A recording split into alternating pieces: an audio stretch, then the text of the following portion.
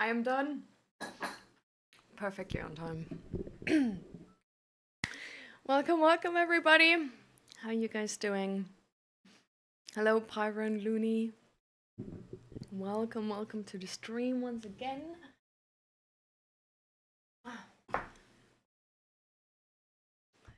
How was your weekend?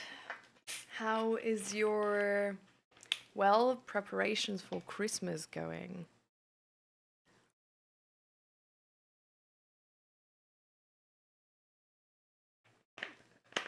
And hi everyone, night sky. Welcome.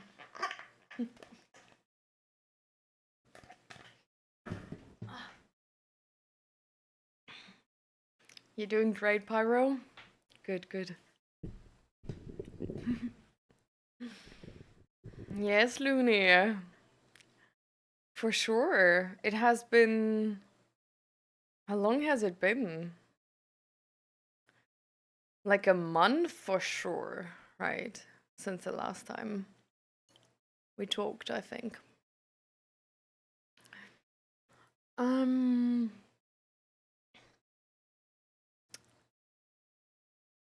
So, since a month. I'm considering to give like a full month recap of what has been going on. But it might have even been 2 months, and at some point it's getting like too much.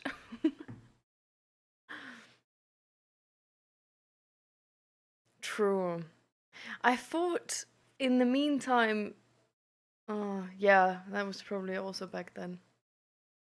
I don't know. I just thought like in the meantime, there was like one time you were here in chat or something, but uh, yeah, because with gaming it has been a long time.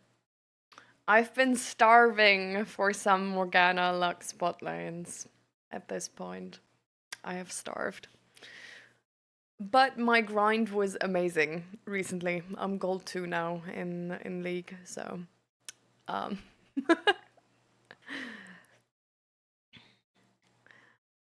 and I've been doing pretty good. Recently it's getting more difficult. Um just because of like Christmas and well, not so good family situations at Christmas time is always kind of sucky, right? Um and then yeah, I don't know.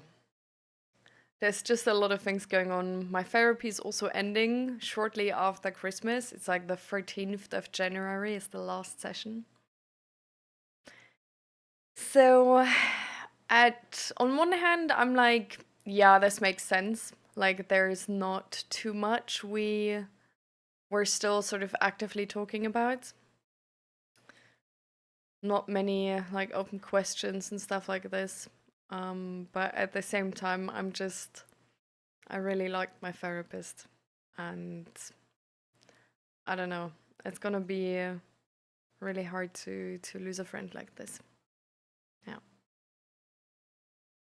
But overall, I'm like mentally stable, and it's like fine. How have you been doing, Looney? Why are you excited for tomorrow, Pyro? Spill the tea. Which tree is at your back? Replace it with a Christmas one. Well, this is actually only here because the Christmas one is in the living room. So this was like next to the couch. And now the Christmas tree is next to the couch, and this one is here because it can't go there anymore. Um, so yeah, like this is all you get, guys. Sorry.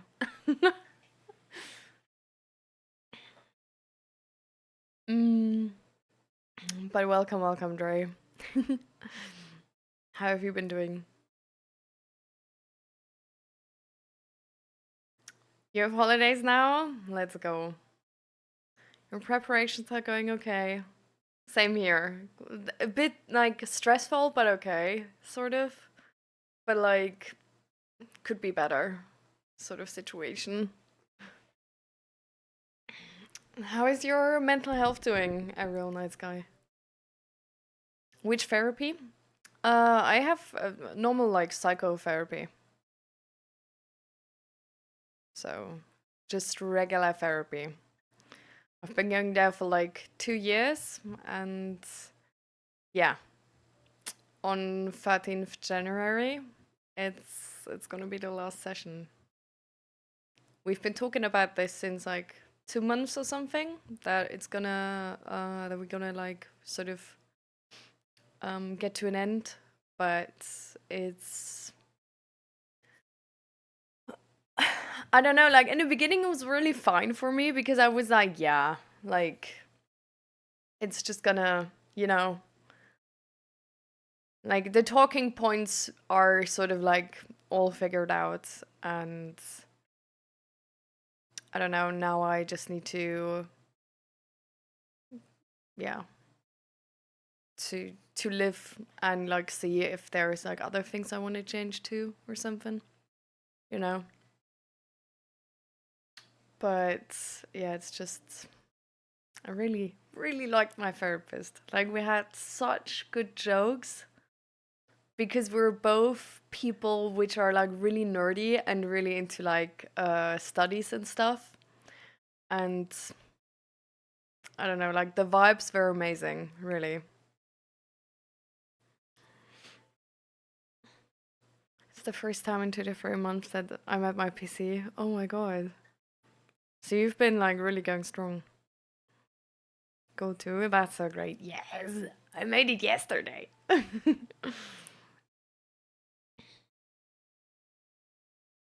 You kind of cut contact to your mom, so Christmas will be interesting this year. Oh, how? What do you? So, how do you feel about this? Because there's multiple sort of like stages and multiple ways in general how you can feel about this. So, how's the yeah? How's it going? Because I mean, I also don't have contact to my dad, but with Christmas, it's really always sort of this wish comes back that you have like a dad like in the movies. Um, so it's not really like my dad I'm wishing for, but just a like proper dad. Um, yeah, but it's always like a little bit sad to just be reminded the entire time, see like all these families having like such a great time. And I'm like glad for them, like good for them, right? But it's just that like I wish I would have like memories like this. And I really like the idea of like replacing bad memories with like good positive traditions. So I really like, for example, like Christmas decoration, because it just I don't know, it just makes my home feel like a I don't know, like having this as a tradition makes Christmas time something to look forward to. And then you can like relate to a bunch of other people. And you're not always the odd one out when people are saying like, "Oh, like soon is Christmas," and like everybody's happy, and you're just like, "Well, yikes," you know. Um, huh? I allowed that message, and then Nightbot deleted it. Well, Laren, sorry for you. The Hochart was like triggered like ho, so that's why it's been banned. um but yeah, for Christmas itself, I don't have like I didn't find like a really good tradition yet to replace bad memories with. I don't know. Like I really wanted to like I was looking into like helping out at like a kid shelter or how you say that. But apparently there's none in the Netherlands. I didn't know about this, but yeah, apparently there's no like children's houses or kid shelters. I don't know what the proper word for it in English is in the Netherlands, or like nearly none. So yeah, there's also none you could like help out at or whatever. Um, and then I looked for other like free how you say that, like Freiwilligenarbeit, huh? What is that in English? Wait.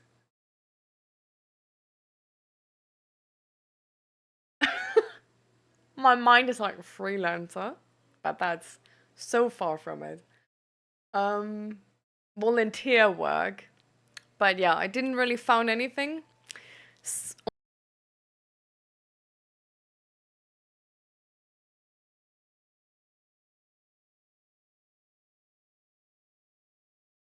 Uh, Kinderhouse. Yeah, yeah, Kinderhouse.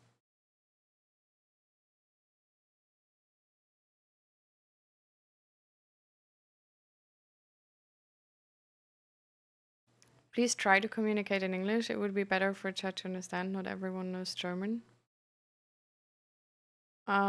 What did I say in German apart from the word I didn't know in English, by the way? Like, was there anything? Because yeah, like obviously, I always try to say everything in English. And hi, Wegener. Welcome, welcome. Um, that fight, I'm gonna like catch up with a Looney's message real quick. I'm doing relatively well. We're not completely out of touch, but we have a very little contact because that's what I want. She's sticking to it very well, which I didn't expect, and it's only been a month, but I know she's suffering a lot and it hurts me too. However, I know that this is better for me right now, and I'm proud that I've gone through with it. I'm really surprised, like you, that she's sticking with their little contact so well. Um, Usually a very hard thing, especially for like parents, right? But I'm glad. I'm really glad for you. Like it's really important to know your boundaries, and it can be really hard to sort of like enforce them. But I'm glad that you did. So, have you noticed already how it's like going better?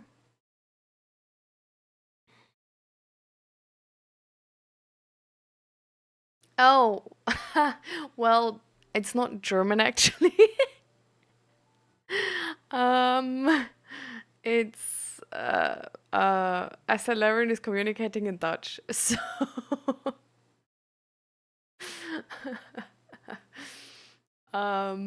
but yeah, anyways, Nightbot Bandit.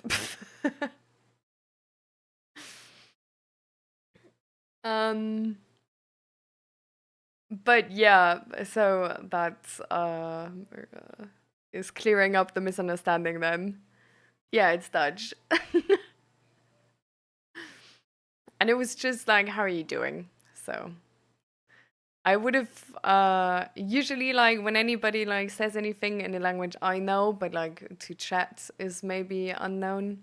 I will translate it too, but yeah, in this case because Nightbot was like super fast, I didn't. Because even I don't see the message anymore actually. So yeah.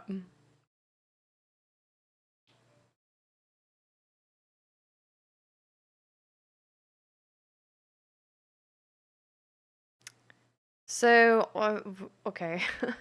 So, Middle East and Syria, then I hate discriminate against my people and against Arabs, Muslims generally. I love them so much. What would you describe my situation? Um, Isolated? Hateful? I mean,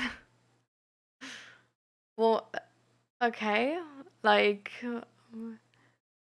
but like, what's the point of it though? Like, how does it even serve you? Like, it just seems like hate is usually really just energy way. Like, would I be called a racist? I mean, if you discriminate against people just because of their just culture and ethnicity, then yeah, that's racist. So, but I think you know that. So the I'm sort of like confused what you um I hate them being violent against European people. They do crimes and leech on them. Well, but like not all of them though.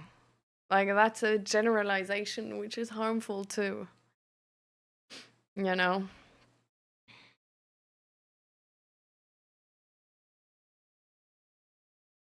I know, would confuse not all, but most. Yeah, so I don't know. Like I don't think this is like I get it that like some people are like it's not really I love that you were saying like I said it to confuse the Vogues, like you're doing anything to us. Because I mean, us being confused about your situation doesn't really have anything to do with our situation, right? Like we're perfectly fine still with the life we have. This is a mental health stream, so I'm confused how to help you. So this is entirely about you, you know? Like if you, but I, yeah, so like the drift that you probably don't really want help or that you, yeah, I'm just confused. Like, do you even want help though?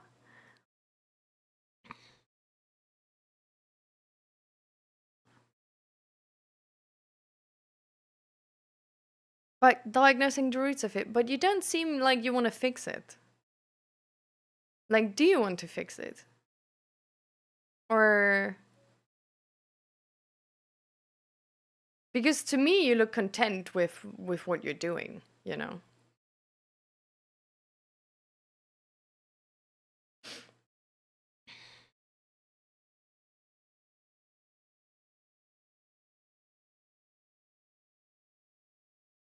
N- uh Dre turn gray, politics and religion is actually also with part of the stream. Like it's fair to talk about it.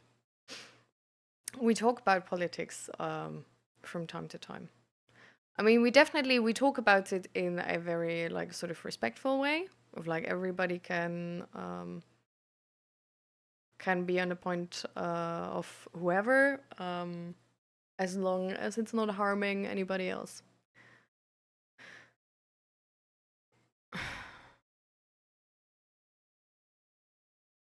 Hmm. Okay.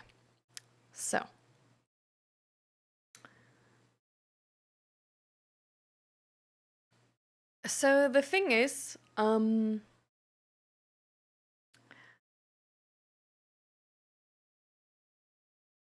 why do you think you have headaches because of it? Like, do you have headaches because of the bad situation and you want to fix it?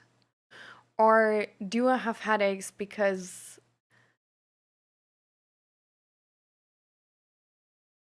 like, how do you know that your headaches are related to this?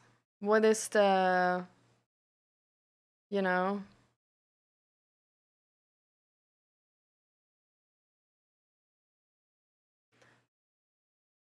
Because I mean, you can be like not content with this for like multiple views, right?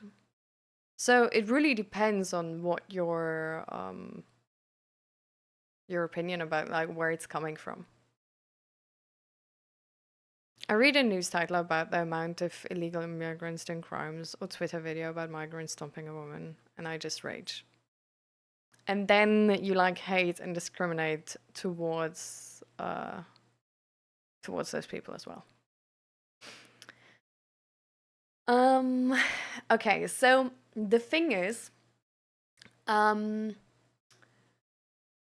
we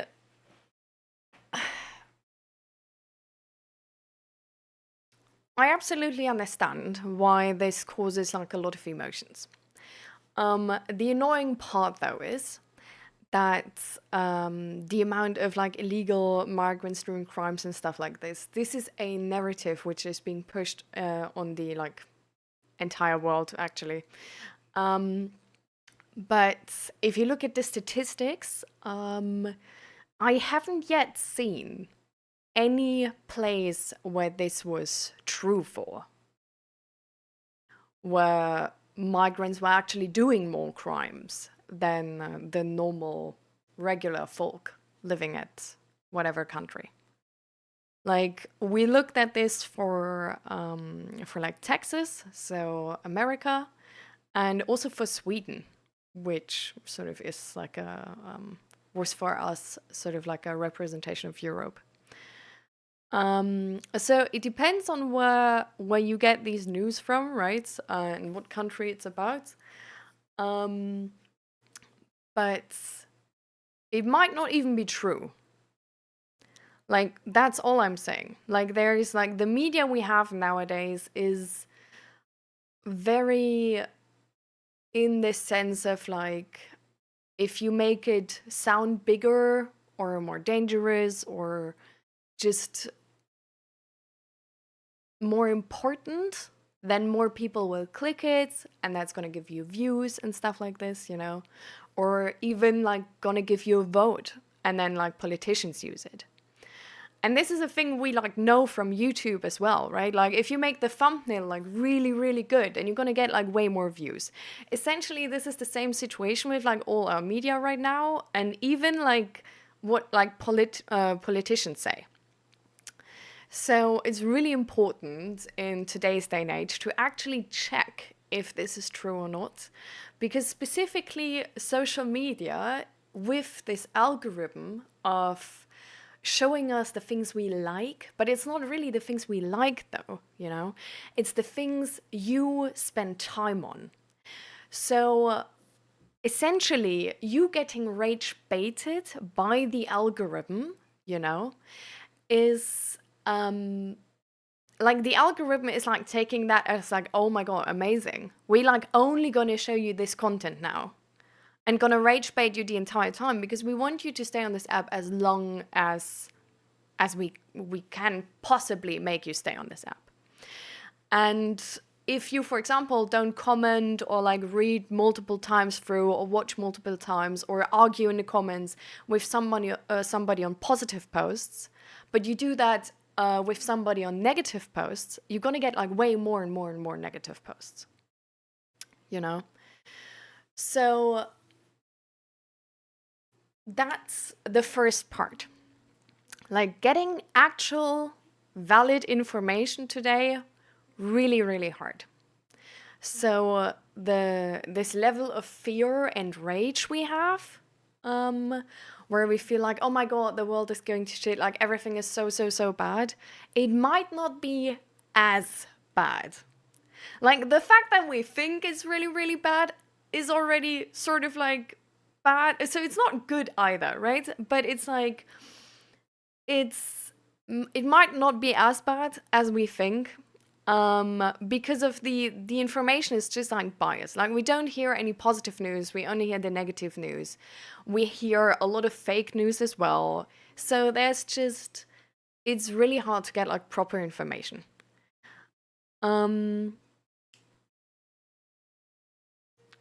You check. All right. But do you also check the statistics? Because there's bad people everywhere, right? We know that. So if you hear of these cases, you might hear of this like one case of like an immigrant doing crimes in the UK, another case of an immigrant doing crimes in America, but you don't hear of the like, I don't know, of the like two normal British people doing crimes, which are just as bad, or like the two American people doing crimes, which are just as bad. So you might actually be very enraged about the crime, but the representation that the problem is only immigrants is wrong, you know? So it can be really, really hard to even get a proper picture. And we need to know that social media is making us entirely biased. But it's it makes a lot of sense to be really enraged about crimes and like bad things happening. And honestly, I do think that's a good thing in essence, right? But that's also why these sort of marketing campaigns, let's call it, work so well. And that's really annoying because they sort of like abuse that you have empathy, you know? And then turn it into something which really just makes it yeah, which make you work for them essentially. um so and the other thing is as well that we are especially emotional usually to things where um how do I phrase this? Where we feel helpless, you know, like where we feel like there's no solution, there's nothing we can do. And then we're especially frustrated because our body, like how we sort of like evolved, right? Like something happens and we get like adrenaline and we want to do something. Like some people like freeze, some people like cry, some people talk to people, but some people really have this impulse to fight. If you are one of those people which has the impulse to fight, but there's no one you can fight, you will still try to find someone you can fight, right? Um, so if your media representation then leads you to the assumption that the problem is with immigrants of like a very specific ethnicity, then it's, well, it's going to make you enraged towards those people. But yeah, this is not the entire picture. And I believe, honestly, like having this level of emotion can be really, really hard and really exhausting. And let's let's for a second completely forget that you're like discriminating and hating towards other people, okay? Because obviously that's also really bad for them. Um, but just honestly thinking about you, I don't think it's serving you well. Like it's like you say, like it's so much emotion. You're like, you read through these messages and it's making like really is ruining your hope for the world as well. No, like it's ruining your belief in society to a certain degree. And maybe even your like feeling of safety and just emotional well-being because you're like angry so often, you know? So I feel like what can help you is, for one, try to like we have actually we had a study. um let me see if I can like if I've saved it. um Hi.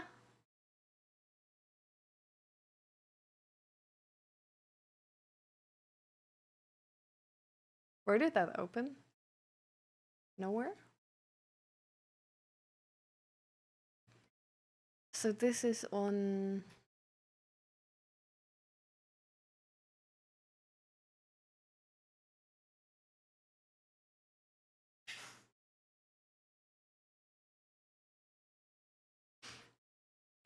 I don't know, there's just a tiny article about like immigration and crime.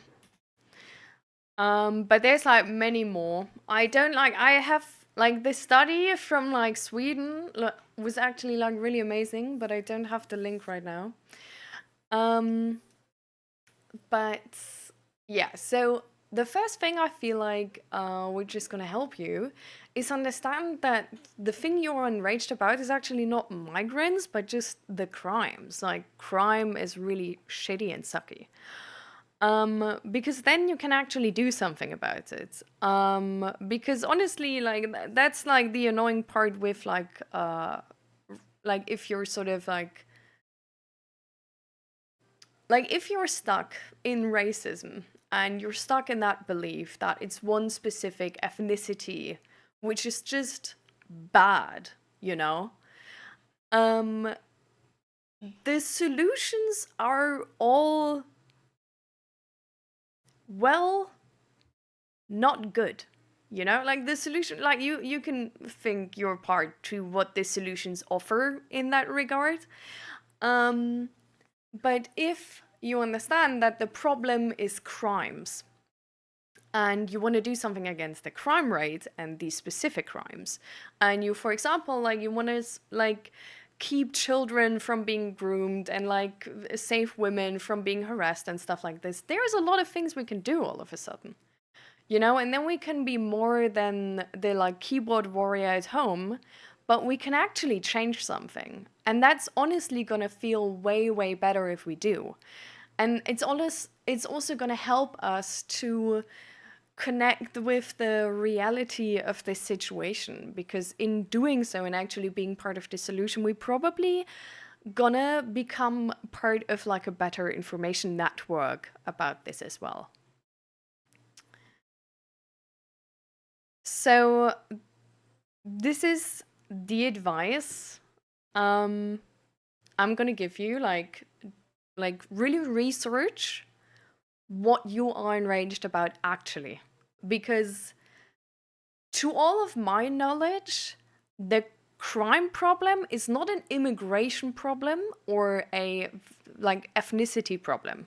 Like all research I have been seeing is that it's literally like a combination of like just propaganda essentially about this and crimes in general. And we're like enraged about crimes, and then we cherry pick the crimes from migrants to make the people feel like that's the issue, instead of looking at our system and being like, actually, the issue is that people are poor.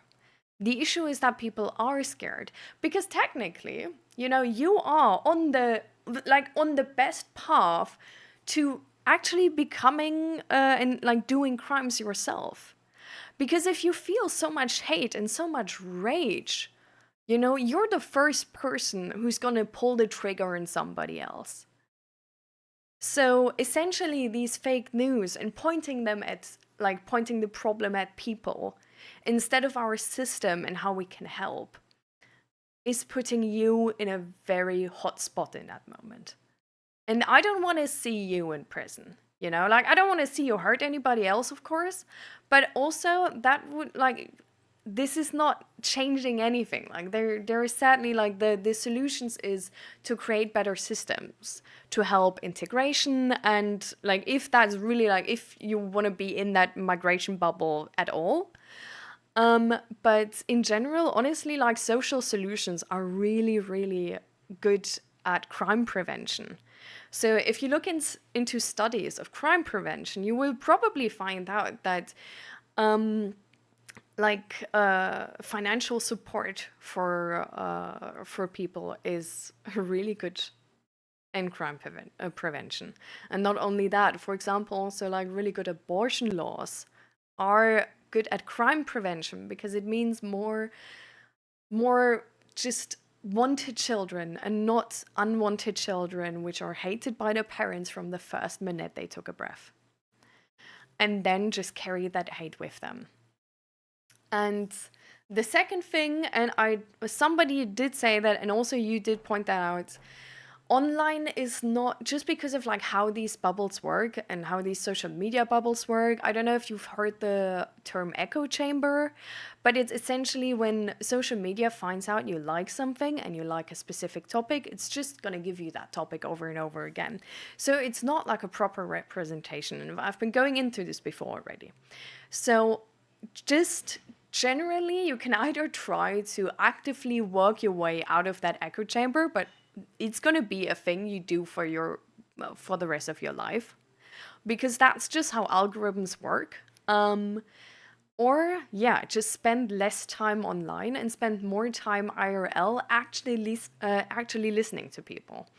You can still get biased information IRL, but the possibility is like less big than online. And yeah, if you then looked into like what actually is crime prevention, you also know what you can do, like you know that, I don't know, like you can, for example, like volunteer at a local center, or just help people work their way out of an addiction or something like this. Like there's a lot of ways you can help. And if you're especially enraged about, for example, like grooming and stuff like this, you could, for example, try to push for regulations that children know their rights. Because this is honestly a thing which contributes to grooming, that there's little systems for children to actually report something like this or even know that it's happening to them. Like, children are so vulnerable to this situation because they're not aware of their rights. They're not aware that they can get out of these situations. They're sometimes not even aware that it's illegal and that it is grooming, right? Like, they are not long on this world. They just don't know better at this point, and we can't expect them to know better, but we can be there as a system to help them the moment they understand this. And this is, for example, can be like going to a school and just volunteering as like as like, how you say this, there's like sort of like a trust person they can like go to and talk to. Or doing like, there's in our school, there's been actually sort of like a course from some people where they like came to us and like sort of explained us and trained with us like what we should do if we get groomed on the bus. And then it was like, yes, okay.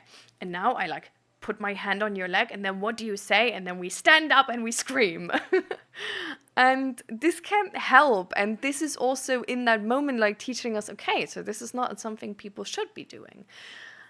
And we can also, for example, like teach kids that they're able to say no. Like they don't need to hug their granddad or their dad or uncle or mom or whatever if they don't want to.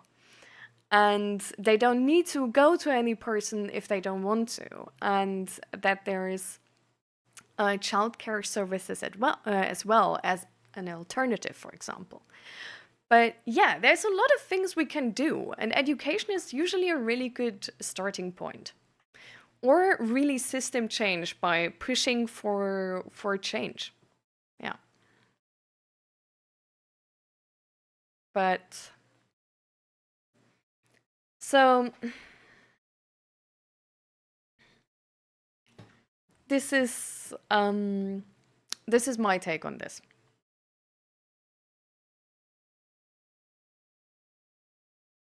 It can also help, that's the only last thing I just remembered. It can really help to find out and know why you're specifically enraged about crimes like these. Like sometimes there is a personal connection, which goes from like personal experience. And I don't know, like wishing there was somebody to help you or something.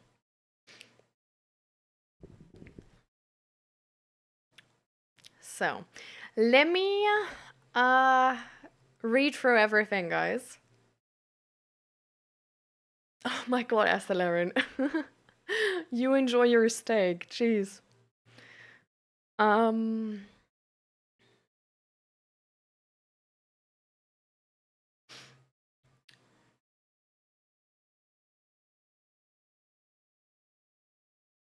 That's the biggest issue with politics now. The others will always say you're out of forehead if you don't agree with them. I stay out of politics. Definitely, politics is a very charged topic nowadays. But it's really, aw, there was a tiny bird just landing on the like balcony, tiny blue one. Um, Politics is a really charged topic right now, and definitely, especially with, for example, like family and friends, where there's people from like entirely different beliefs. There's one thing I can really recommend, which works in these situations, because I do think we need to be able to talk about politics. if we're not able to talk about anything like this, there's no chance for any working together and finding a solution together. It's always going to be one party overpowering the others. So in essence, we definitely need a space to talk about politics. And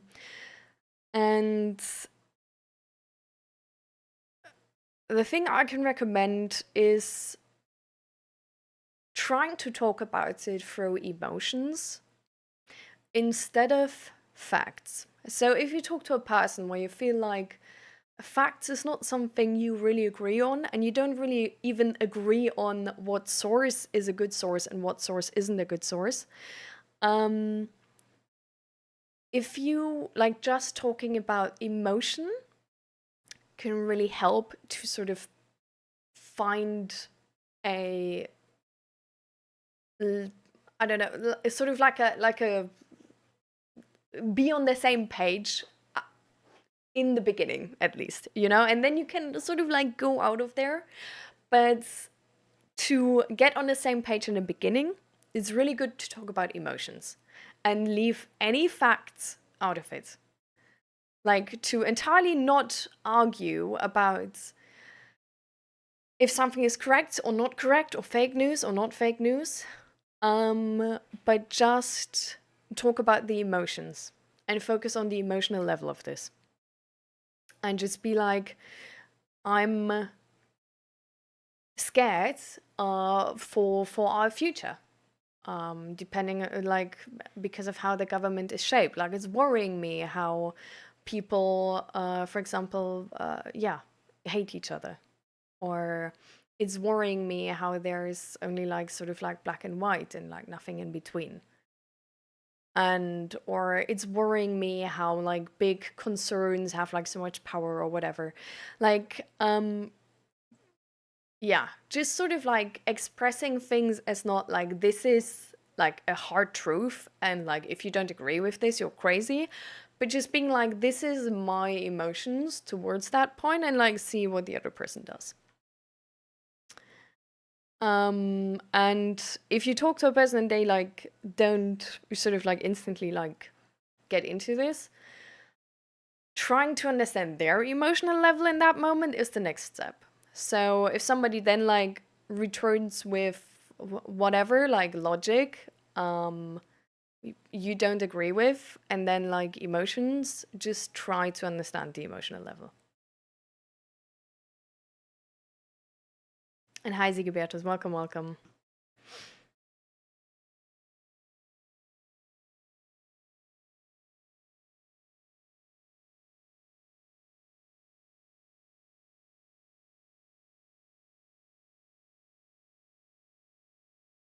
Hi Sakurari Ragi, or how do you say your stream? Say your tag. Jeez. So, Mini Minter, Merry Christmas to you too.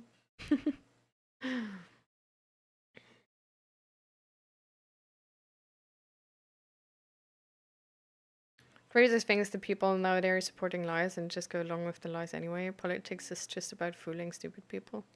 System like that shouldn't even exist in the first place. Clown word. Yeah, but that's like how we can like do stuff, like right? Like we can push for policies and really try to help lawyers to stand up for the little people. But yeah, it's change which, well, it's like you can't change the whole system like this. It's just like I'm not gonna tell you guys like, oh, if you start like believing in it like today, it's gonna change tomorrow. Like no, that's not how it's gonna be. But I'm just gonna say like this: if we never try to change it, it for sure won't. It for sure won't. So we can sort of, you know, just trying to help and try to do something, however much we can and feel comfortable with. I haven't heard of the fair world hypothesis.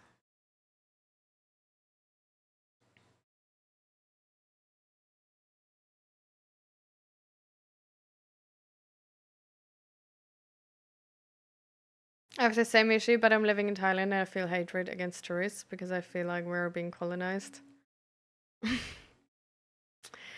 Yeah, no, I understand what you mean. um, it's, but yeah, sometimes there's like very specific things we don't like about the tourists. Um, and not the tourists themselves. And that's how we can then also change something. So if there is, for example, like a certain behavior, where I don't know, like tourists disrespect your culture or something like this, you can start by educating them and just hanging up sort of like posters in front of shrines or whatever, how they should behave around here and what specifically they shouldn't do or something.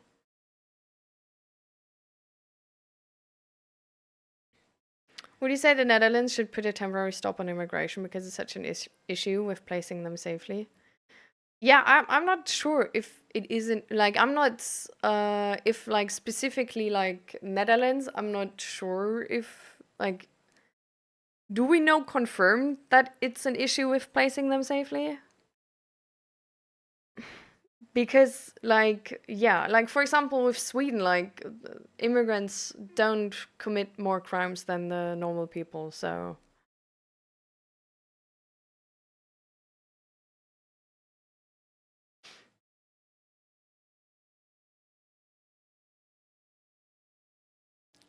I hear people sleep outside because there is a housing problem. Oh, so it's more like maybe like put a stop on immigration because we literally don't have enough space to like give everybody like an apartment or something like this. Talks about billionaires, huge companies moving to, I think it was either Thailand, Singapore, maybe Malaysia, pay less taxes and other things. Cost of living increase for those who were born there and becoming unaffordable. Yeah. Yeah, this is not only like Thailand, right? Like this is also just like the housing problem issue most like on the entire planet essentially. Problem only starts when migrants want to replace government laws to their religious laws. For e.g., Muslims, some radical Muslim migrants demand for Sharia law. Well, I mean, like, but like, is it a problem though? You know, like if there's like some people, like there's probably like like there's also some people in the Netherlands like demanding whatever like chocolate cake for breakfast governmentally financed or something, you know, but it's like that's why we usually have like a representation in the government which is based on sort of like a big enough consensus of society. So I don't necessarily think it's a like we need to call it a problems with migrants if there's some radical Muslims under them, because it's just you know like we need to call it a problem when it actually turns into a problem. But like demanding something you don't get, like kids also want like chocolate for breakfast, right? So like, is it a problem? Um, I will. I just feel like I don't know. Like sometimes we're so focused that like everybody is like right, that we just don't.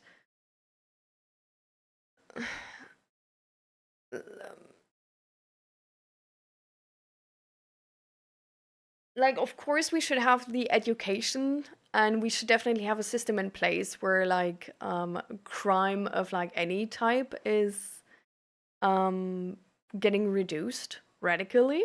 Um, but yeah,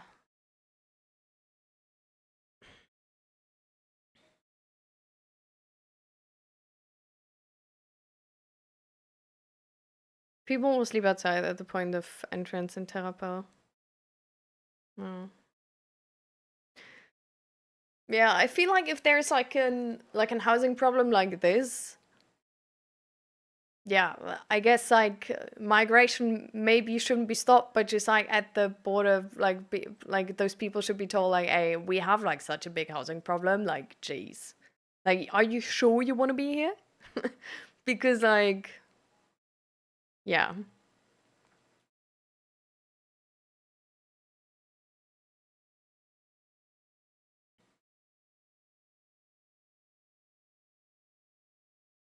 No, in one of those specific countries I named, they have specific laws, policies in place that saves the big companies and billionaires far more money in taxes, etc., compared to other countries, and that's why they're going there. Yeah. So if it's about the big companies, though, then it's not really about tourism, right?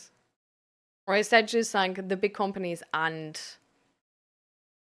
uh, like is it for you about the big companies? Because I think for Heisenberg it was more about the tourists.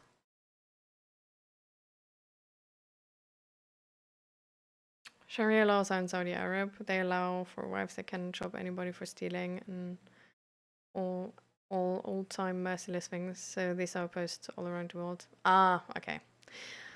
Um, yeah. I mean that's definitely an issue. Um, from our point of view, right? Um, I don't necessarily like. I don't know. I just feel like uh, there's for sure also people in like Saudi, like I don't, so the argument was exactly that it's a problem when some people want this law. So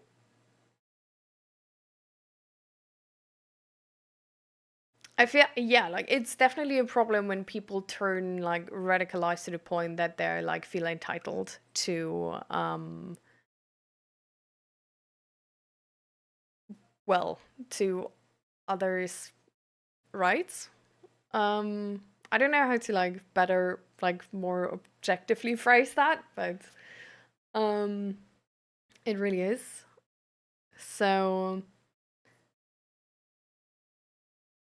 there's definitely, but I think the thing we can like really just do is like because it's a different country, right? Like we can't really change their government. Like our politicians can talk to them, and that should be like I don't know, like that would be really good, you know. Um, And I don't know, like our government could, for example, like enforce some type of uh, like disciplinary um, punishment or whatever on them. That I don't know, like whatever they like buy from us is like more expensive or something like this. Um, but I think the problem there with like Saudi Arabia is that like the EU I think is getting like oil or something from them. So they don't really want to, you know, they don't want to mess up that relationship. I think we still like if we can, I think we still should. But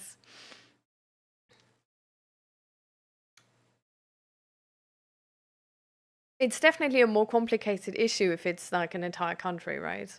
Um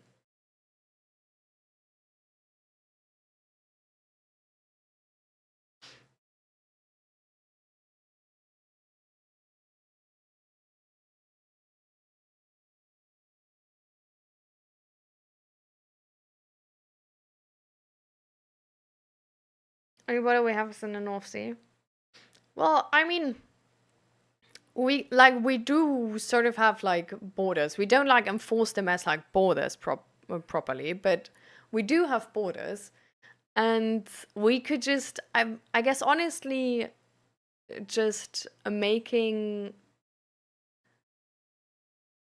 like showing it in the news so that people know before they come to the Netherlands would be really helpful. To be like, hey, like don't come to the Netherlands, like we have this housing problem. But then like at the borders, just having a sign or something would already be something, you know. But we definitely need to fix the housing crisis anyway. So I don't think it's necessarily a problem with migration. I think it's definitely more of a problem with like yeah, just prices being way too high for any type of house, and um, rich people buying a lot of houses. Yeah. So again, like with usually like with all issues, it's usually really the system and not a person or whatever. Becomes identity crisis because migrant ask Native women to cover their bodies by hijab, follow migrants' culture. They don't want to follow the culture they're migrated to. I don't know. I haven't really seen that yet. Like, just from like personal experience, but I also don't. I don't know. Like, again, like it's if like so if they ask their wives, right, and their wives agree full-heartedly, then that's their thing. Um, if they ask just like a general society to change like this, then yeah, this is something they can ask, but nobody needs to adhere to. Um, and I don't know, then it's just again like our government is made and sort of like decisions are made by just a government which is supported by most of the people. So it should still represent the opinion of most of our citizens. Um, so as long as not most of our citizens get to that point of demanding that, then it's like doesn't really matter, right? If there is like crime happening because of this, because when people say no, then I don't know, they fucking stab you or something. Like, okay, that's an issue. Um, and then there needs to be like proper crime prevention measures, but it's not really a thing where like we get to a percentage or like consensus that it's all migrants or that it would be viable or reasonable to enforce for anything like negative for like all migrants. Like sure you can like see like okay crime prevention or whatever like for better integration we gonna give out or like we're gonna have them go through like free education in the beginning, that they like learn the language properly, that they're educated about our religion, that they have somebody who's sort of like from their religion sort of like helping with the integration with like our norms, right? So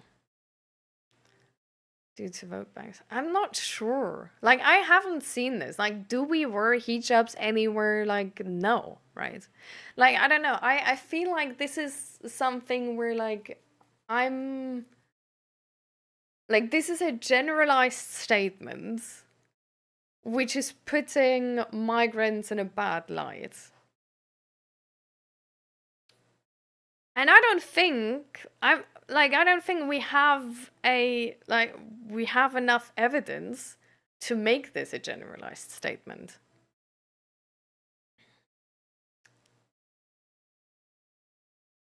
But even so, then I guess it would still be like a governmental issue because they are in charge of making like a proper system.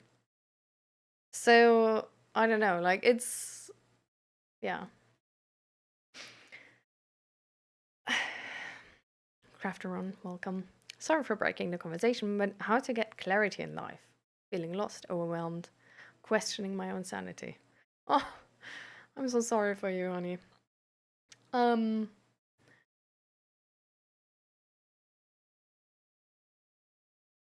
so I guess it depends a little bit on your specific situation, right? But honestly, try journaling. Like, what's like, take out some paper, a pen, and just be like, what are you confused about specifically? Like, what do you want to figure out?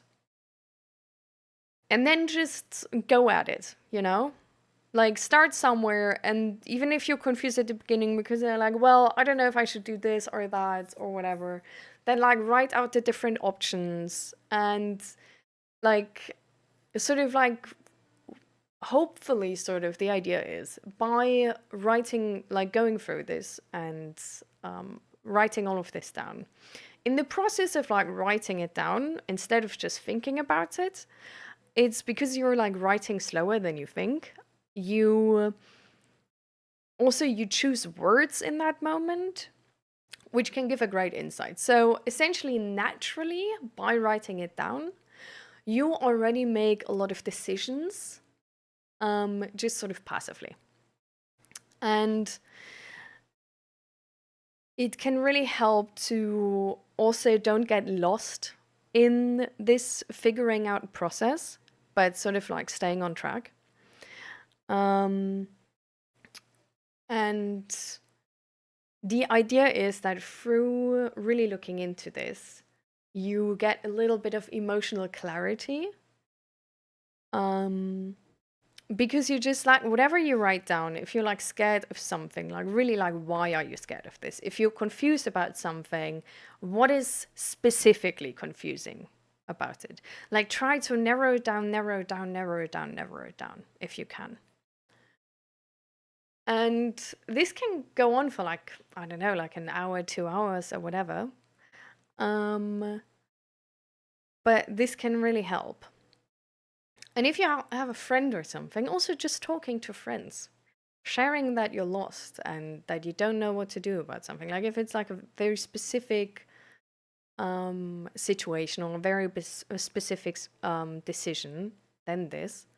If it's more of this like general thing, then it's really trying to figure out what the root of it is.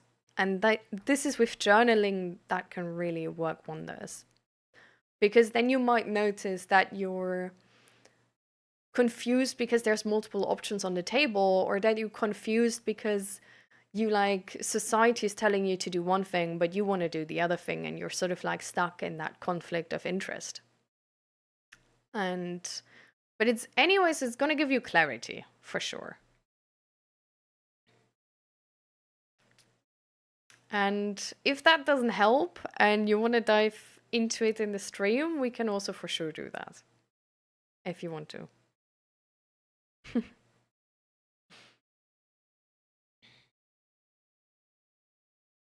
Sort of like conflict of interest.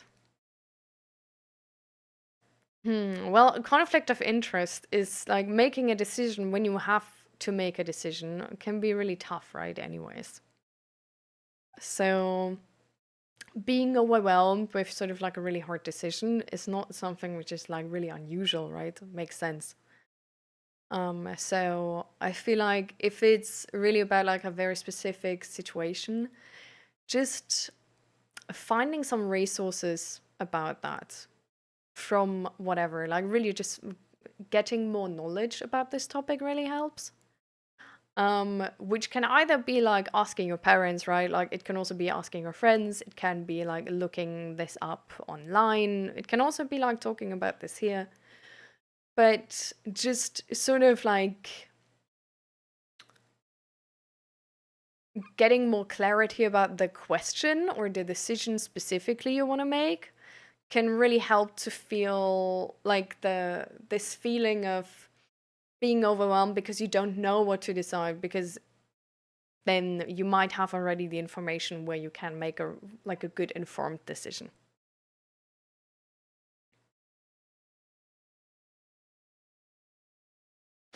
And hi Angel, welcome. How you doing? In Rotterdam we have a bomb problem, but this is between groups that want control over the harbor. It's all about the drugs. Hi Ukunabaja, welcome. How you doing?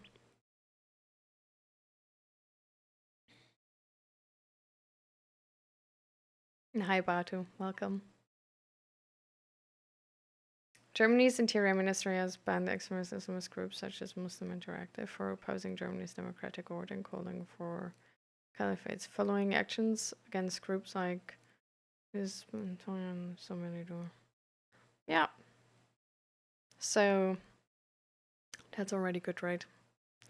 I think like banning groups is like one thing. We should also sort of like get to the root cause of this, which is Well, for example, like can be helped with more education or better, like more help with integration, right?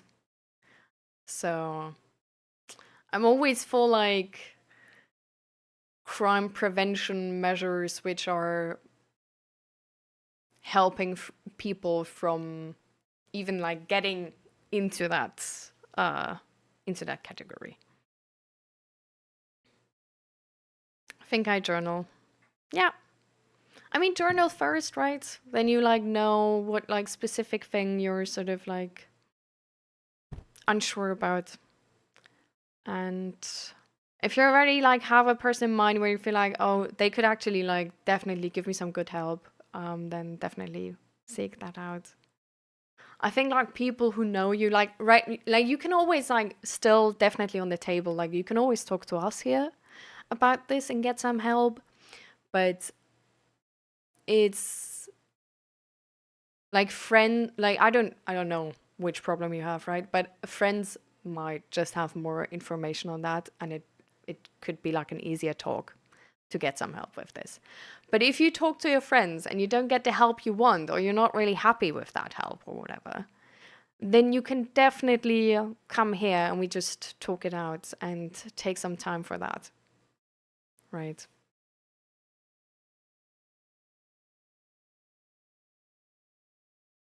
It makes me feel as if there's something wrong with your internal affairs, no collective consciousness.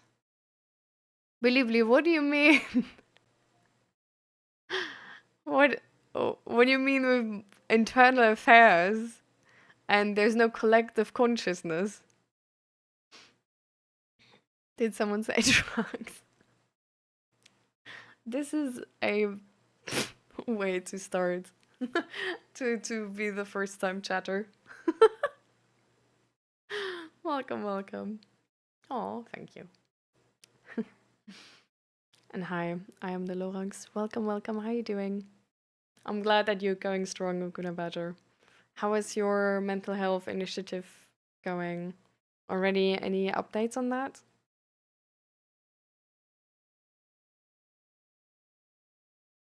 Yeah, exactly. Like this is exactly sort of what I worried about when I read that message. Because like banning these groups is like one thing, but it's not solving the root issue, right? So it's like I think banning can help because it's just reducing their um public exposure, I guess. But it's definitely not a thing which should be done in like singularity. Like there should be other measures which sort of help to um, get whatever is the root cause resolved. So yeah, I think just having like better like education and immigration measurements would like really help.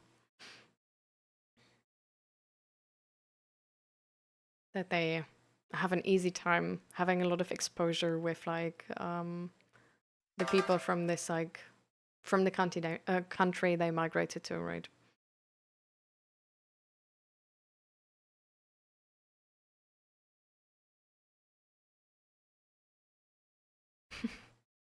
Feels like you've never been united. I was dividing left and right. You mean the okay, believe me, I'm really confused what you mean though. Do you mean the government of like Europe? Sort of like the political situation in Europe? Or do you mean this chat? Or like who is the target group of the statement? Thank you for the follow. Not Goku. Welcome, welcome.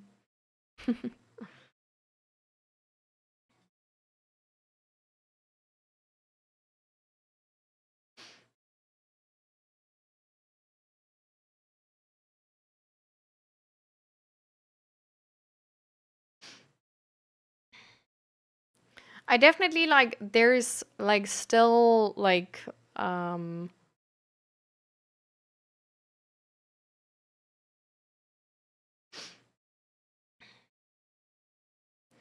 They're like groups, even if they're legal, of course, can still get funding, like for sure. But I like it's like I think you're both right.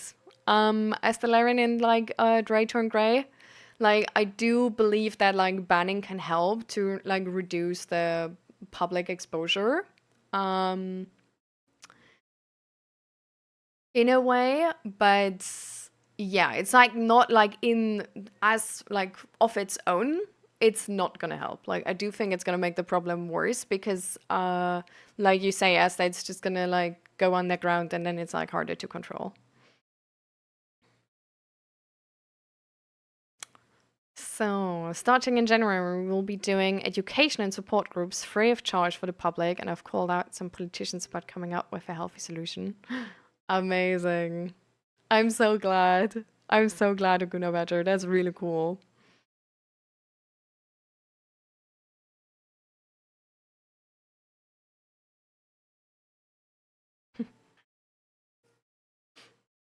Yeah, it really depends where they get their funding from, I guess. But yeah, like if it's funding which is like connected to their cause, they probably will still get it.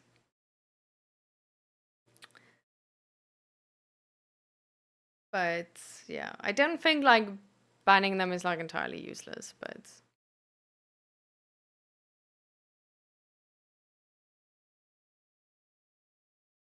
until I find a better solution, yeah.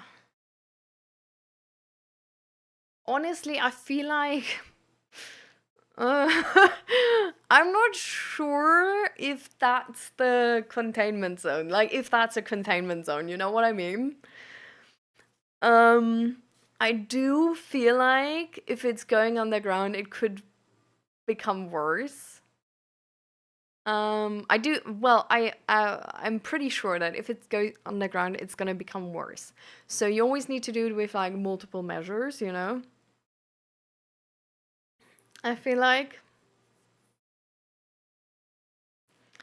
but well, we'll see how that goes, I guess.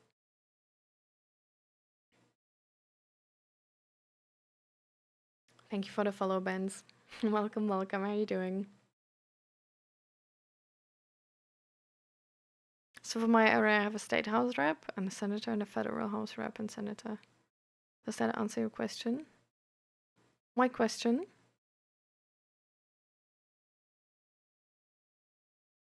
I had a question about this.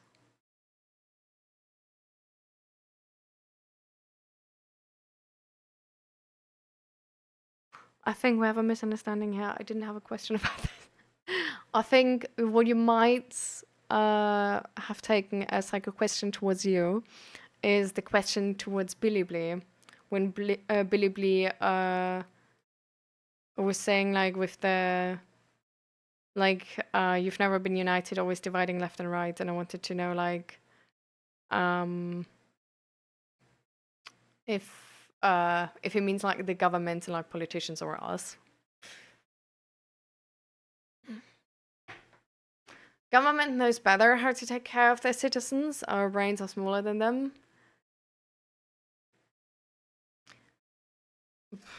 Ooh, okay. I don't know. I wouldn't be too sure. um, I so well the government is hmm. I don't really agree, I think. Uh um like I wish it would be like this, honestly. I wish it would be like this.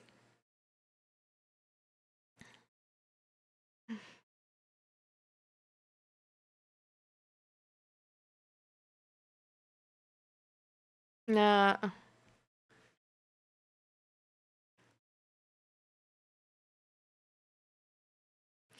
I just feel like the government is sometimes too far away from the people to make good decisions. You know? It's like I do believe like some of them like really try. Um but yeah, I feel like it can be like a really tough job. Um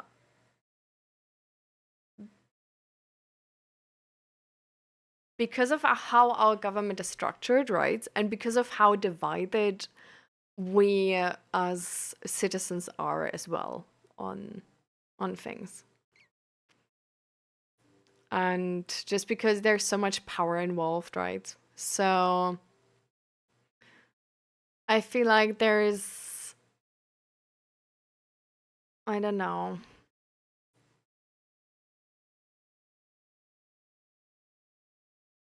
Do you know that thing where like there is like a new streamer and they like entirely don't know how like other streamers do stuff, but that's specifically what makes them so great, because like they do viewer games, they like actually talk to people, stuff like this, you know.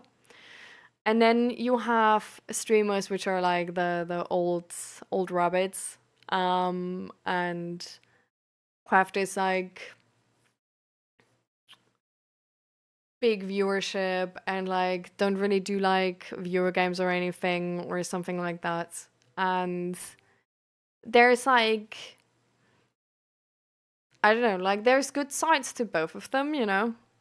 Because one of them is like closer to the people but further away from, I guess, like being a leader or something. And the other person is like closer to that but not close enough to the people. So I think it's like a really difficult situation anyways. So I think that's also the struggle with governments. Also then just like the structure, right? Like they can't, like, even if you like vote the right people, they might not be able to like get through with like all of the things they want to, right? So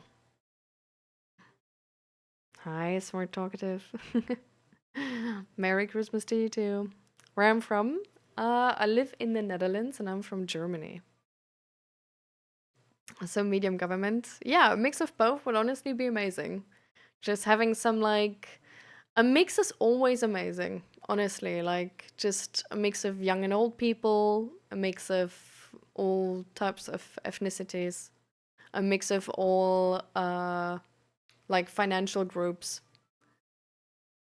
I don't know, like having a mix of people to make a decision for all people is gonna be the solution which is the most informed.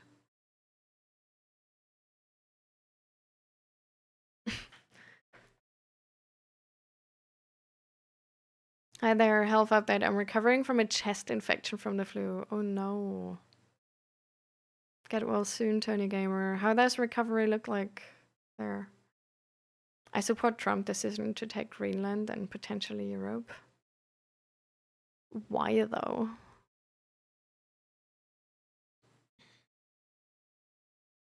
That's great. So you're from the Netherlands. Yes.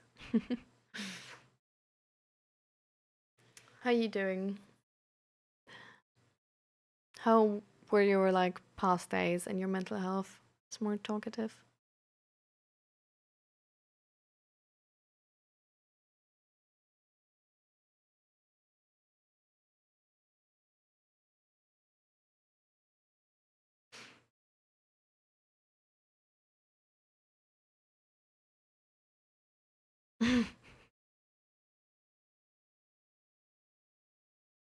Yes, yes, of course, Tony.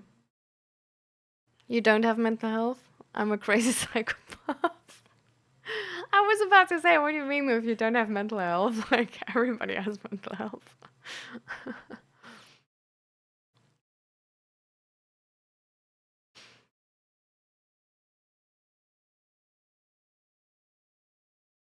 I'm recovering from a stomach ulcer. Sorry for you, but I'm happy I'm not alone.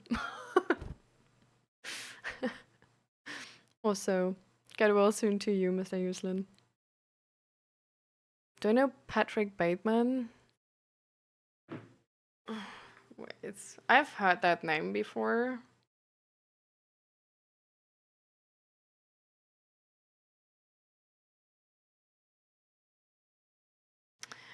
Oh, wait, was he not the yeah, in American Psycho.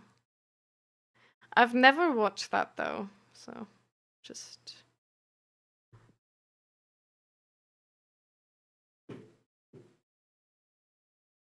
you're exactly like him.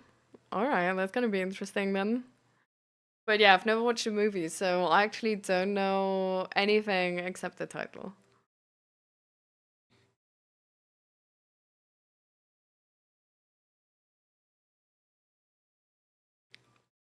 Hassan. What?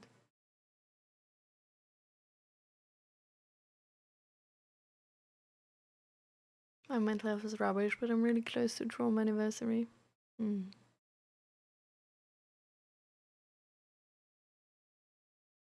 So,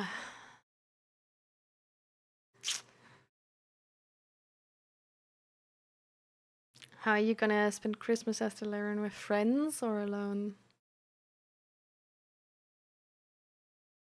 Mental health is exactly like him, like Dexter Morgan too. Wait, Dexter, I've seen the first two.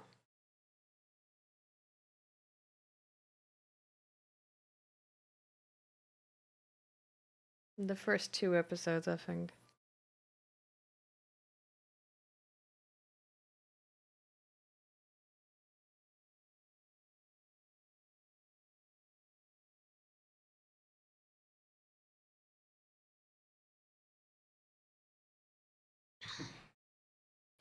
I feel like both of them, like, sort of as, like, sort of like an. So, are you, by the way, are you, like, officially diagnosed as a psychopath? Or is that your personal, uh, yeah, like, do you just feel like, damn, I'm exactly like this, so I have to be a psychopath? Or how's it going?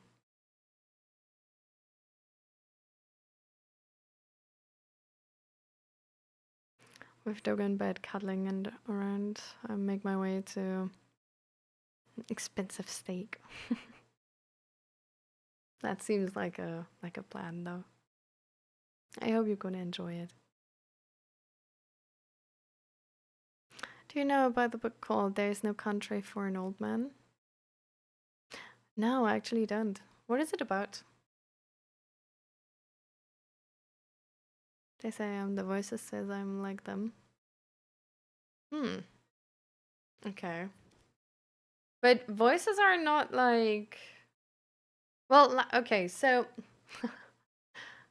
you are being serious, right? Because you do make like these like laughing emojis after every message. So I'm just gonna, there are that laughing emojis again. I'm like, you serious? Okay. I'm just gonna I'm just gonna believe your words. So if you're not serious, like, I don't know. Now you're being treated as being serious.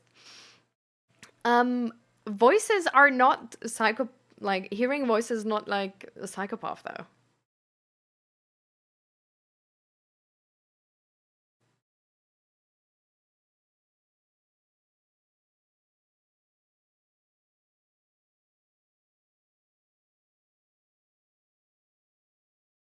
Yeah.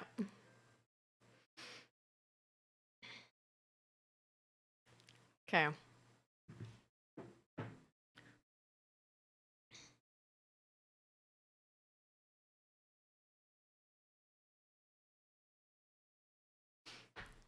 I love food. It makes me feel better, but it's my kryptonite because I'm an emotional eater. Oh, that's tough.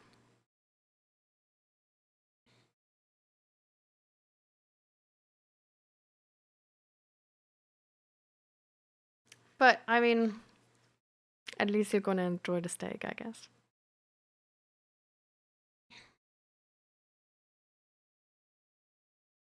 We don't have outpatient clinics for psychologists here. Instead, there's a unified department called the Abnormal Human Research Center. Abnormal Human Research Center. Okay. And there you go with depression, for example, or where do you go with depression?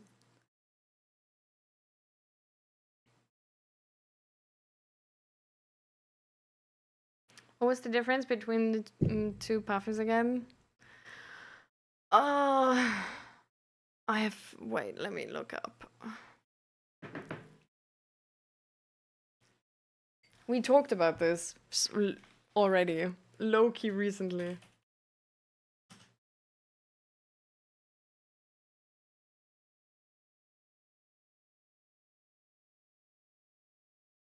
So there's primary psychopaths, which are fearless, lack empathy, anxiety, and focus on grandiose manipulation. And there's secondary psychopaths, who are more anxious, emotionally reactive, impulsive, and develop from trauma environment, often experience stress alongside their antisocial acts. Says AI. And Psychology Today.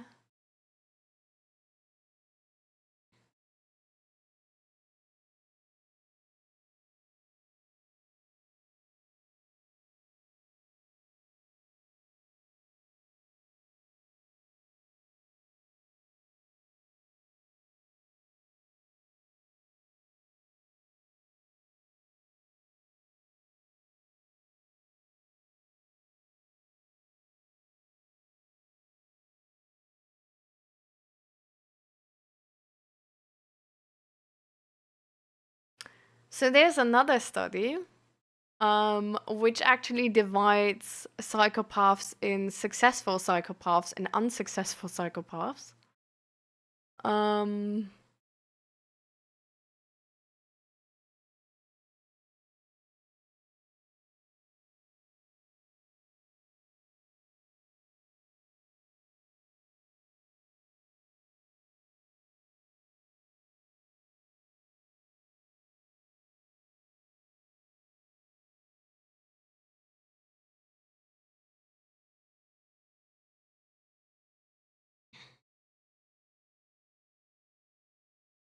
Hi, Grumpy. How you doing?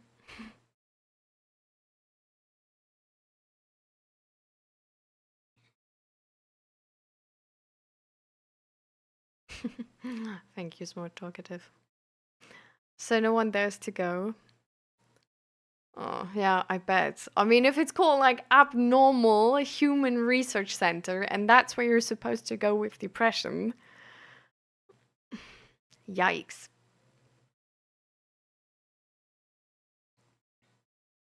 Ah, no, it's fine. It's fine too. I've I look stuff like this up, kind of like I'm also interested in this. So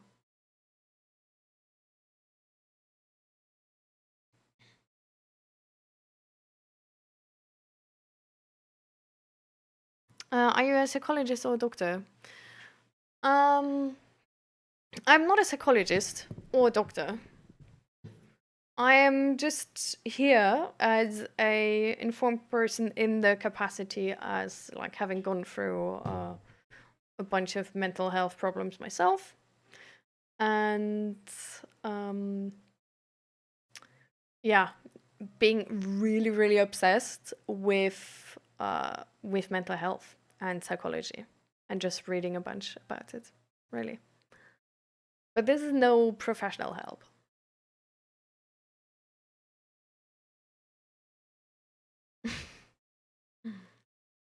All right, you can ask. Um,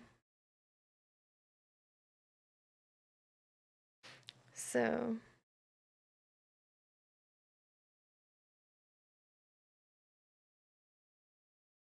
Dre, are you scared of discussions?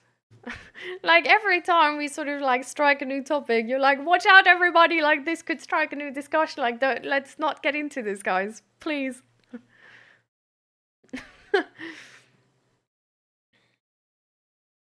I hate this time of the year because I have so many nightmares and night terrors. Yeah, but I'm really sorry. There's like nothing which can be done, or like we can do. You know.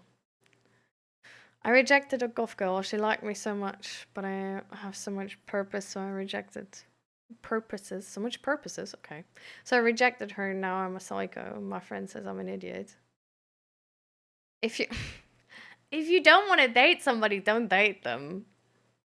Like, who fucking cares what other people think? It's like, if your friend says you're an idiot, maybe your friend should date her. I don't know. Like, it seems like he's scared to miss out on something. I honestly like, you do you, you know? Like, you do you. If you don't want to date somebody at the moment because you're like busy and you feel like, you know, like you have other stuff to do, then don't. Like, please don't. Like, don't date anybody because others tell you to. This is horrendous. So, seriously, like, please, if you don't feel like it, do not do it. And this is your boundary and it should be respected. And you're not like, I don't know, you're not weird or anything to like not. She was 75. You're kidding. Anyways.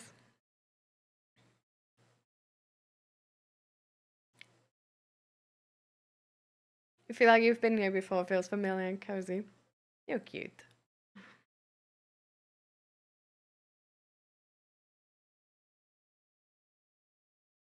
Hi, followers. Welcome, welcome.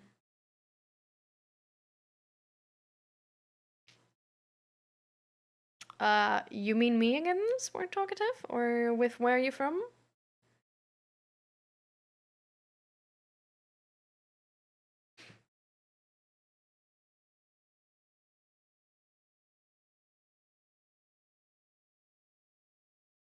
I hate it because it never ends up in anybody's favor. No conclusion makes me feel time wasted.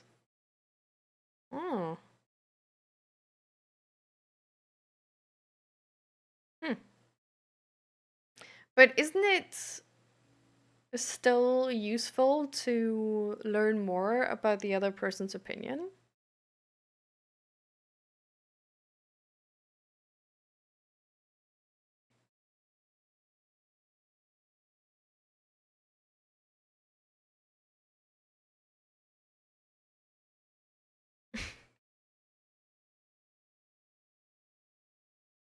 I'm from the Netherlands. Or I live in the Netherlands now. I was born in Germany. Yeah, I'm from Twitch. Twitch.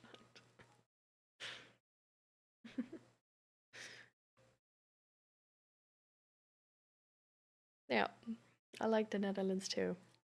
So far, depending how the government is gonna progress in the next couple of years, but we'll see. My favorite accent, German. Okay.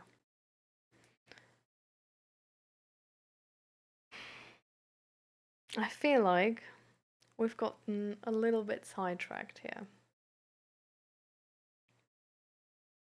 So,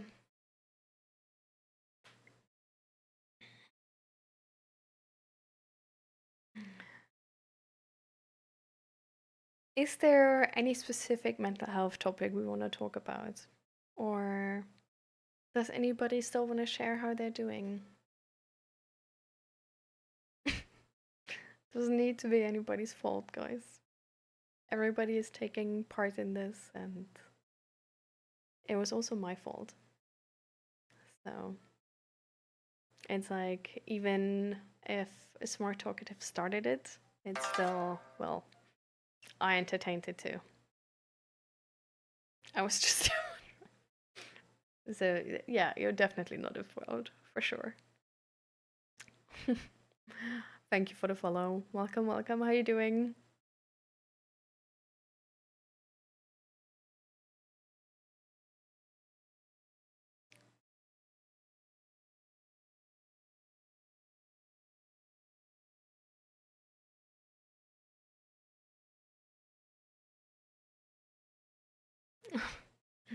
No, no. As I said, it's really fine. So, auditory hallucinations. Um, you want to share about auditory hallucinations, Esther Laren? How they feel and how they can sort of like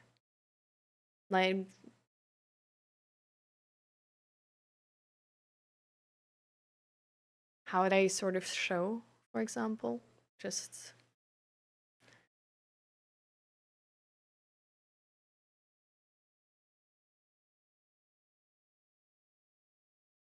hearing things that are not there but feel like they are. Does it need to be negative things with auditory hallucinations? Or can it also be positive things?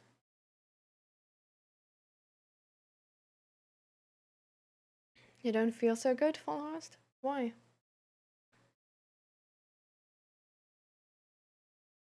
Most are negative.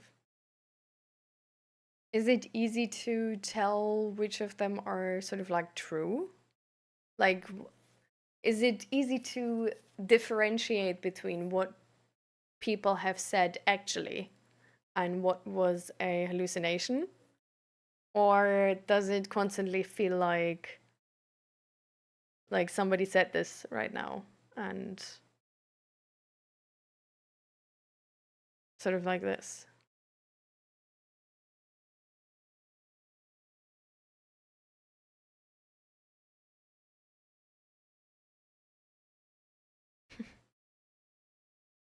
To you also a great Christmas, smart talkative. Mm, to something else from piano. I mean, I can put lo-fi on, but this is in lo-fi is probably also a bunch of piano, so this is the Winter Jazz Cafe. Well, we can put this one on.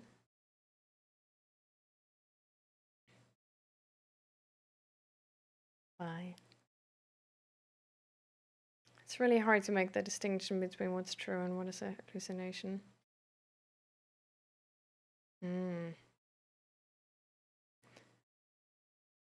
So, how do you handle that in like normal conversations then? Is it not like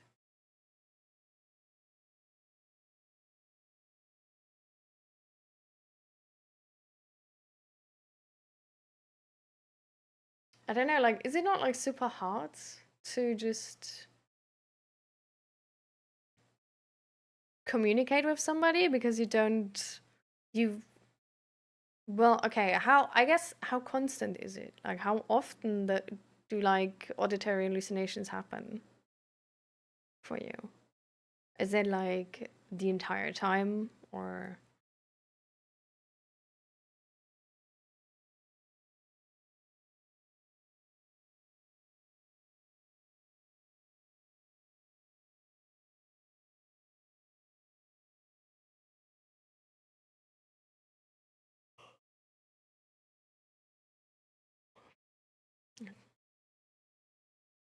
mostly when I have a bipolar episode?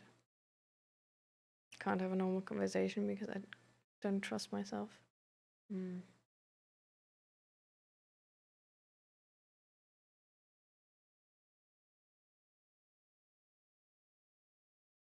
Seems really exhausting, Esther Laren.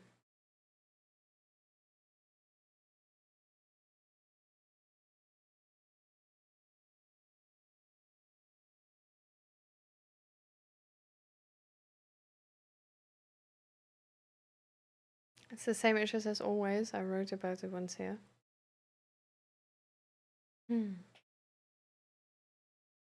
Is there like something specific you still want to talk about, Fallhorst, or a specific question maybe, or some advice about something specific you you want?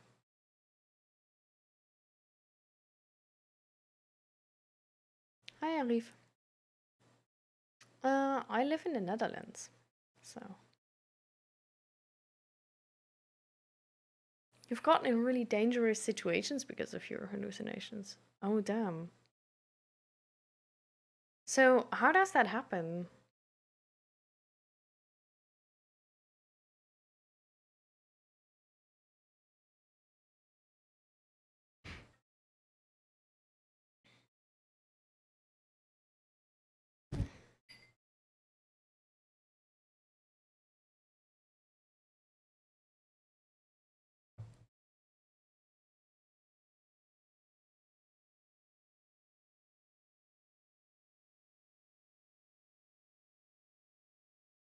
The voices tried to convince me to unalive myself. Whoa, shoot.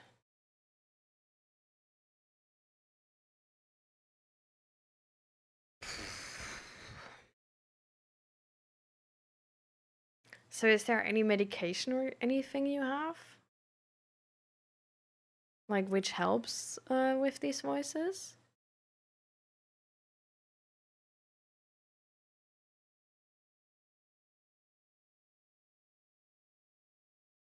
Hmm.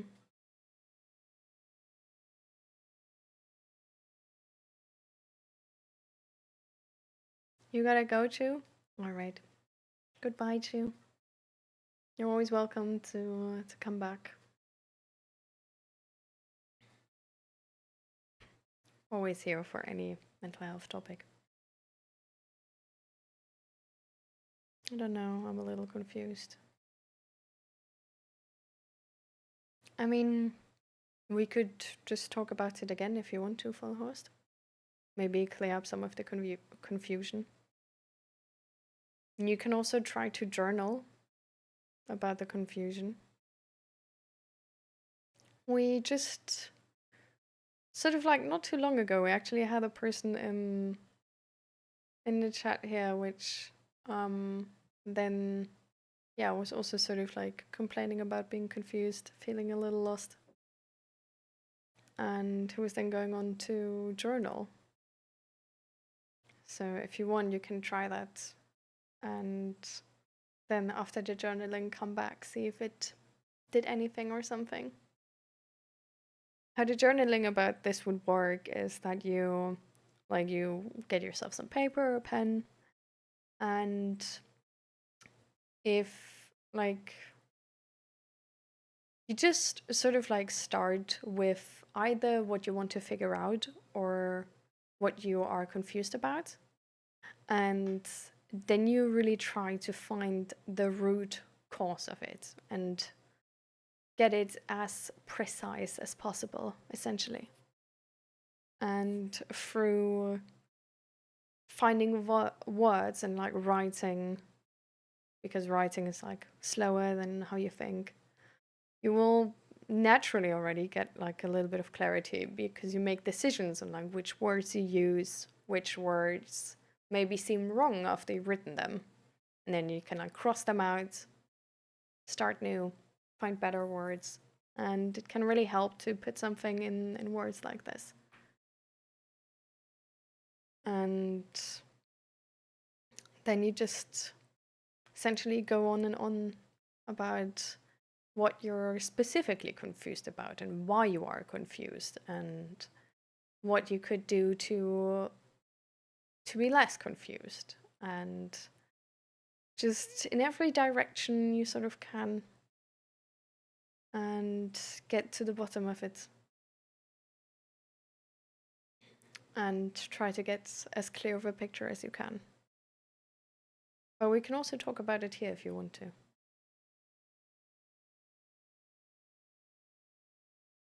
My name is Crate.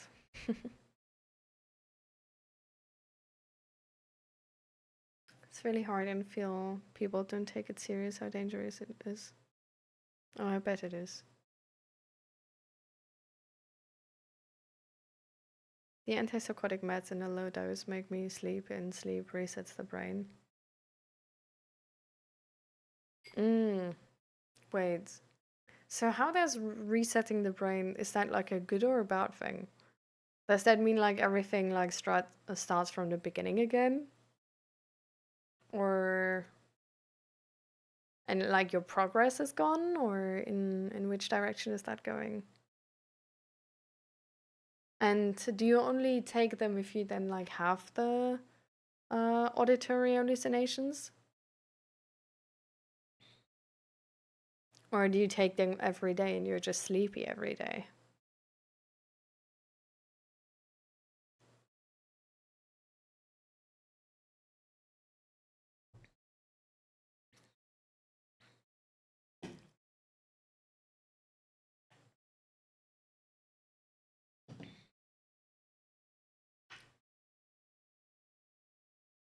It's good if I'm manic because it also stops the manic episodes. Yeah, I guess that's good. Sun is shining in now. Mm.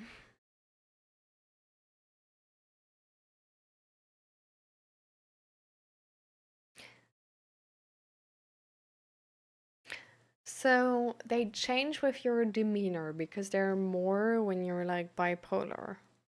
And they could technically be positive, but they're mostly negative.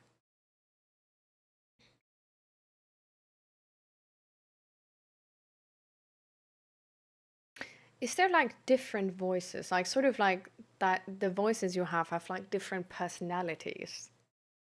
Is that a thing?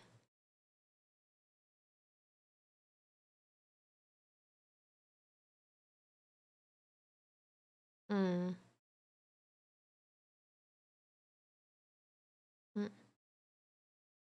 Is the auditory hallucination like is it always connected to a different person? So is it always like your friend is saying something he didn't say, or is it more like your inner monologue seeming like, I don't know, like a ghost behind you said it or something like this? Like that it's coming from like in your voice, sort of.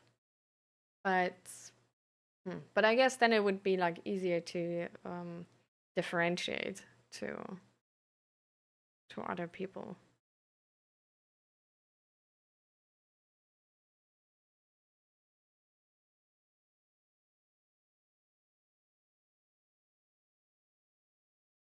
It's an outside voice lower than mine. So it doesn't sound like friends or.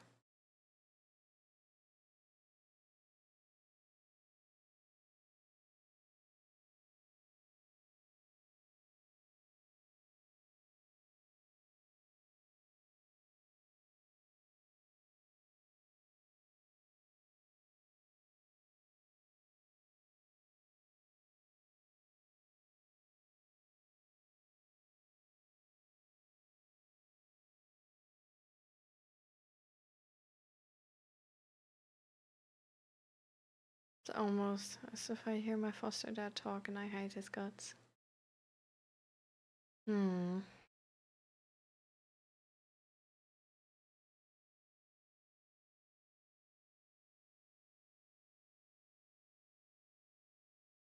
You said sometimes the voice is positive. Is it then also your foster dad? Or is that a different? Does that sound different?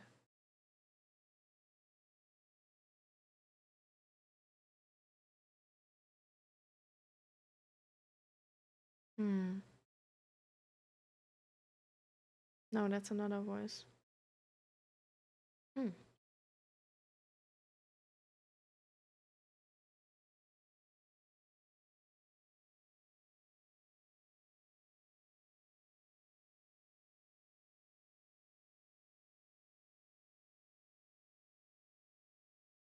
Hmm. Ah, so they do have sort of like different personalities then. Is it, well, like I don't know much about like auditory hallucinations, right? So you tell me, but have you ever tried in like with like therapy and all to like give those voices names and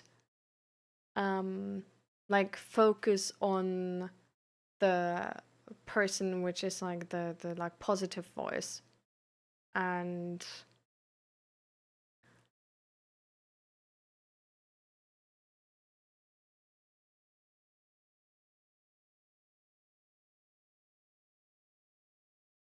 yeah.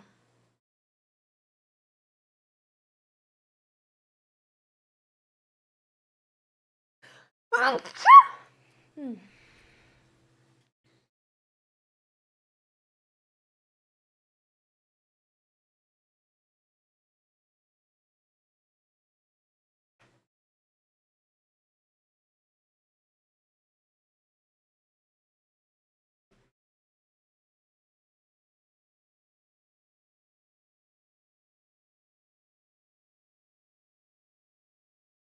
Hmm. No, I bet it's rare. But I just sort of, thank you. Um, I wonder if that's something which is trainable, you know? Like, again, I don't, like, I'm not informed about auditory hallucinations, so I don't know how that works. But I just from how I sort of like understand mental health problems, like other mental health problems, for example, also like body dysmorphia, there's like sometimes with body dysmorphia, there's sort of like this like inner voice, which is like really, really mean. Um, and for me, it I don't know, it helped to sort of like differentiate my inner voice with like and put like personalities on it, because in that moment it really was like way easier to understand like, oh, this is the like mean voice talking now, and I'm like, whatever this voice is saying is like lying anyway, like I'm not gonna listen. And but then also noticing like, okay, what is actually the nice voice saying? And like sort of like, I don't know, I don't know how to like describe it, because within that voice is not as like there, right? And I don't know if that's like how it works with auditory hallucinations, but um I don't know, like to me, like for me it actually helped to, like I was able to build that positive voice, and I was able to sort of like get that like negative voice more like out of my mind, out of my sight, by putting that personality on it, because then it was way easier to understand what's going on right now in that moment, because sometimes it was really just like you felt like, okay, like is this now true, or like is this now like, should this like help me now, and this is something I should change, or you know, and like, okay, this is just like really negative and like really unnecessary. um because sometimes, I don't know, I feel like if something is just plainly negative, or if it's honest, can feel hard to decipher. And yeah, it was way easier when you put like a sort of personality on it. So remember, being manic, you're already really chaotic and hardly have control. The voices just blend in. Oh no, I bet. I'm not like, it's definitely like, I'm not gonna pretend like this is gonna be a solution where like, oh, like just try that because it's like so easy and like it's gonna fix you instantly. Like, no, no, no, no, no. Please don't see it that way. It's more of a thing like, I wonder if this is a skill where, like, if you were to build it in like sort of like good phases, how that would change the impact of the auditory hallucinations in situations where you're manic. Um, Because I wonder if it's like, I don't know, like usually when you build something actively, it's sort of like you also have it passively to a certain extent. Um, so I just wonder, like, if at all, and I don't know if that's possible, to like build up the positive voice. Um, and if that then in like bad episodes will still translate to some extent. And I don't know, like maybe you have like positive voices then. But yeah, like I don't know if any of that works or is possible or whatever. It's just a thing where I feel like that would be really nice, you know, like that would be really nice. And I don't know. Yeah. No, it's definitely not easy for sure. But sometimes to me, honestly, like I don't know if that's how it works for you, right?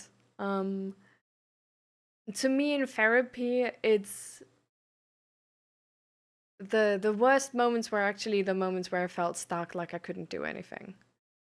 Um, because I really couldn't care less if I have to do something really hard, but I just need to know that it's gonna do something and that it's like any type of progress is being done, I guess. So I guess it was more from like that perspective of mine being like, I really hate when I can't do anything, so I just find whatever and do that. But I can understand that when, I don't know, if you don't work like this is not really giving you peace, but just more work.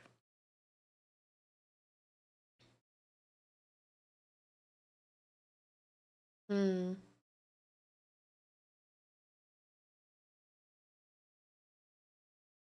I've now only two folks in my life that was able to get these voices under control. One had shits and other at person ADD personality disorder. They both practice introspection hardcore. It was amazing to learn how they were able to do it. I've sat and listened to them for hours. Do you want to explain a little bit more about this introspection, like this hardcore introspection they did? What they told you about this? Like, in which way did they do this sort of introspection? Is there like, I don't know.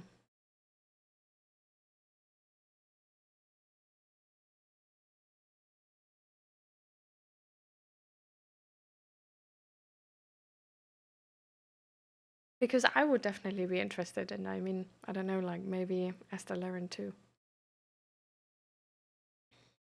I just can't do anything.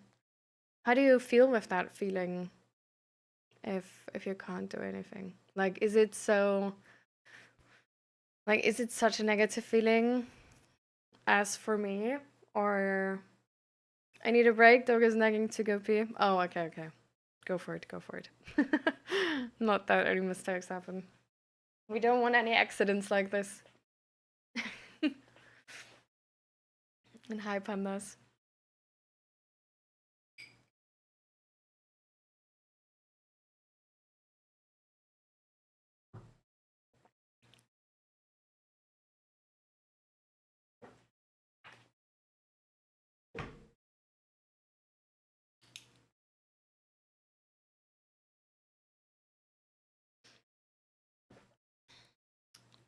Do you guys quickly want to help me with what the topics have been for stream so far? Um, because I'm unsure how to phrase the first sort of like bigger discussion we had.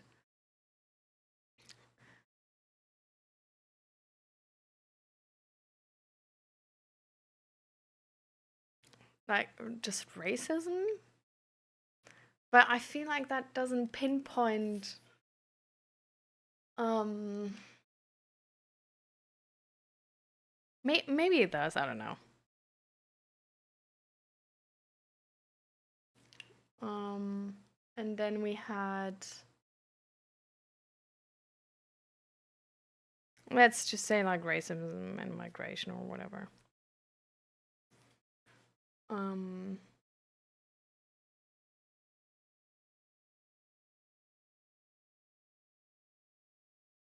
Now the auditory hallucinations.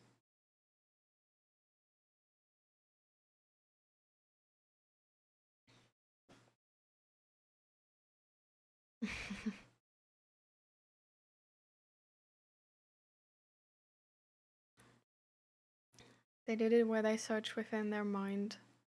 So from really a mediation style or a meditation style? Meditation style, probably, right? Similar to EMDR mixed with monk.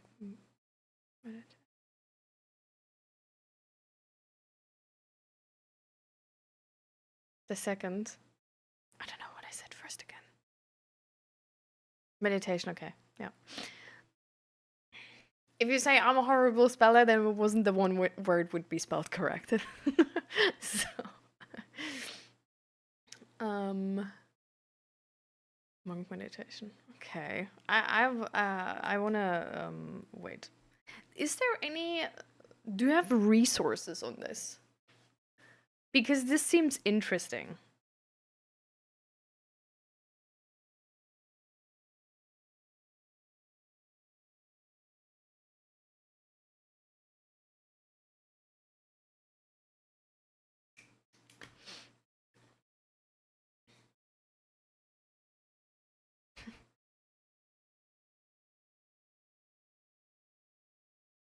Took a lot of discipline of themselves to understand what was going on within themselves. The 4 agreements. Okay. Is that a book or a video or religion? It sounds like it could be really anything. Don Michael Ruse.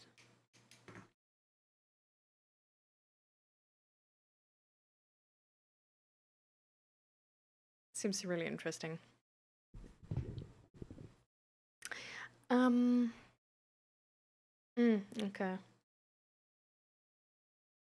What is do you care to define what introspection is to you, like in your eyes, Gunnar Badger?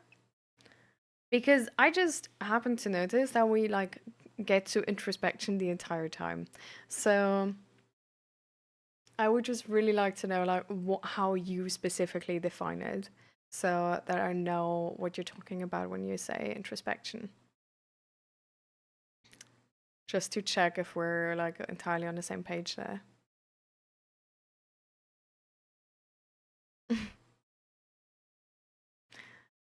We actually, true, we don't have poggers because I had uh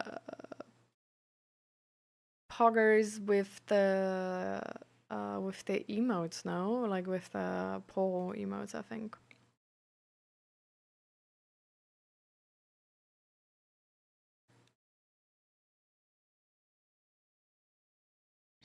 But welcome, Nadim. How you doing?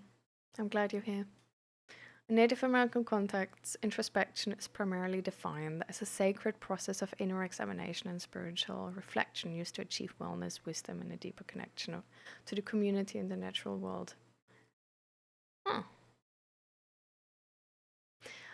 Okay. That's really ambiguous though, right? Like I don't like this is no critique or anything. The only thing I'm saying is like when I read this, I'm like, I think this is what I've been doing too. And then I was like, but am I doing the same thing you're talking about? Probably not, right? Or maybe?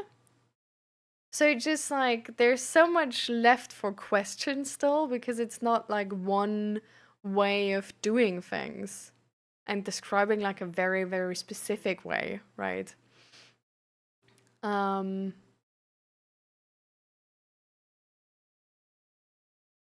okay. So it's essentially like the thing how therapy works. Hmm. So is there any more specific term then for the specific introspection um the people with the auditory hallucinations did? Because that's probably like, if all of like therapy is essentially like introspection, then there's a lot of different ways. So I would really love to know like what were the ways where like this is like one specific way which worked for you, for example, really well, and what is like a specific way which worked for them really well. But just like a, yeah, specific technique to the introspection or perspective or something.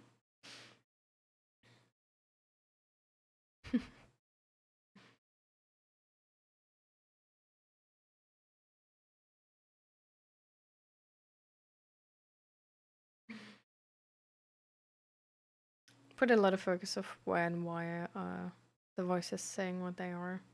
Yeah.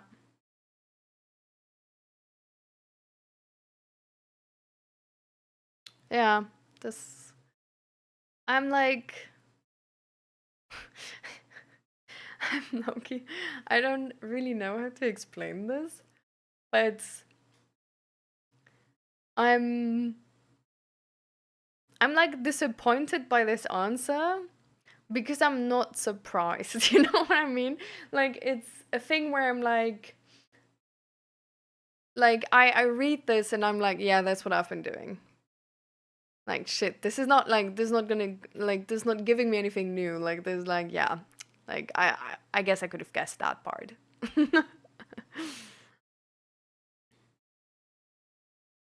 Which boils down to breakpoint of, is the voice coming from is it tied to emotional trauma reaction? Yeah.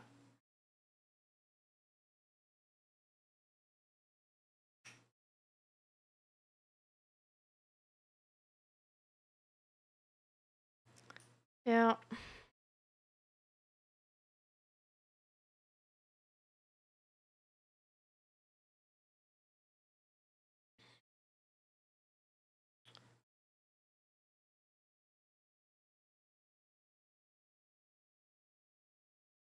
I'm gonna be honest, I was really hoping for that wonder healing tip.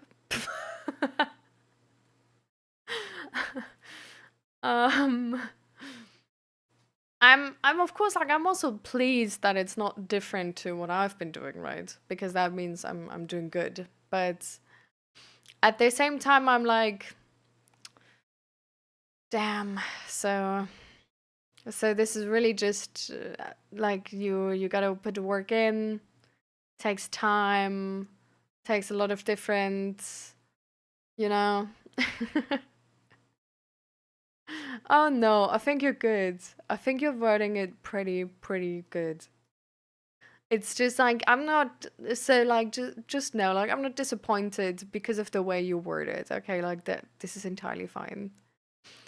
I'm just disappointed because I was hoping for like some revolutionary new wisdom, but apparently I'm there already. So that's just, you know. um, but yeah, this is really like, this is really something where I think, like, knowing now that this is what you define as introspection, um, I'm low key obsessed with introspection. So I need to second your recommendation on this, like, full heartedly now. Because this is specifically what's sort of I'm doing. And how I'm getting to how I got to the results I have. Um, because it's just, I don't know, I feel like introspection it's essentially like, yeah, like getting to the root cause of whatever you have, right? Whatever is going on, like just getting to the root of it.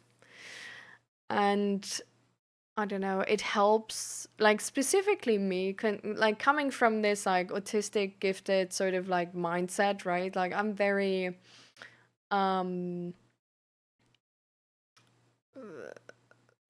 very rational, even on mental health, because this is just how stuff works for me. Um, but this is also why like introspection is like a really, really good tool. It's also a frustrating tool because of sort of like this like harder connection to my own emotions. It's not something which comes like entirely easy. Um because I'm not at all times like as well connected with my emotions as to other times. Um but it's really something where like every time I sort of like do this and I look at a problem actively, it's just this is how I resolve all of my problems. Like this is literally how I resolve all of them. Um so but yeah, exactly. Like it takes a lot of work. It's exhausting. And that's just something where it's also like it's really like I don't like how ambiguous it is. Because I feel like sometimes like what you get out of it really depends on your mental capacity you have left for it in that moment. Like if you're already in like a very negative headspace, I feel like introspection um can offer wisdom, but it's just like way more exhausting and can offer like can also go sort of like waste time on like wrong directions. Um but I honestly like with introspection is really something where I got sort of like really comfortable with my mental health through introspection because it's just, I'm like really curious. Just like curiosity is sort of like the driver for like um, how I keep my mental health good. Like every time there's like something going on and I don't know why and sort of like so why I'm sad or whatever, I'm just like curious and like trying to find out why that worked this way or if there's like a bigger emotional reaction to like a specific situation. I like with curiosity and then like introspection, I just like figure out like why and what's going on. And like once you know, it's like I don't know, it's already like half resolved because it's not this like I don't know, just thing in the shadows, but it's really logical all of a sudden. Yeah.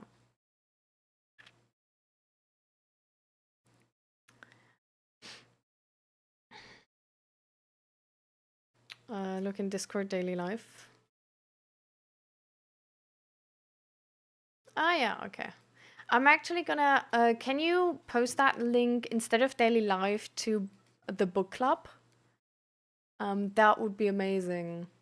Because I feel like in the daily life, because we post so much of the daily life, we're just gonna like it's gonna be scrolled away so quick.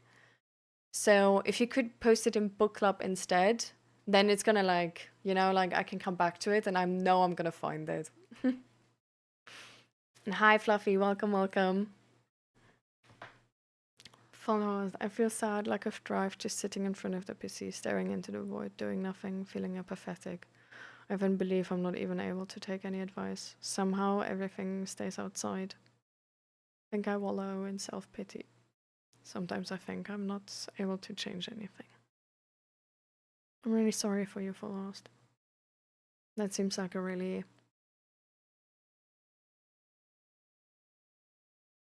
shitty situation.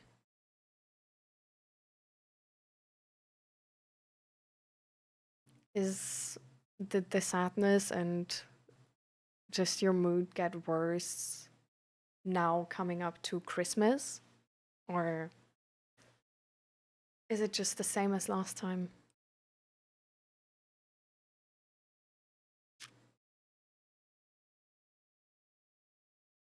For agreements are be impeccable with your word.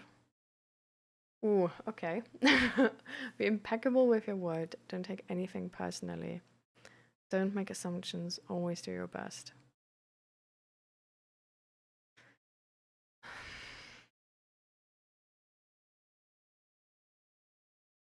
I'm gonna be honest. I love those agreements, but I know that those agreements are also perfectionistic, you know what I mean? Like, it's agreements where, like, be impeccable with your word you will never achieve. It's a thing you will never achieve. And even if you technically could, I guess, be impeccable with your word, be impeccable with your word is probably also connected to communication going well, right? So it's one of those things where it's like really easy to have this like moving goalpost situation. It's not about perfect. Mm.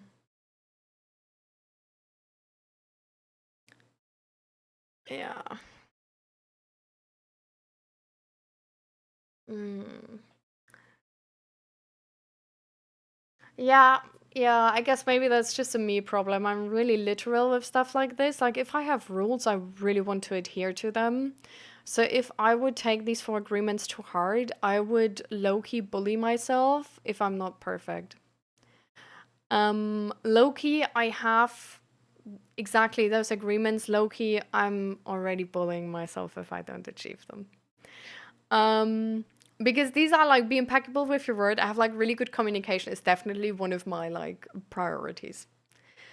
Don't take anything personal translates to me for to essentially also don't make any assumptions, because in that moment where you take stuff personal, you're interpreting the other person's opinion, and that just might be wrong. So don't make an assumption and just asking, hey, is this an insult or something like this? And having that like benefit of the doubt for the other person, that whatever interpretation you have might not even be true, and just taking a second to question that. Second thing. And then always do your best. Yeah. Like, this is literally sort of like low-key what I live by. Um but yeah, it's really like the last thing for me, actually, the fourth thing would be that it's not about perfect. And that's a thing I need as a priority too. Because it's not about perfect. You're human like everybody else. And everybody else has the same responsibility as you. So if you, for example, come to a friendship or whatever, or communicate with somebody, you definitely try your best with the communication and stuff like this, but you don't sacrifice yourself for this, for the conversation to work. But you do your best, and if your best isn't cutting it, then it isn't cutting it, and that's okay. It's not gonna cut it with people, and that's just the way life is. But that's really like one of the, like, this is like a really important part for me, because otherwise I would give myself way too much responsibility. But I don't know, maybe that's just like a me thing. I'm like one of those people, I just pick up like any responsibility, really. I don't know why, but yeah. VJ, thank you for the follow. Welcome, welcome. And hi, Juvie. How you doing? And hi, Indiana John. Welcome. How you doing? No, it's always like this. I love that you do not use the word like all the time in between words. Is that sarcastic though? Because I do use like a lot though.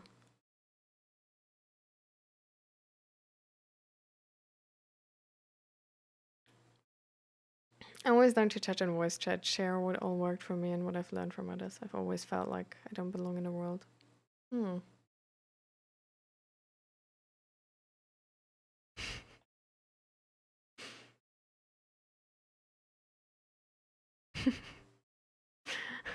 I was in that moment already thinking like Craig. Craigslist.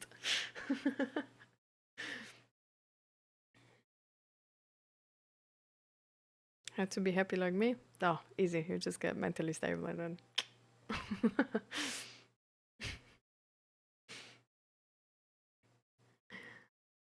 And hi, Tor. How you doing? Because for me, hearing the word like where it does not belong somewhere is very challenging for me to deal with. Hmm. Okay, I'm glad that I apparently don't, and I hope it's gonna stay that way for the host.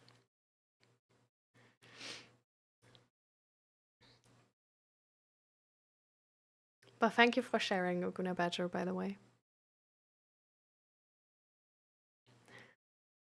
It's not just a you thing, especially around Christmas. I'm the one who has to hold everyone's shit together, even if they don't realize they are the problem. Yeah, I don't know.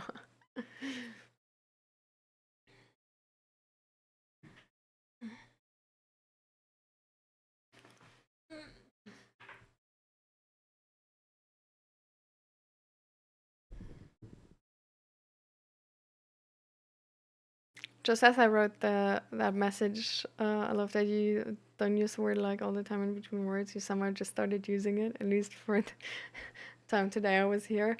I mean, to be fair, like now it's in my mind, right? So I'm gonna like, I'm like trying, but now it's like at the top of my mind. Did I just say it again? Oh no. Yeah, I'm trying.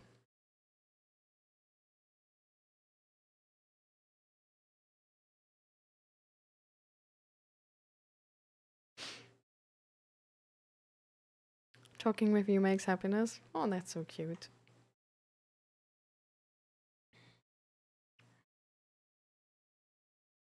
But how are you doing, VJ? And how are you doing, Juvie? I'm doing personally I'm doing all right. It's not great though. My therapy is coming to an end and it's I don't know. I'm really sad that I'm not gonna have contact to my therapist anymore after that because I don't know. We really had a great vibe and great humor and this is just something where I don't know, not a lot of people can match my humor. Specifically with because I'm so obsessed with like psychology, right? And it was really just like, like two psychology students in a bucket. Um,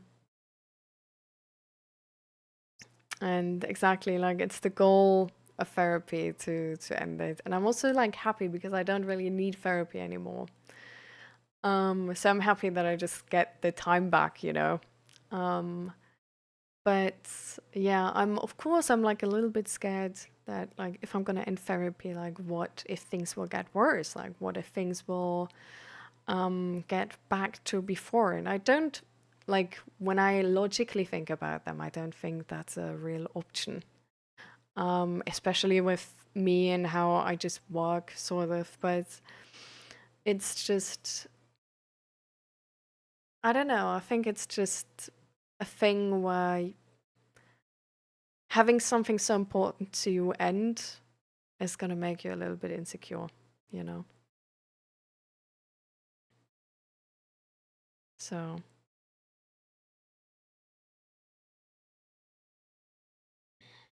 doing good, rough last week, but good day today. I'm glad, Tor. I'm glad. Glad to hear.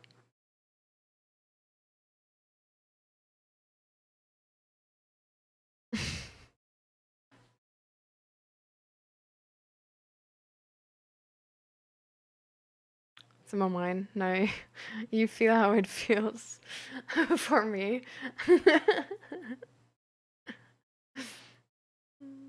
Mm.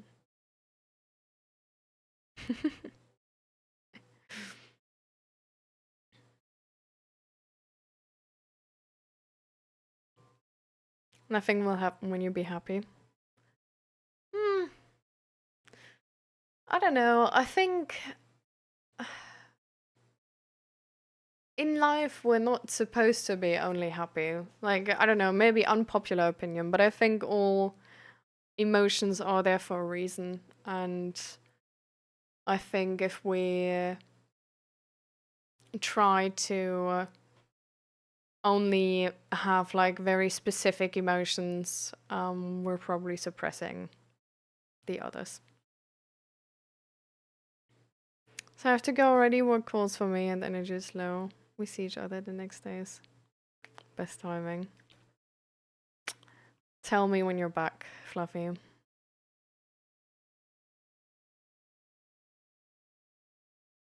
That's awesome. It's always possible to reach back out if something does happen. Yeah, I'm not entirely sure about the system though. So like, it's really, I don't know, it's weird. I'm just a bit scared, you know. Do take too much stress. Oh, what do you mean, VJ? Are you stressed or you're back, Fluffy? All right. So have a good work day. Try to rest if you can, or help yourself regain some energy. And then we see each other in the next stream. But I'm glad you were able to join.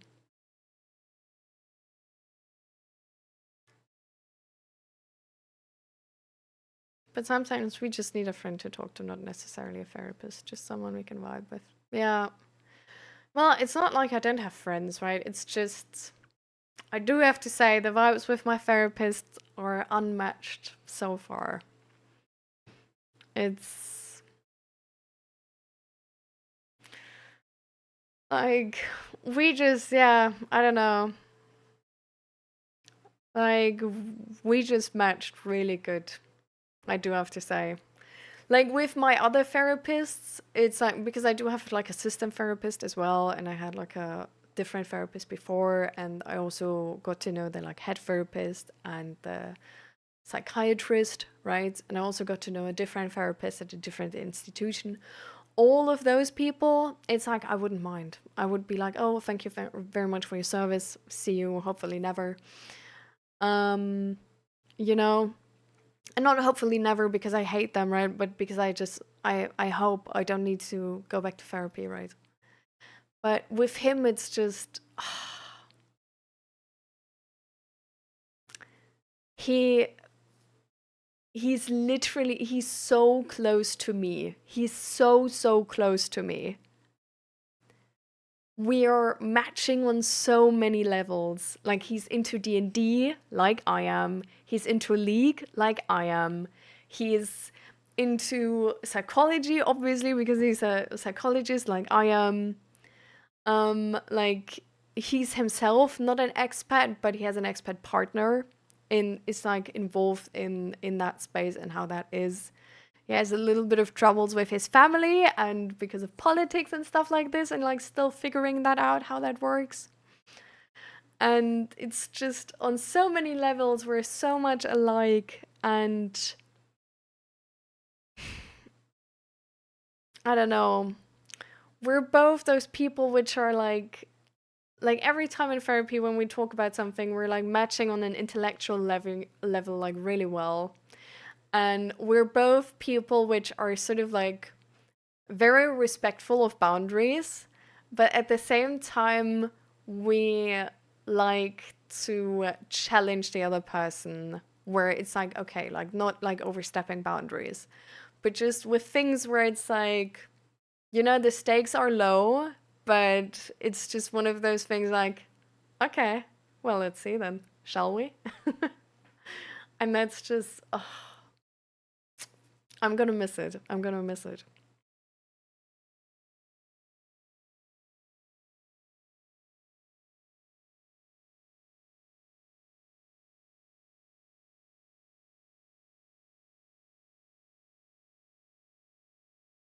Sorry for talking so much about that. I should stop. It's fine for the host.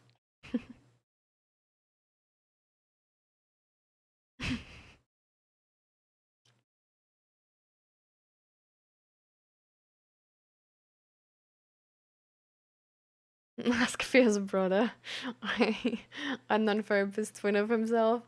That's the part though, like he does have a brother, but it's not in the same political party as I am. He's not like him. Nope. Nope, nope, nope. Entirely different. Entirely different. It's like I just need to start befriending psychologists, low-key. Like, don't get their patient, but like befriend them, you know? Like, I should just get like coffee in like the basement of like a psychologist building.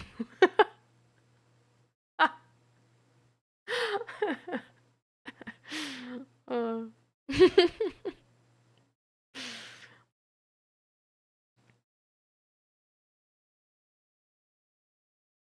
Pretty things like talking and taking care, that makes good way of understanding. Yeah, I agree. Talking, listening, taking care of the other person, seeing them. That's the best way to understand people. It's a social catch-up therapy thing. Well, no, I don't, well, it's, no, I have no clue. I don't think so, but yeah. I don't know, I would just love to play D&D with him, honestly. Like, I would just love to, really. That would be so fun. Yeah.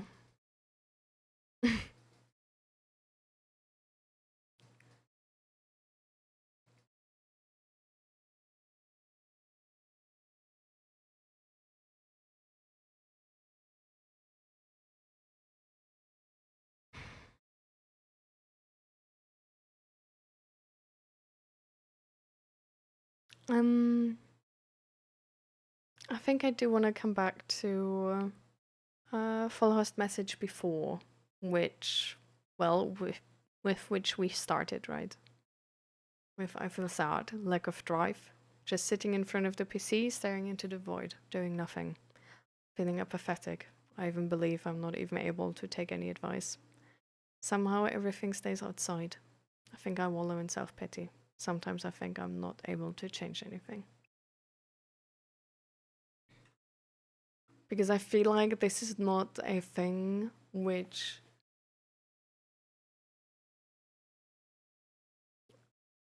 this is not an unrelatable topic, I think. And not even an unrelatable situation, right?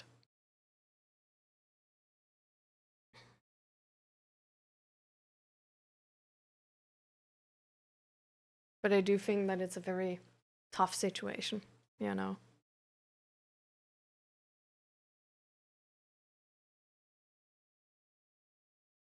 So if you're still here, full host, and want to talk about it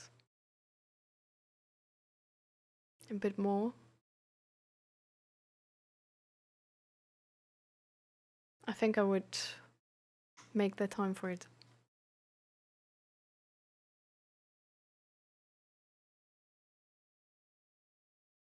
Hmm. That sounds amazing, Indiana John. Indiana John.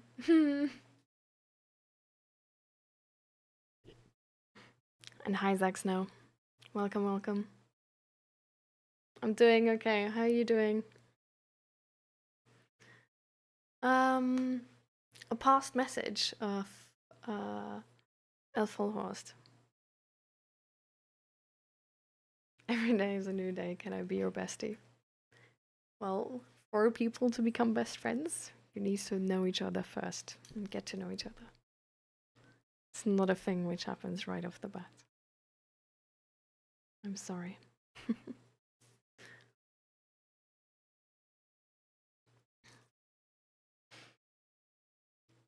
So,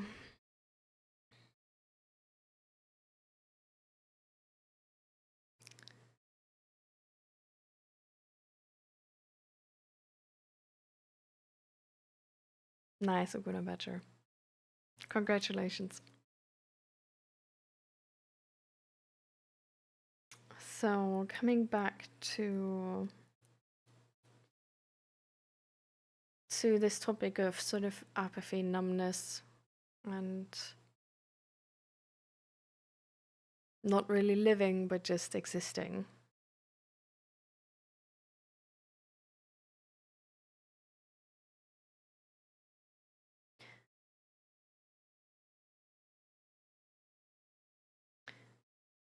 Do you think, Falhos, there's any, like, is there still topics where you are excited about? Or situations or hobbies or friends or anything like that? Is there still like something in your life or something which is maybe not at the moment in your life, but where you still would feel excitement towards? It can also just be a hobby, it can just be a game, it can be really whatever.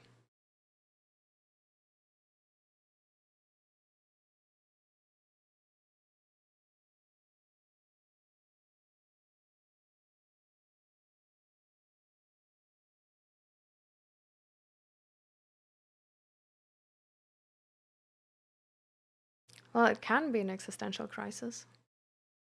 I don't think that every person experiencing this is describing it as one, maybe.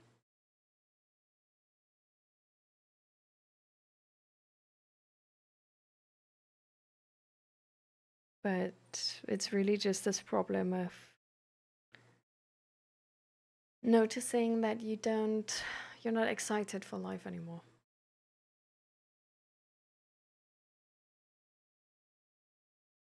The only thing I can enjoy a little bit is a certain hobby I have for a few months now.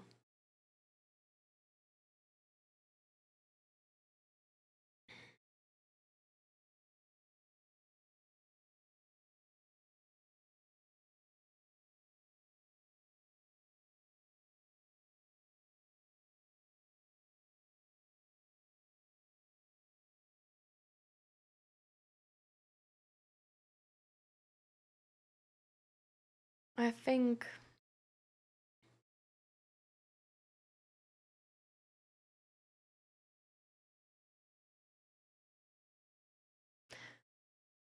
I feel like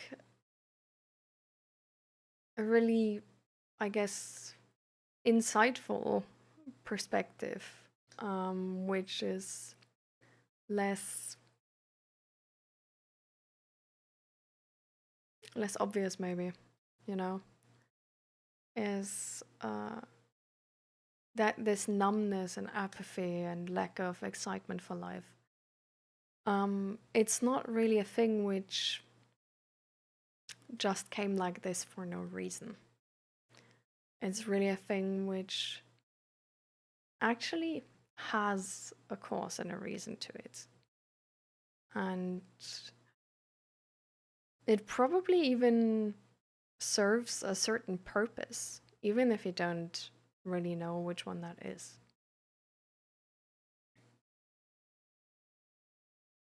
I remember, like, back when I felt this way, it honestly just served the purpose of surviving because I was in a put situation. I didn't know what I could do. I didn't know that I could do anything about it really, and I just wanted to get through it. It was sort of the situation of having made a wrong decision, now being in that. For me, it was sort of like a living situation of like living right below the apartment of my dad. And then COVID coming together and having two jobs at that moment and just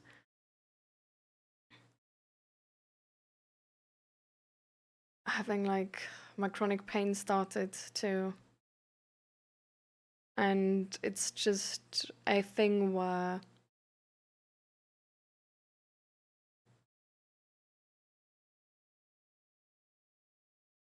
I was waiting, basically. I was just trying to get through every day.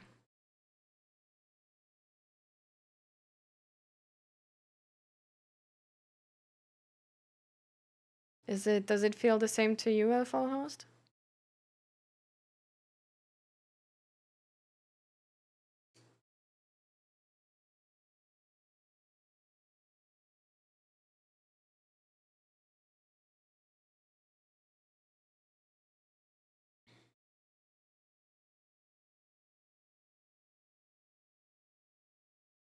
At a certain point in life, we don't enjoy things which we used to love, just because we have been mentally aware of the fact that things don't matter anymore. Do things not matter anymore?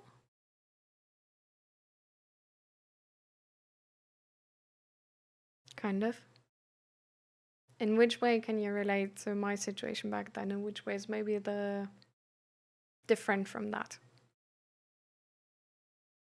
So I can understand your situation better, for the host.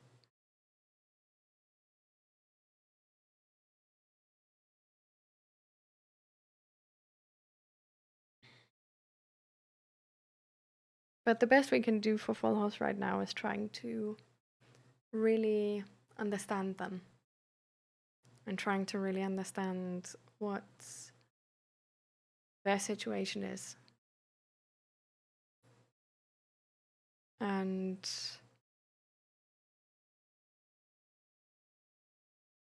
relate to that experience.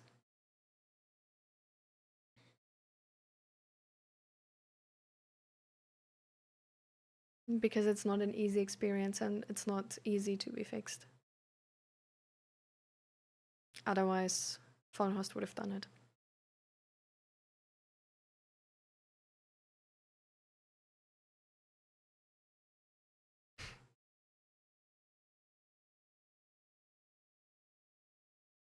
I think advice like this, VJ, even if it seems really simple, it's really not simple to follow.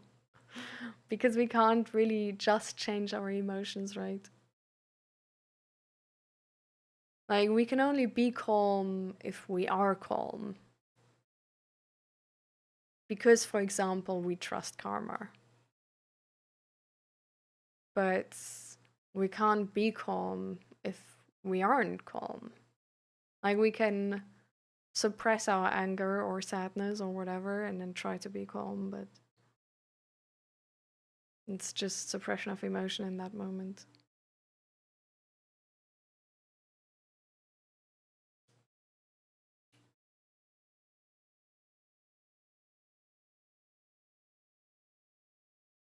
My best friend of over 18 years gave me the old avoid and discard a couple of months back, so I have no true close friends anymore. It's messed up. I have a small community of online friends.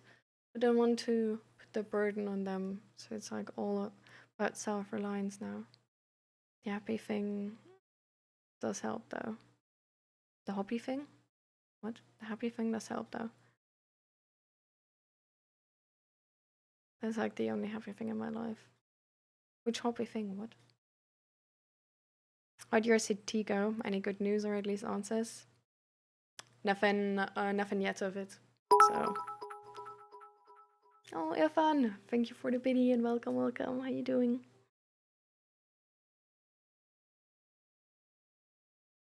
Hobby. Oh. The hobby thing does help though. That's like the only happy thing in my life. Yeah. Being autistic and trying to figure out how to work and be in public without being numb took me years of self-work. Oh, I can relate to that too much. I don't know, I feel like, I don't know, it's like so easy for me to be numb. Because if I don't check in with myself, like nobody is, you know? Like I need to make this active choice of checking in with myself, otherwise I just don't notice it.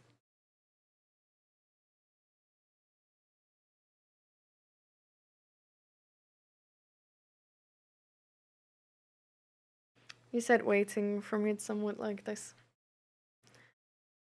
So, what are you waiting for?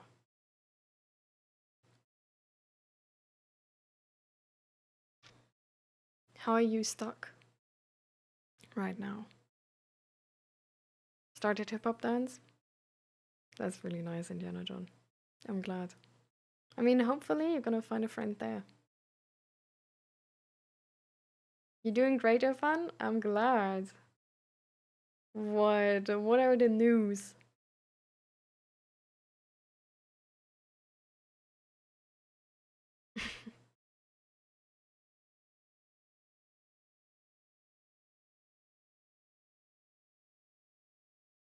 I started preparing for my test and I'm actually doing very well. I'm glad, Irfan. Did your fear already... Okay, you have a feeling that you can do it. I'm really glad. So, my advice sort of helped at least. I'm getting the picture. I'm glad that you were able to sort of like, I don't know, let go of a bit of that fear. Absolutely terrible at it, though. Well, that doesn't matter, does it? For a hobby to be fun, you don't need to be good. Just have the impression that I'm wasting my life. Well,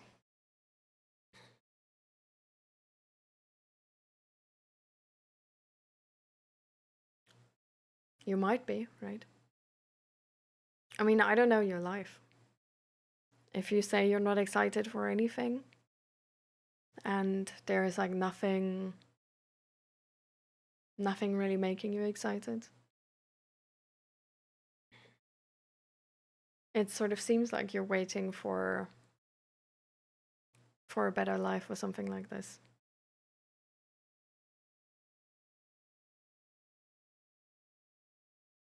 I feel like sometimes we, like, I don't want to seem mean here in that moment, but I think sometimes it's really helpful to actually see that your life is shit in that moment. Um, and I'm gonna explain why in a second, right? Because if we sort of rationally look at life, some people have a shit life, some people don't. If we are one of those persons who has a shit life, and everybody is telling us that, oh, it's gonna be fine, like I hope it's gonna go away soon and stuff like this. The way we talk about it gives us zero agency over the life we lead. There is no responsibility, right? Like what they wish for is time passes and then things get better. What they wish for that it just stops being shitty and then things get better. There is no responsibility attachment to ourselves in that moment. And because there's no responsibility attachment, because nobody wants to say that, like, right, like nobody's gonna like tell you like, oh well, like your life is just shit because you don't do anything with it, and or just like you're lazy and whatever. Well, some people actually do tell us that, and like you just need to work out and stuff like this. And this is honestly why actually this like whole Andrew Tate thing, in my opinion, took off like this back then. Because we have a lot of people where they are not happy with their life, but they don't feel any sense of agency in their life. They don't feel like they have the power to change it. They feel like they're waiting for something or someone or some time to end or, you know, like something to change instead of making the change. And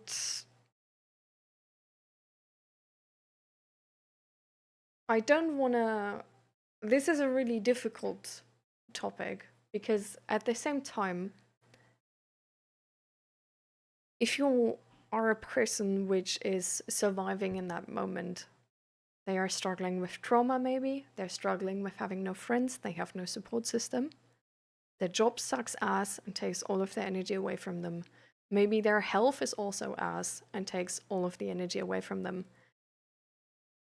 if we tell them that, oh, well, your life only sucks because of you and you just need to like pull through, then like they know or they feel like they don't have the energy to do that.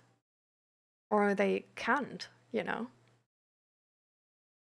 And then we turn someone from waiting to understanding that they have the responsibility, but thinking they can't do anything. Which turns us from a person who's, I guess, depressed to a person who's maybe suicidal.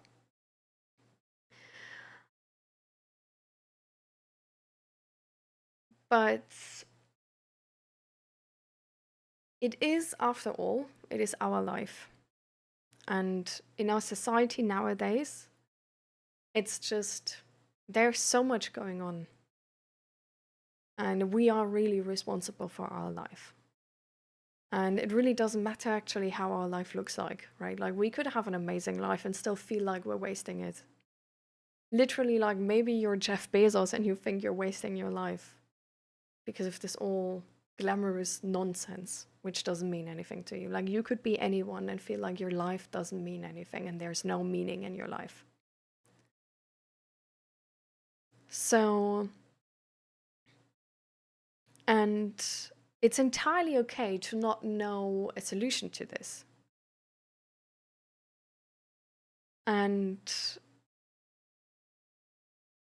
I think we just really struggle with understanding that we have the responsibility, but at the same time also understanding that just because we don't have a solution doesn't mean there is no solution. Like we can ask people, we can, for example, seek therapy and get help.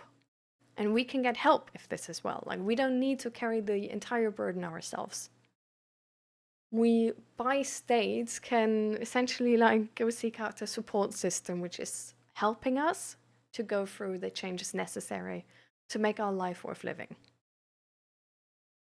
And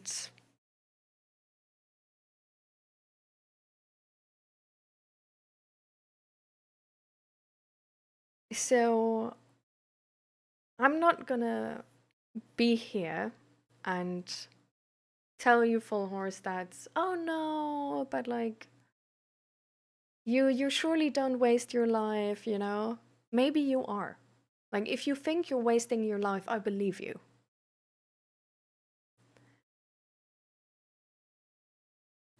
And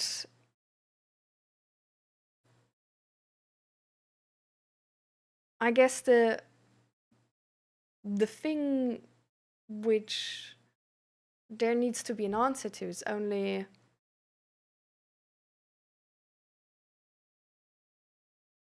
do you like really want a better life? And are you ready to sacrifice time, energy, and probably also money? And maybe, depending on your situation, even social credit to make that change happen. Like, what is it worth to you? And how would that change look like? Like, what type of change would you want in your life? And it's not a thing where you need to change from 1 to 100 in a day. Not at all. But it's really like just a thing where if you know in which direction, like if you journal and you know in which direction you want to go, you know, and you know how you want your life to look, and you sort of figure out the steps how you can get there, then making decisions based on that, it's going to be so much easier. Because usually if we're stuck, we don't see a way. We don't see any agency or any way. That's why we don't do anything. Because there's nothing we can do. But in that moment where we figure out there is actually something we can do, we make a decision, and we can either make the decision that we don't want to do that, and that's fair, or that we do want to do that, and that's fair too. But then there is already like a sense of agency which can like really help us to get going. But yeah, like the thing is, like, we can't change our world, we can't change other people, we can't make others like love us or be friends with us. We can't just wish for friends and not do anything about that. But what we can do is put ourselves out there and seek people who want to be our friends and try to be friends with others. What we can do is do things for our physical health so our physical health gets better. So it's really something where we sort of just need to start somewhere and do something.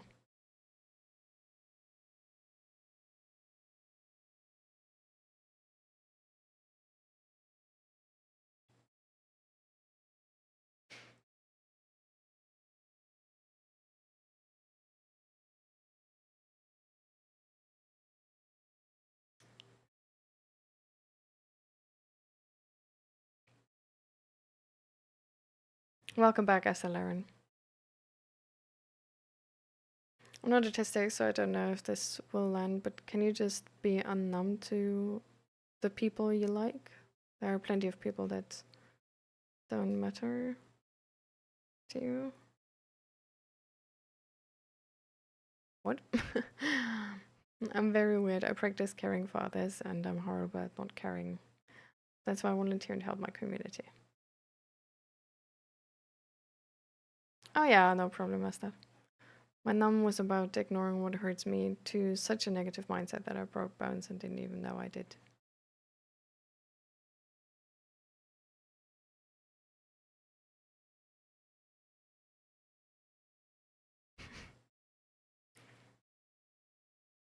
Weejay, your messages really read like those like inspirational quotes on Pinterest.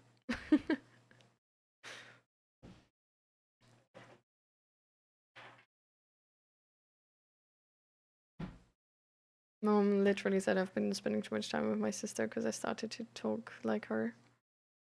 I didn't, to be clear, but my sister's trans and introvert as AF. I'm the only one who regularly talks to her, but Mom was saying it's as an insult, not as information, which was the messed up bit. Really sorry for you. It's I know that situation as well. I think even if you did start talking like your sister, you know, then it's cute, right?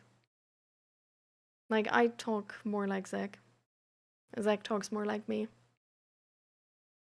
Means that we spend a lot of time together and we have a lot of connection and that we care about each other. So I think it's really messed up that your mom is judging you for this.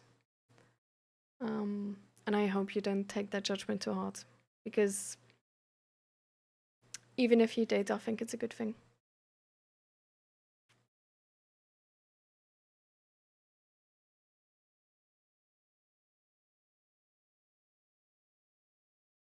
Alright, Irfan. See you later. Your advice actually helped me so much. Thanks once again. Thank you so much for 9 biddies, Irfan.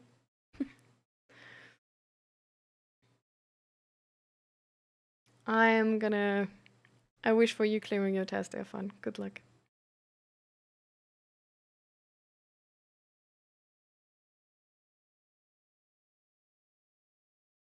The only change in life I want is to cope healthy with my past, and that's why I go twice a week to therapy. Yeah, and that's really amazing.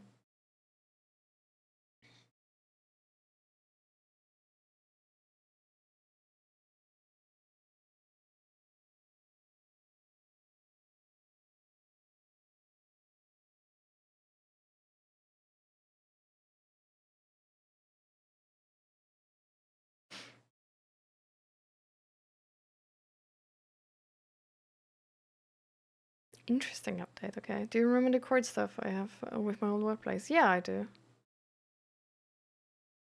So what's going on there?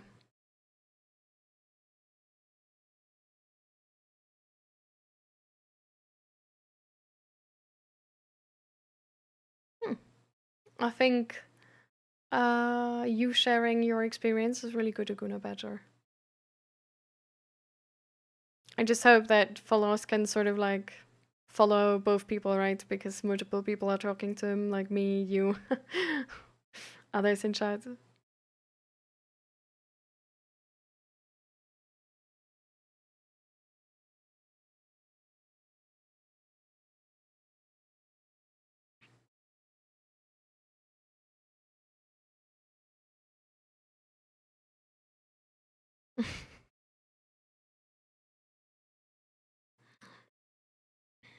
You got fired again. They send it by email.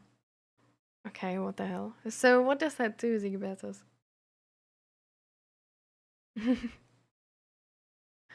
Okay, so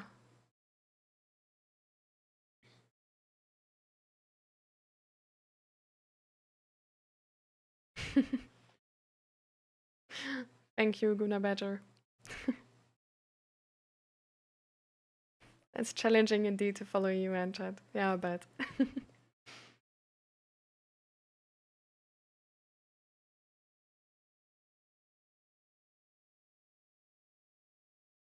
I need to go against the determination in the next 3 weeks and then I get a reason. Ah, jeez, so much.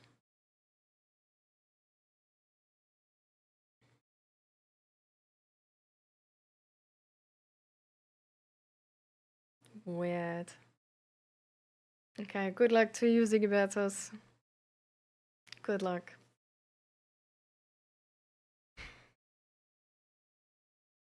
But were you able to follow me as well, by the way, Full Horst, or no?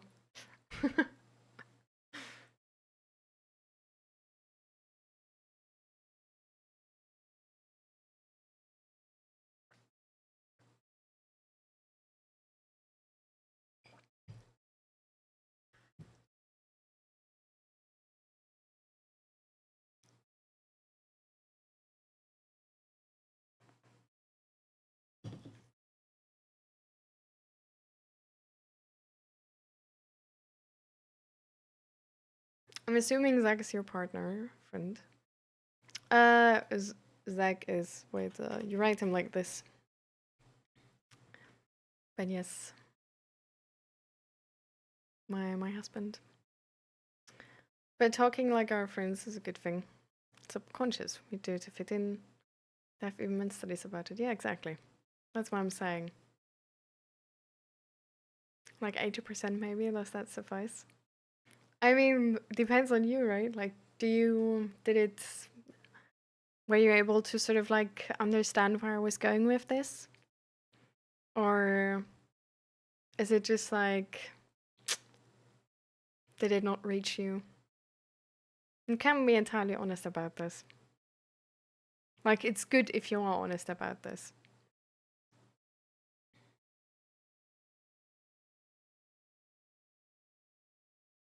What is the best day of my life? Jeez. Oh.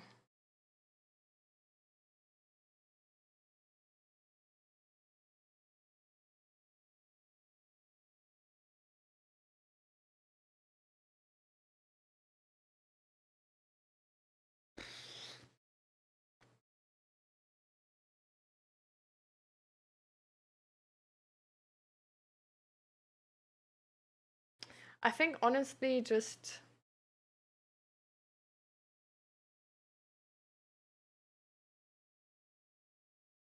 so either the day where I had like the first um narrative how's it called, narrative retraction therapy or whatever, um and that was, well, yeah, I guess like best really depends on your definition, right? But that was like a really sort of groundbreaking, game-changing day for me. Um, Native exposure. Yeah. Wait.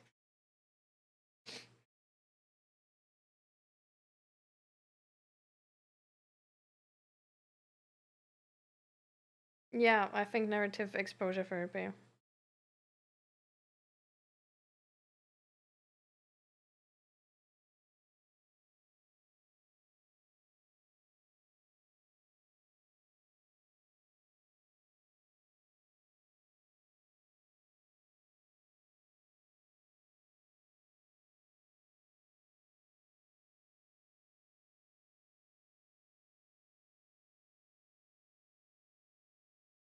No. Imagery rescripting.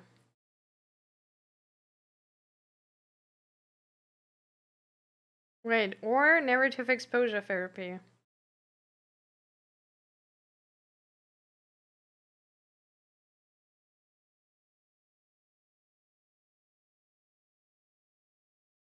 No, it's imagery rescripting. Yeah.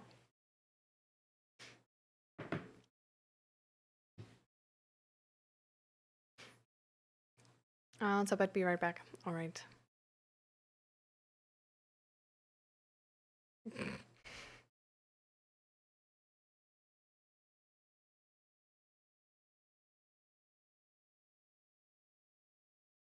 My ADHD brain would gotten so confused if multiple people would talk to me at the same time.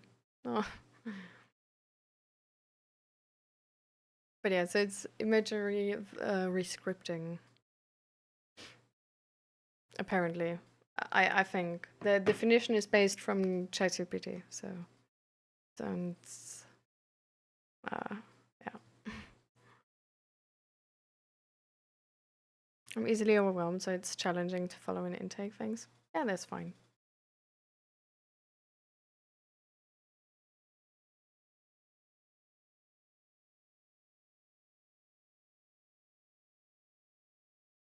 What happened between you and your best friend, Indiana John?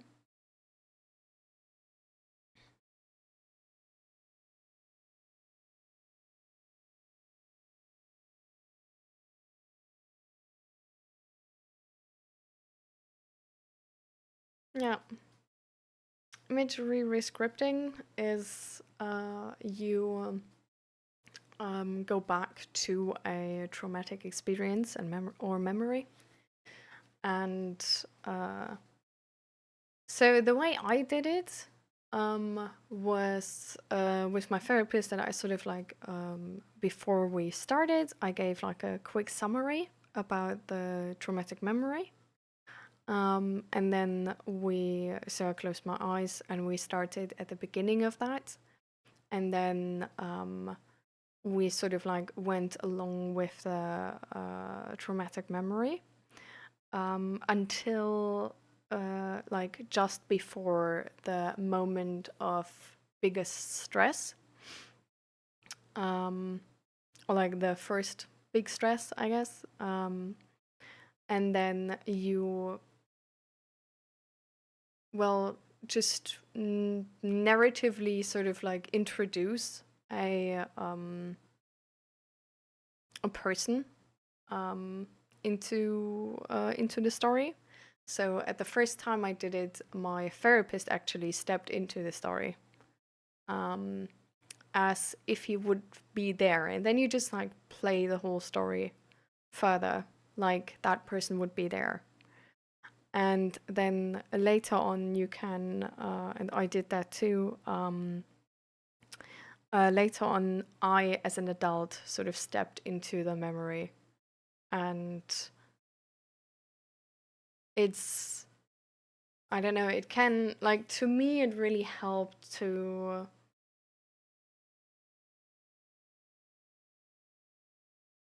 I don't know, to, I guess,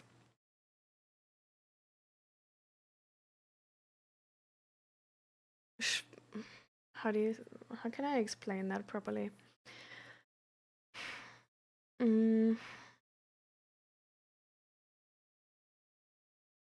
I don't know, I feel like my inner child just got like a better sense of like, okay, I'm safe. Like I'm gonna like this is not gonna happen again. And because I don't know, like for me with these like traumatic experiences, there is sort of like this fear that this will happen again. And it's a fear which is sort of like hardly disproven, right? Except it happens again. So with this, it was really, I don't know, just sort of like, hey, look, like if this were to happen again, now I know how to how to protect myself and how to protect you, sort of as my inner child. Um, and this is like you're safe now, sort of. Like I'm an adult now, and now you're safe. Period.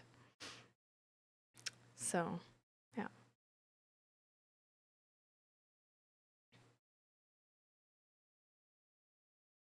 Uh, oh, it's imaginary rescripting. Sorry, it's nicht. It's nicht. It's not imagery rescripting. My bad. I messed up. um,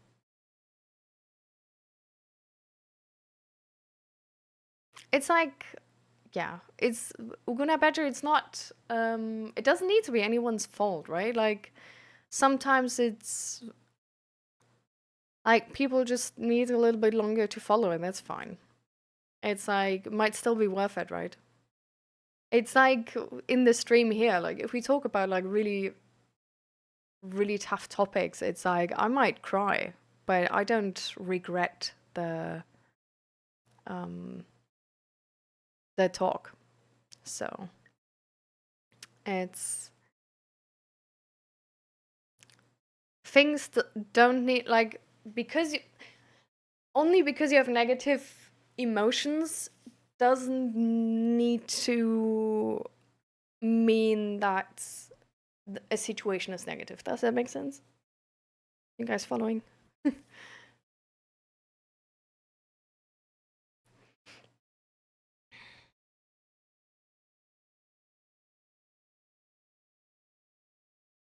Vijay, where do you come from, by the way?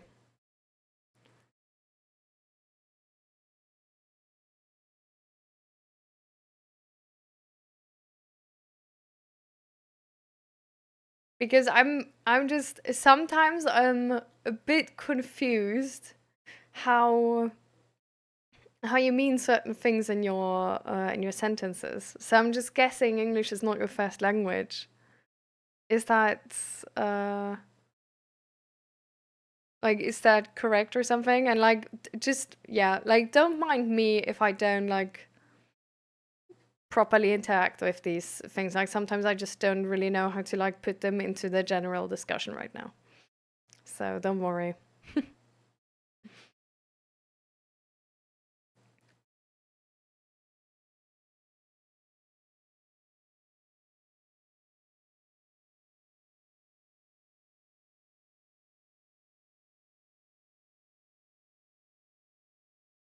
I wanted to leave after sharing about the horrible experience with hallucinations. Hmm.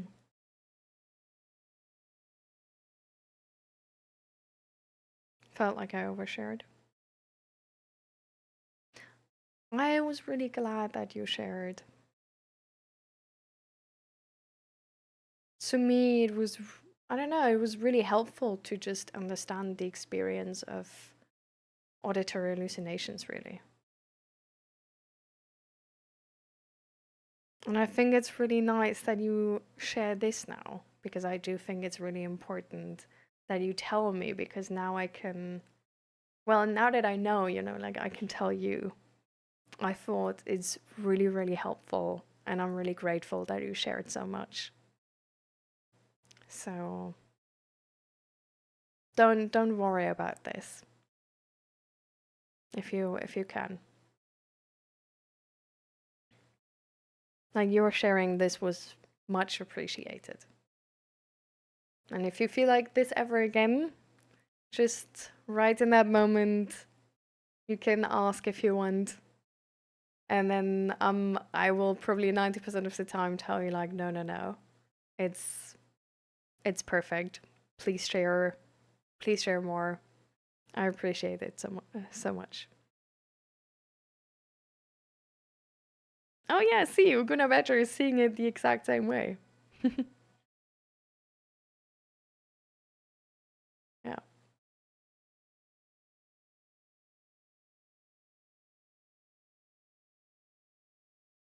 Oh, I can imagine. Is there something we can do that would help you if you share something?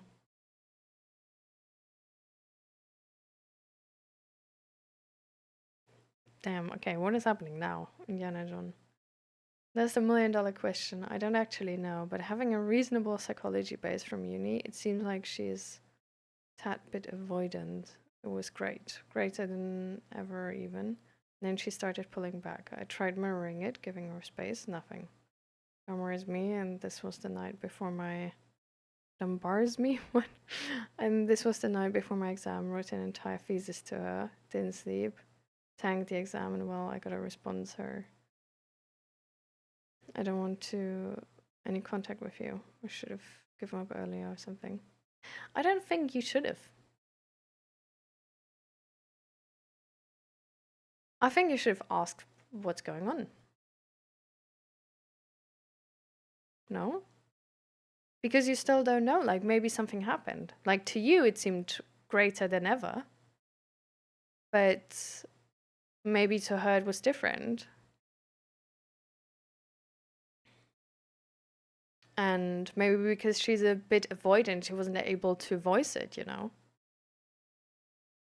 I did ask. And there was like in that thesis so like later on, like in that thesis you asked. So there was no response then, right?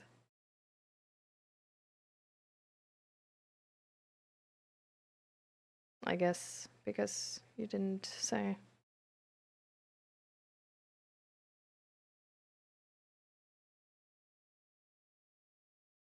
Before that too. So what was the response?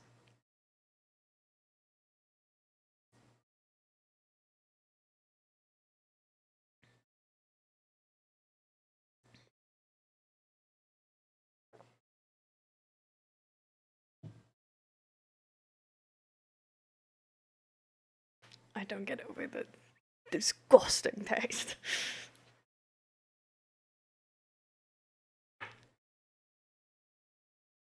You're from India?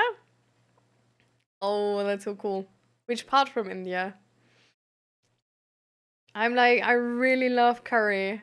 Like Indian curry is like one of my like absolute comfort foods. I love it. But I recently learned that my version of how I make naan is entirely wrong. I really like it though, but apparently it's called something else because it's like so thick that you would, I don't know, like call it differently, but I don't know. I don't remember the word anymore.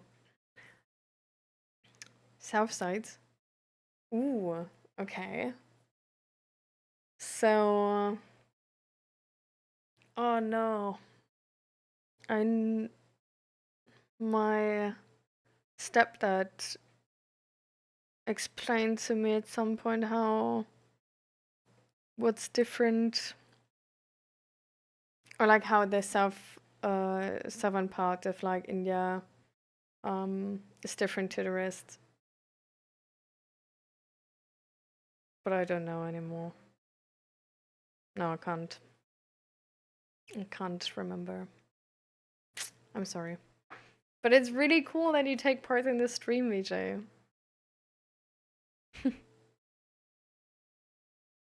Even from India, like that's really, really cool. Like from so far away, like I don't even know, like what time is it at your place now? Because here it's like 3:30, like nearly. Like 3:30 at like midday, like afternoon.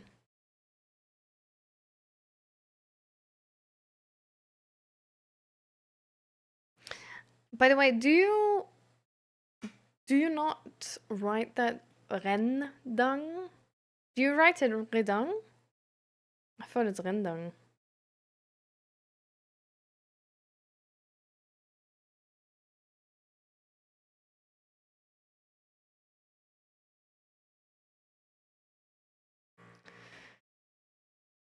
Do you guys hear that? Here. Somebody is drilling.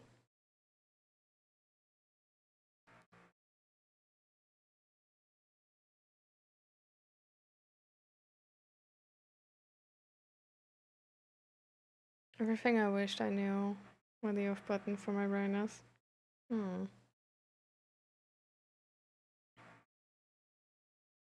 I mean, I don't know, your brain is trying to keep you safe the best it can, I guess. It's just something that now that you're out of the house of your foster parents just isn't as useful anymore, or which just in general comes at a price you don't want to pay.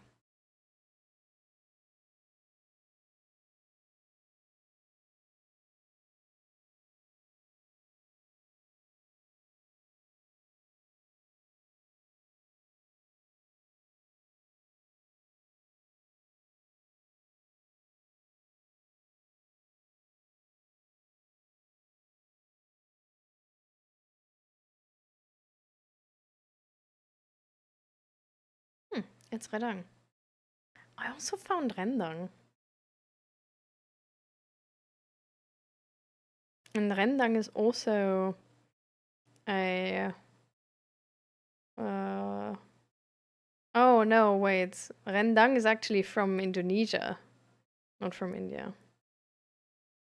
But it's also a curry dish.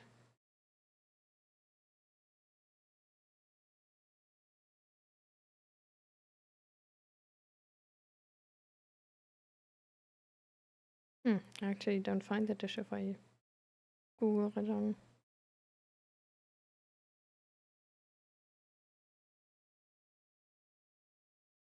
I don't find it.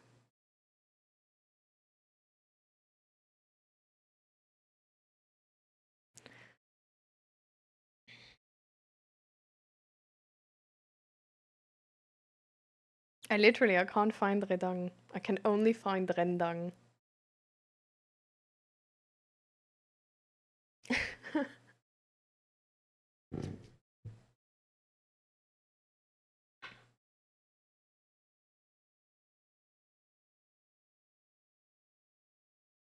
So the thing I did is imaginary rescripting, right? And the other thing Esther Laren is doing, and where I wasn't sure if that's what I'm doing before, was narrative exposure therapy. So the last one of your, the last one. Hi, Godfather. Welcome.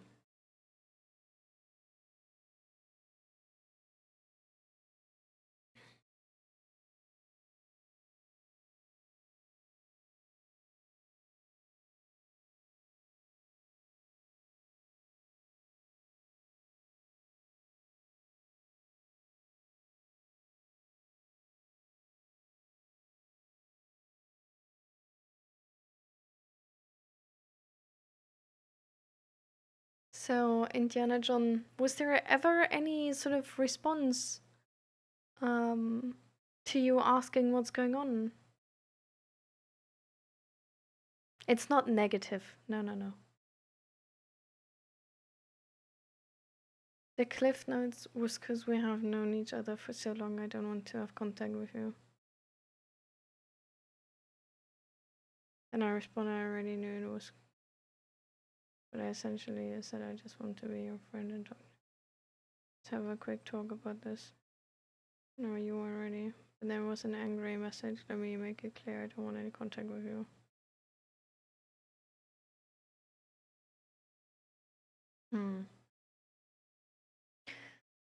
Well, is narrative exposure therapy and imaginary scripting the same? It's not the same.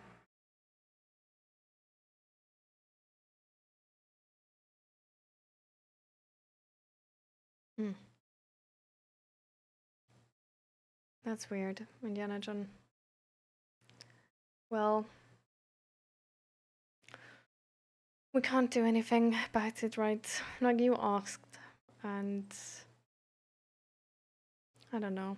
I guess that's the.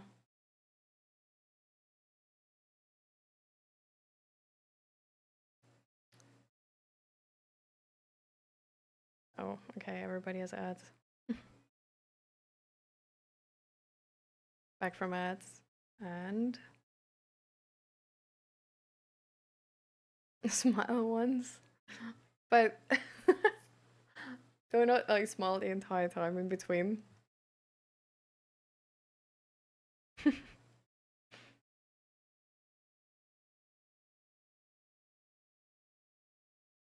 You just got the ads? Wait, so Gunnar Badger is still not back from the ads?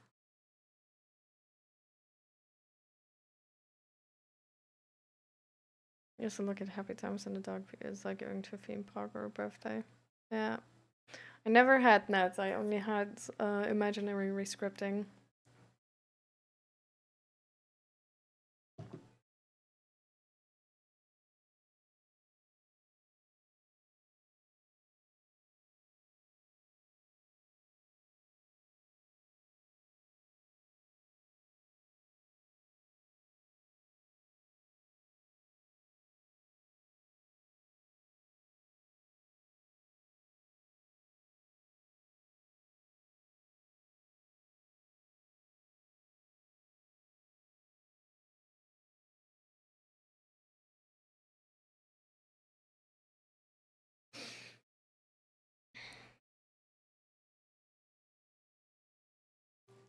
But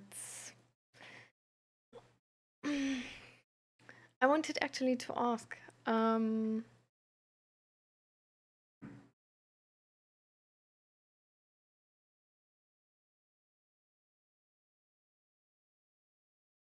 what was the to what did you answer Uguna Beja when you said figuring out how to be okay with it has been the main thing that's helped me? How to be okay with like insecure overthinking or stuff like this, or what was that about? I started both not long ago and I'm going to play specialized in CPTC. Yeah.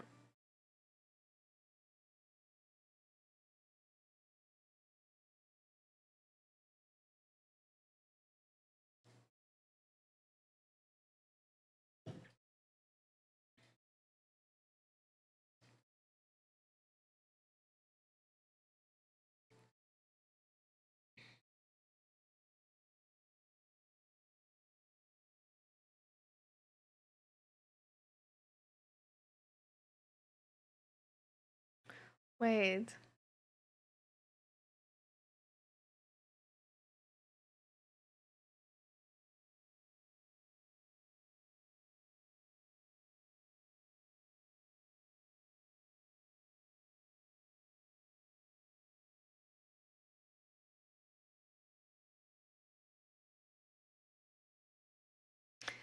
I just wanted to say, foremost, there still was no answer, by the way.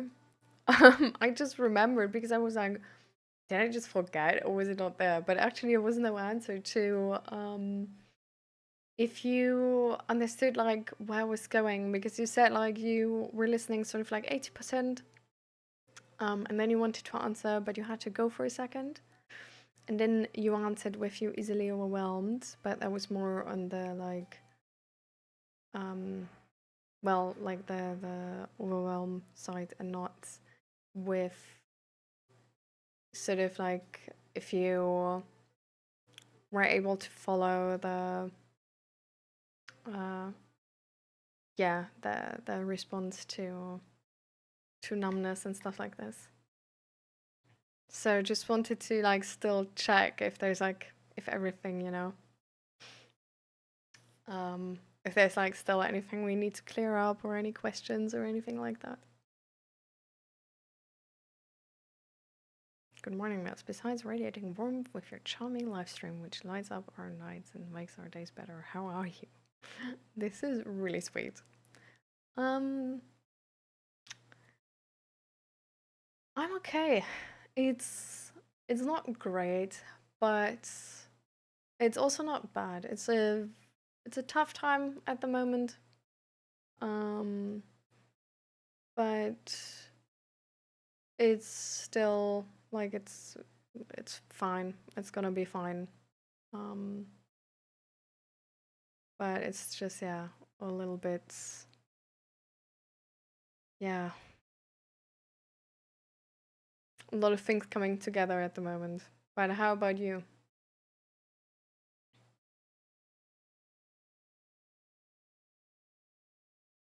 What you said? Okay, wait.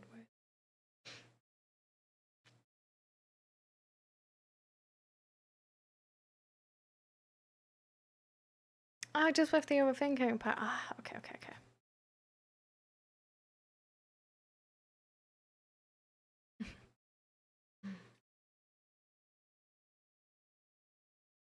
So the day in between those two messages, I had a message. I'm getting like so confused right now because we're so in like in between a couple of things. I'm just trying to like hold on to them to like be able to like properly like finish our conversations, but we just start the new topic right away. um, no, it's fine. Just bear with me, guys. It's a little bit chaotic at the moment. So the day in between those two messages, I had a message ready to go that I never sent. Oh man, I'm not doing okay. Other things, don't worry. Want to repair a friendship, but we'll do that in another life. I'm glad I didn't send it. I wanted to unalive myself, but I kept it inside because mom could help and I couldn't reach out. I knew she couldn't handle it, and I've survived it before. So it's just like there was something worrying her, and I could only guess. Hmm.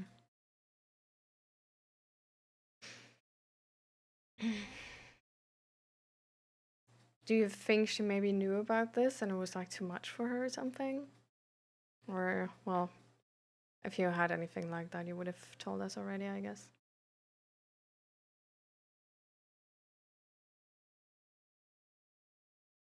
But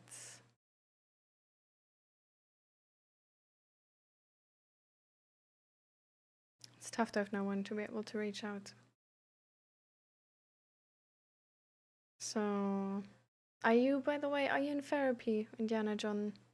Do you have any like professional support or any like support system for this? Welcome, Gord. Welcome. How you doing?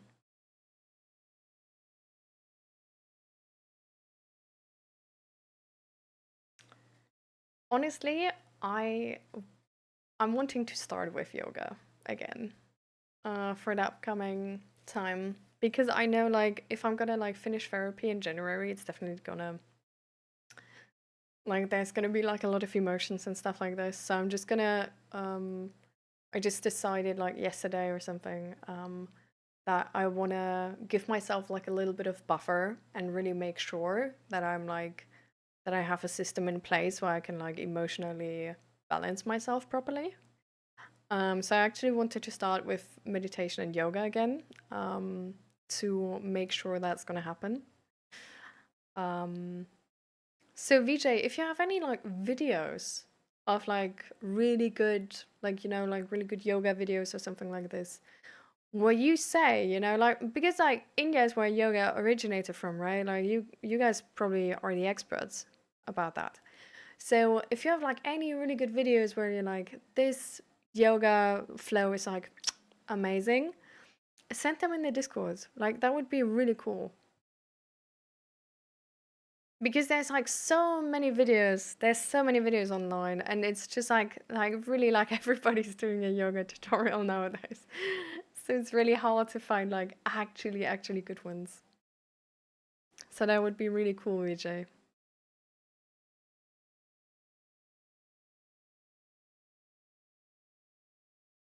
So that was my answer, isn't it? Okay, wait. I think we have sort of like a miscommunication for the question here. Um, because the question was not really about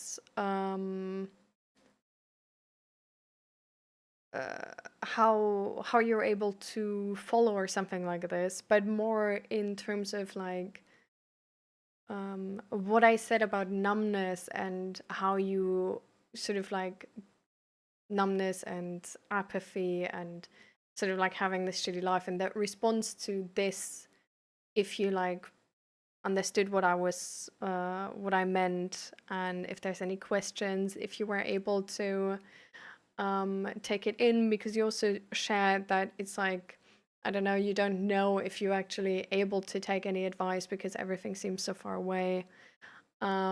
So how, yeah, like if you understood my approach to that, like numbness and having this sense of lack of agency over your life.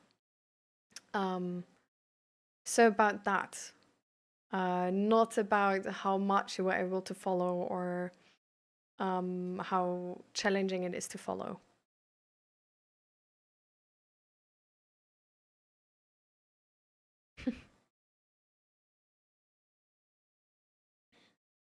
Where I'm from, I live in the Netherlands. How about you, Gord?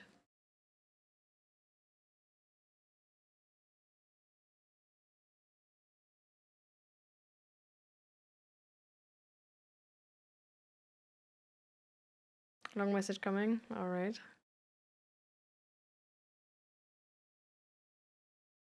A friend of mine from Malta is a yoga teacher. Could bring you in contact with her. I mean, does she have like a YouTube channel with like yoga videos or something? Like that would, because I'm like not sure. Like I don't have like a very specific question. I feel I just want like a good yoga flow. So if she has like any sort of like standard, nice, I don't know, like like making you feel rested type yoga flow, like anything will really do. So I don't know. I feel like I don't want to like bother anyone personally if I have like such a sort of like basic generic question. Um but yeah, like if she has like any sort of just I don't know, just like a like any tutorial already, like I'm just gonna take that one and start there, and maybe then I have like any questions where I can actually like um you know ask somebody and not be annoying. That's why I just talk to her. All right, all right, all right. If you think she has the time for this, I'm just gonna take your word for it, okay? But then just like, yeah, definitely. Like, I would love that. I'm sorry, I'm confused. I don't know what to say. All right. So let's try to clear up the confusion. Um, so we started with the topic where you explained like you feel numb and stuff like this, right? Like that message, that long message you sent. We started with that, and then I responded to it, and Uguna Badger responded to it, right? And you were texting with Uguna Badger, and I was then saying, like, were you able to follow me as well? Or, like, actually, we were saying, like, it's probably hard to follow both people, and you say, like, yeah, it is. And so I was asking, like, if you were able to follow me as well. Um, oh, okay. I mean, if you don't want to, for sure, we can just, I guess, let that topic go. I don't know. Like, we can also just, I don't know, yeah. But only if, like, you don't want to. Like, if you just don't want to be a burden, like, this is, like, I don't mind explaining this again. I really don't. So only say that if you don't want to, because you don't have, like, the energy or whatever. Like, whatever reason you have. But, okay. So, because I would, like, I rather have you understand me than than not, you know? And like for that, I would easily put in the effort to like clear up the misunderstanding because I want to help you, right? But like if you don't have the energy for that right now, it's like entirely fine. I just want to make sure that you make that decision based on what you actually want and not based on I don't want to be a burden. Okay?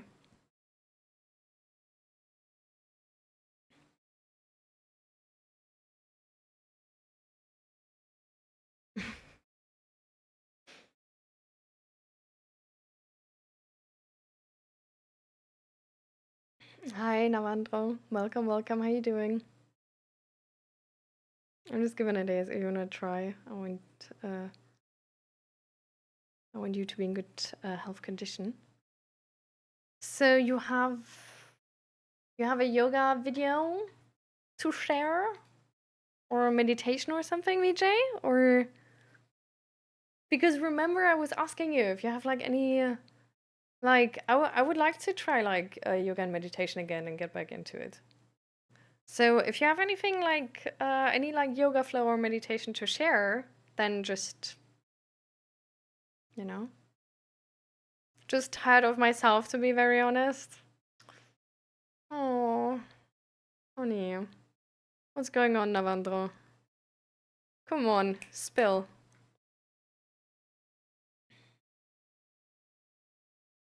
You can be very blunt if you want to.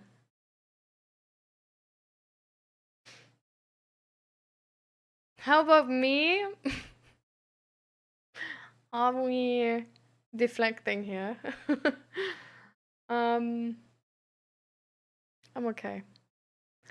It's like there's some things going on at the moment right now that I'm having to deal with, which are quite stressful, but I noticed it and I adjusted.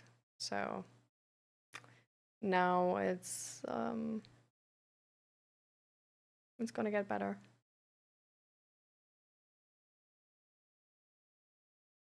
Would it be possible for you to put the things you would like to know in 1, 2, 4 questions? Okay. Making specific. You know what? I'm just gonna put them in the chat. And then you can just you don't need to remember them. You can like always come back to them. Sure. Okay. So, question number uno.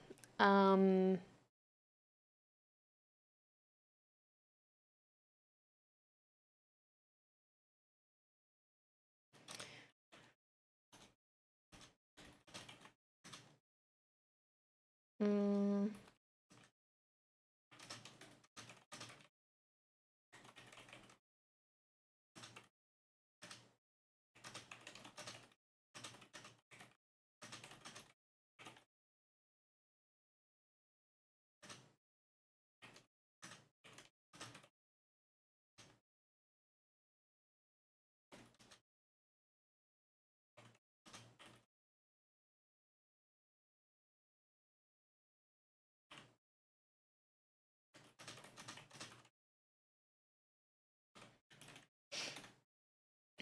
um,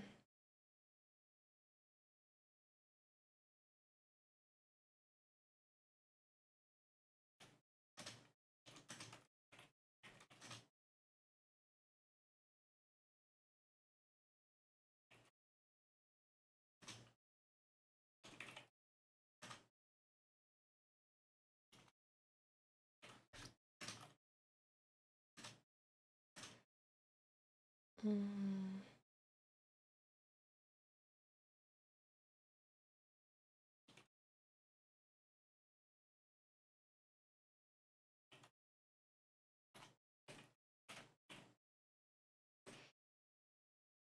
there isn't as too much.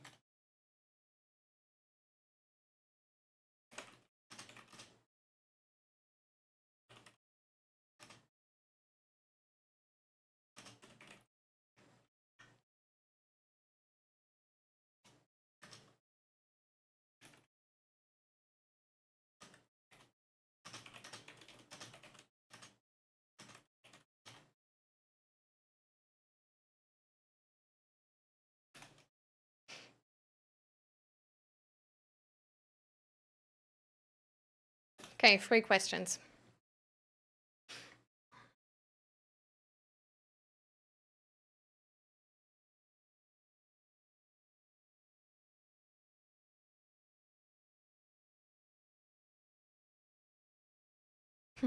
Thank you, Navandra.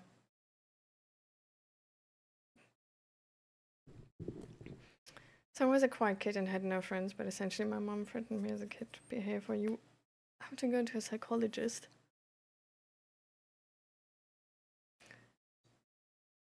Damn. So I behaved alright, didn't speak a word for years, but the issue was I needed a friend, not being punished for not being the person my parents want to be. As far as they were concerned, they fixed me.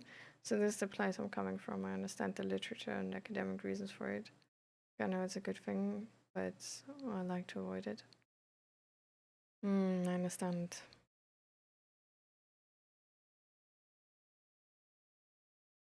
Communication was the good skill in my family. Yeah, sounds like it.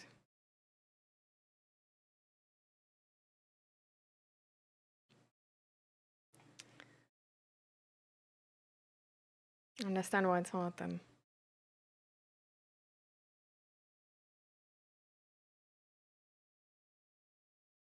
But yeah, I don't know. It's really next level BS that essentially your childhood trauma is not connected to the fear of psychologists. Because like, imagine you wouldn't have behaved and ended up at a psychologist and they would have been like entirely on your side. Like, imagine. Sometimes kids are just surviving too well, honestly.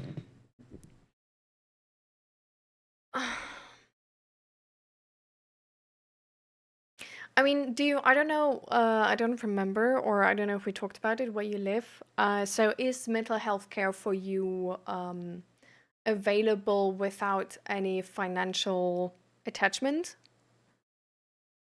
Like, is it covered by your health insurance? Or would it be a personal investment?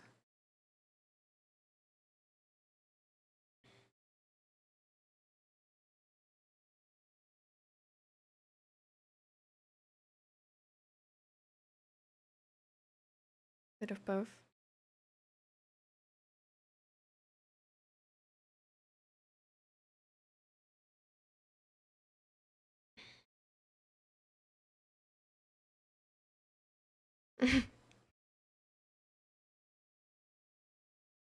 Ich weiß es doch auch nicht. All right.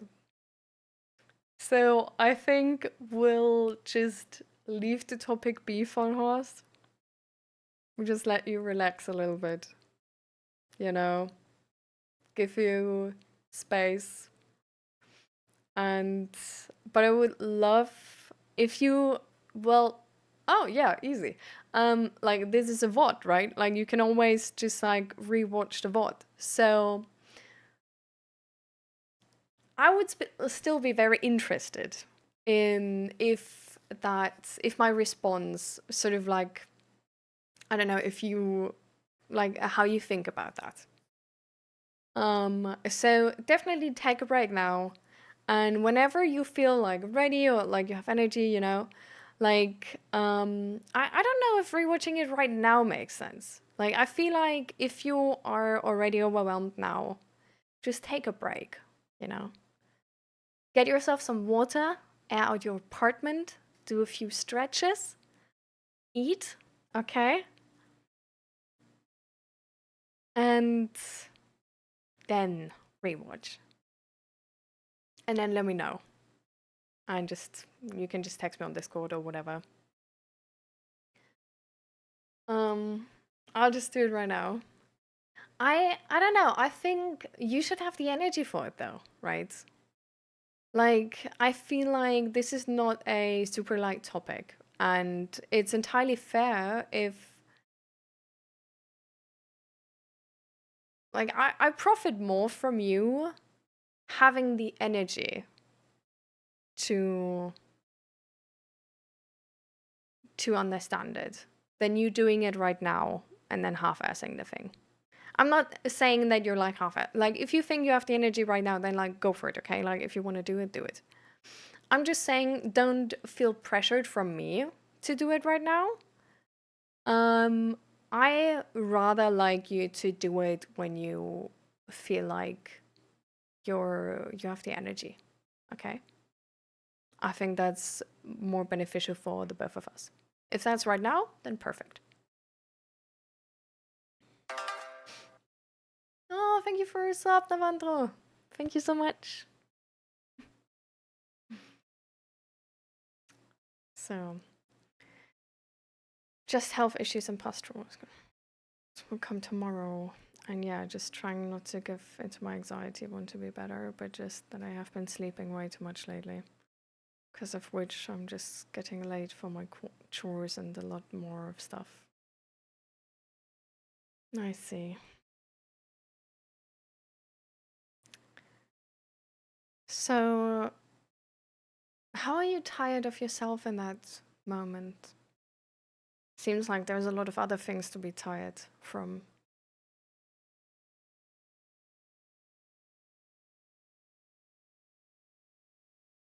Australia, it's available, but it's expensive. Like, I could do it, but plenty of people couldn't. Hmm.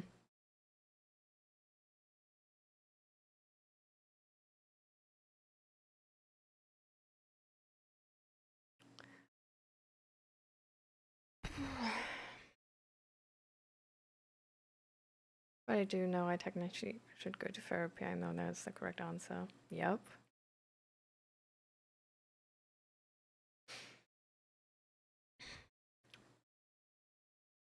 I feel like,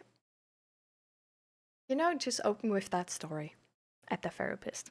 Like, meet with them, tell them that you're scared of the psychologist, and they're probably going to support you with that right away.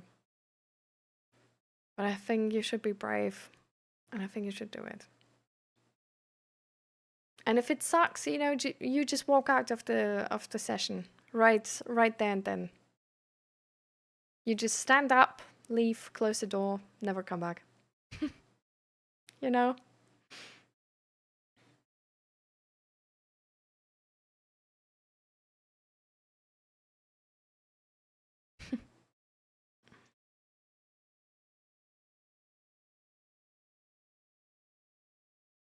What are the plans tomorrow? Oh, there's no plans tomorrow. It's only the 23rd. Nothing happens in the Netherlands on the 23rd. The 24th is the Christmas day.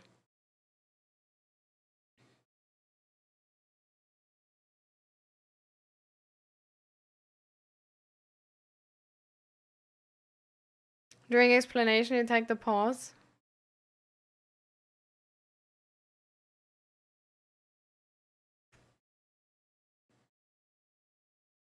I'm confused.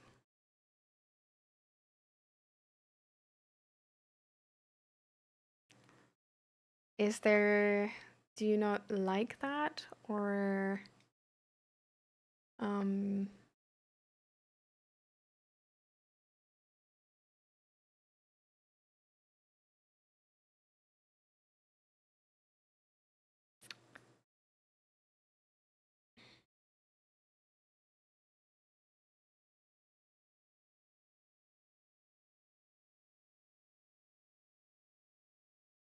but yeah, you had my other question, right, Navandro? That like, how are you tired of yourself in that moment?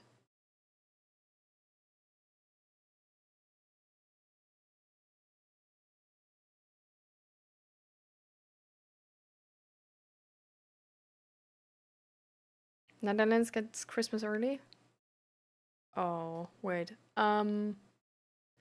So the Dutch people actually don't check, like, if you're actually like the original Dutch way is they sort of get presents from Sinterklaas, which is the 6th of December. and not from Christmas. And in the fifth, oh, whoops. So in the fifth, and the in Germany, you have Christmas on the 24th. So on the 24th, you have like a nice dinner, and after the dinner, you get presents, or before dinner, you get presents. But like at the evening, you get presents at the evening of the 24th. And I think in America, it's like the morning of 25th, right? I know that some Dutch people are also getting presents on Christmas now too. It's sort of like, it really depends. Jesus, it's complicated. People do stuff differently. I don't know. Yeah, but we are gonna give our gifts on the 24th, at the evening of 24th, like German tradition. Yeah.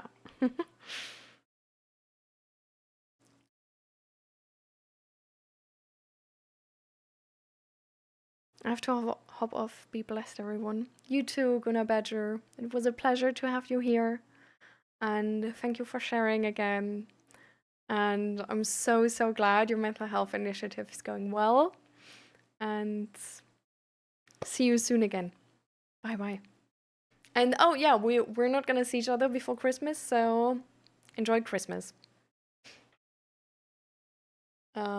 Or wait, we're gonna bet you're in Texas. So you actually have Christmas on like the 25th, like morning of the 25th, right? So then we actually do see ourselves. Because on the 25th, I'm planning to stream. I don't know how long I'm gonna stream, but I'm planning to stream.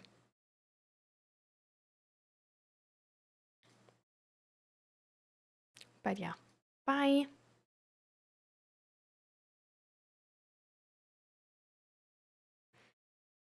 So, well, I'm just unable to catch up with time with my plans. All I feel is just lonely, and like I've been working on me lately a lot. I've figured out way too much, like lots of unresolved things. Like literally those moments felt like therapy level self-realization. It's like I expected from me to do things this way, and yeah, I mean, it's just crazy piece of shit. And just I'm getting bothered by my health status, the anxiety for it. Like I have a disease which are incurable, and no one knows. No one knows about it.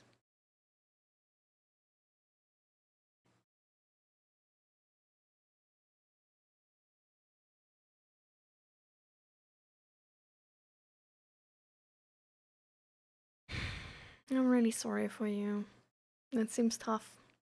And I think I can relate to you a lot.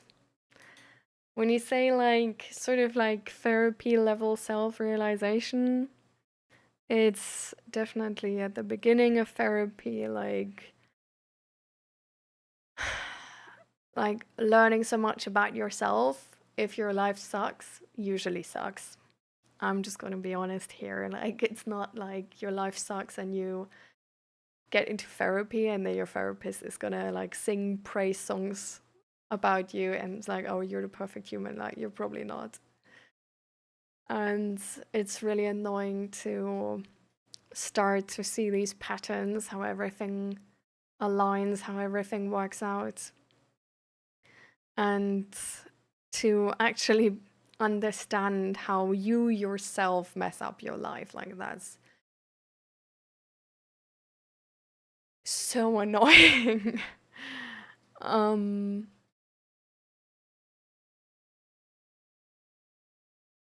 so I can absolutely relate. But did you also understand to not only the level or like which patterns sort of like ruin your life in a sense, but also the part of why you like have these patterns and where they come from? Because I feel like sometimes we like really blame ourselves for like who we are and how we are, right? And for example, also with the like being overwhelmed and overthinking and stuff like this, like we can get really frustrated the way our body works and our mental health is, and we work and we think and all of that. But I think it can really help to look into how these patterns developed and what the use of these patterns was. So why we developed them. Because usually with those patterns, especially if they're like harmful, it's like we didn't develop them for fun. We developed them for survival. And it may not help ourselves long term, and it may not be a great solution, but we did make them to help ourselves to the best of our knowledge at that point, the pattern where the patterns formed. And I don't know, I think sometimes it can really help with this frustration when if you like get to the point where you understand this, because for me it's why I have certain patterns, why I'm so aware of emotion, why I'm overthinking the entire time.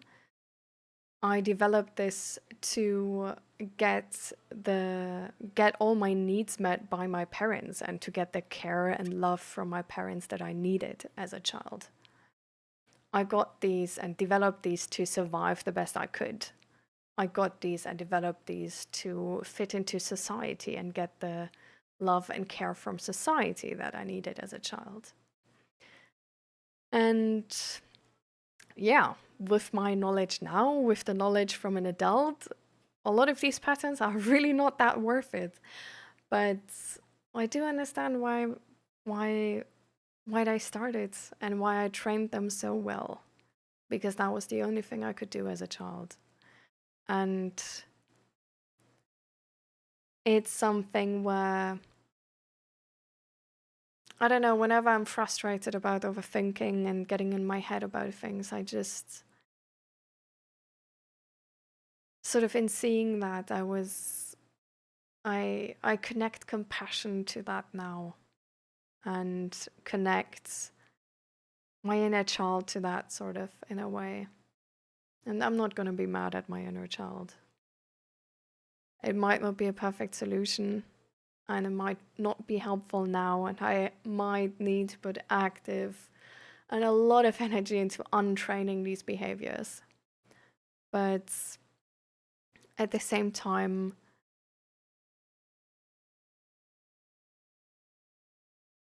it was the best I could do for myself back then. It was how I could make sure I'm okay. And I mean, I'm here now, so I guess it worked. You know?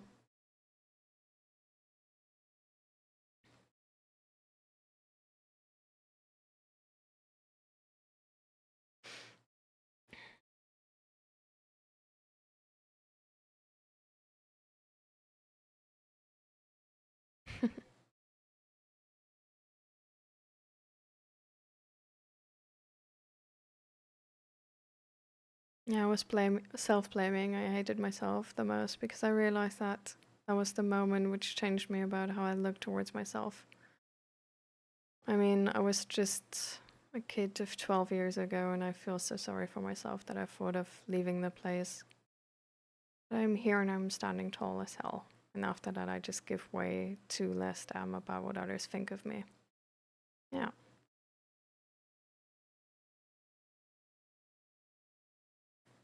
So, you know, you did the best you could, and now you're doing the best you can too. And now you're putting the effort in and training to unlearn those patterns. And it might be hard, and it might be especially hard in moments where your inner child feels really, really scared and doesn't even trust you with these new patterns. Like, they surely not gonna work, you know? And like, better to use these old patterns.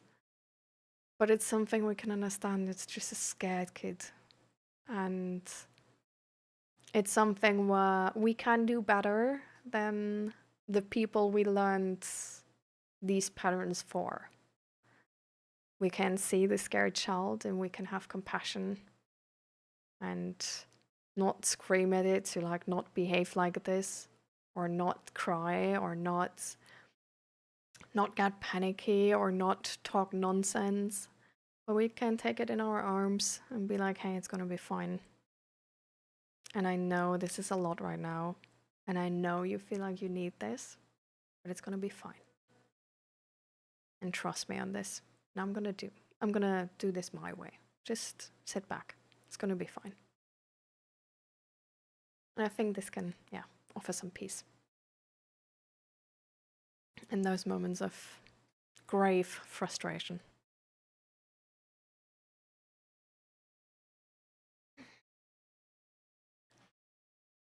I am back. Welcome back, followhost. I just still am not sure what to respond. Sometimes I have the impression that I don't want to get better for some unknown reason.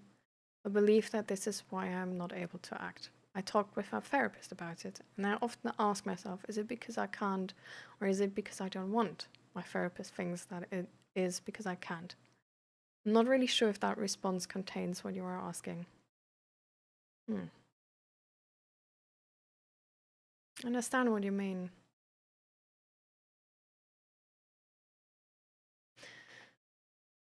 I think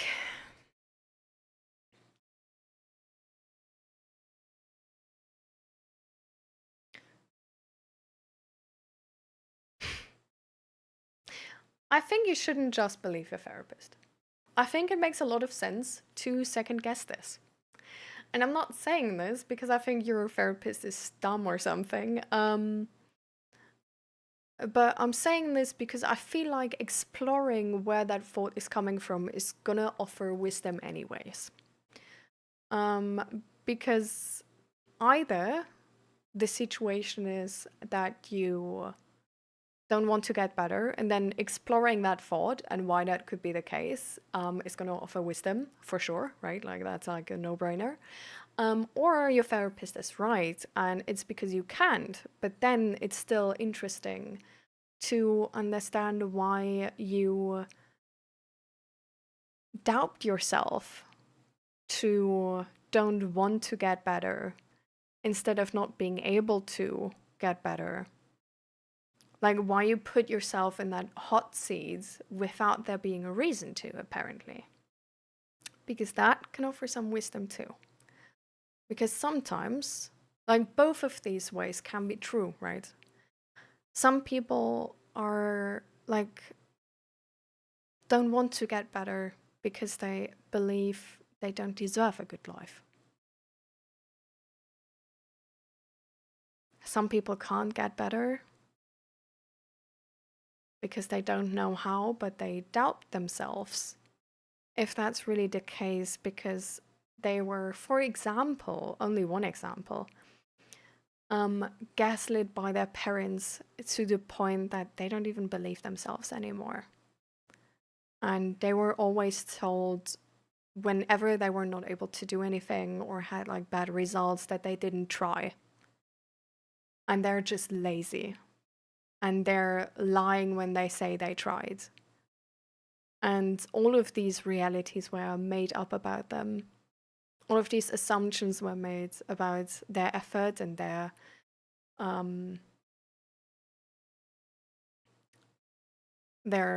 goal orientation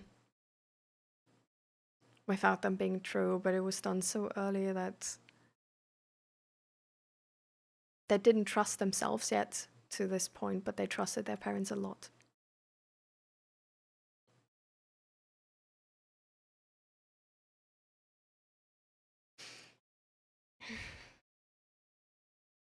But I think, like you are in therapy and exploring these thoughts and getting to the root of it, I think is really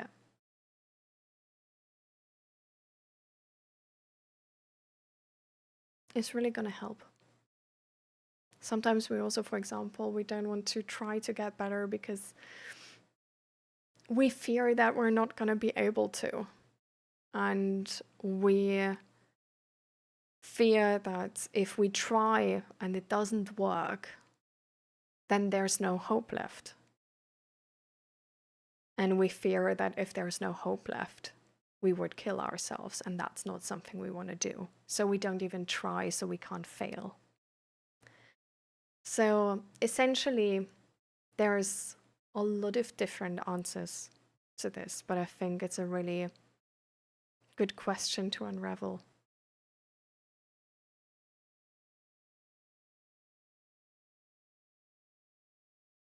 It's hard to trust people, so I cannot break down the wall of protecting my inner child.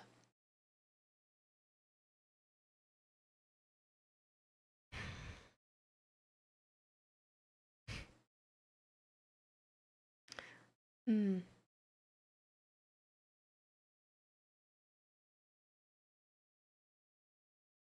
I think we always need to protect our inner child.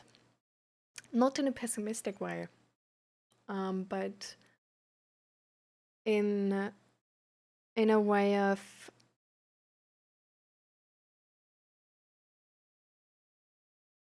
we're the only people who really know ourselves. And honestly, we even hurt ourselves sometimes. A lot of the time, actually. And other people are gonna be worse at treating us than we treat ourselves. So I feel like maybe there shouldn't be a wall around our inner child, right? Because then we also jail our inner child in that moment. But I feel like developing good skills, how to, you know, how to help our inner child, how to keep it safe, what to do when this feeling of safety has been lost, and to learn how to be there for our inner child, how to console it, how to wipe its tears away, I think it's a really great skill. And I think we will always need it. I think not being hurt is not achievable. And I don't think it's desirable even.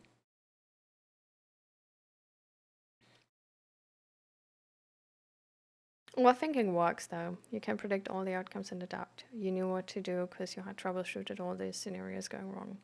It's leadership when everyone else is panicking on the sinking ship. But you know how to lead because you already knew the answer. And you pick up the things normal people don't see the things people don't say, but aren't ready to share. Yeah, I think oversharing is like overthinking. I mean, it's not only negative. Definitely not. I think there's balance to it. Like, I think it's a skill which has gone too far. It's a skill which, for example, comes at the cost of headache. For example, comes at the cost of anxiety. For example, comes at the cost of not being able to make decisions or being scared to make decisions. Which, for example, comes at the cost of not being able to act and just phrasing because you're so stuck in thoughts. Overthinking is a word we use with a negative connotation because every person who uses it has a negative connotation to it because there's always a cost to it. And the overthinking is a overdeveloped skill, essentially. Like, the skill is not bad. The point, like the extreme we use it to, is not balanced. But it's something where if you feel content with how that works, if you think the cost is worth it, then do it. I think we don't need to decide, or where the question is that we don't need to decide between you can overthink and get all these positive outcomes from it and advantages, but you also have like chronic headache and being like the dumbest person on the block, and oblivious to anything. I don't think that's a decision we make. the decision we make is usually only really how to balance it. So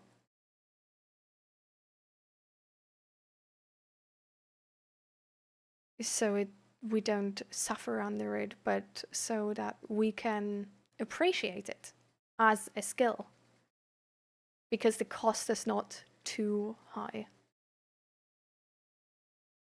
That we know when we want to use that skill, and that we can turn it off as well.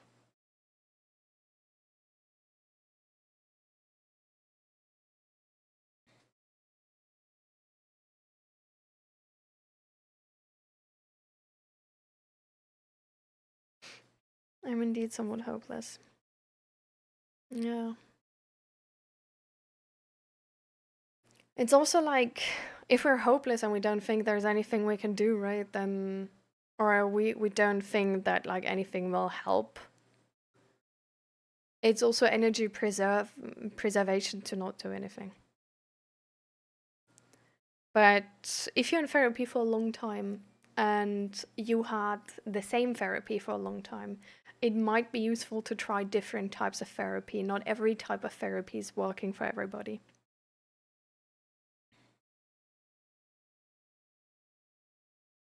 And I think if you feel like your therapy is useless at the moment, or like going like really, really slow, it might actually be beneficial to talk to a therapist about this and bring that up, and work with a therapist towards making the therapy more worthwhile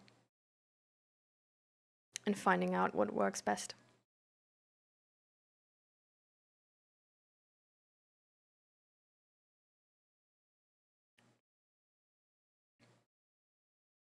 You can be hopeless, but you still have hope. Like, you can feel absolutely awful, but know that you're stronger than that, so you have to keep going. There's still power in that.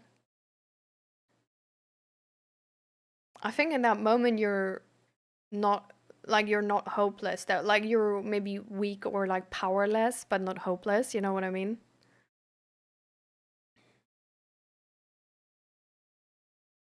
Listening to your words is actually giving me so calm to my heart. Like, I'm literally a bit anxious about my report's gonna come tomorrow. But listening to you just gave me so warmth. Great, I cannot describe it. I just feel like I'm not lying. This is so cute of you. Thank you. I'm glad. I'm glad. Thank you very much for that very sweet compliment. I'm taking that to heart.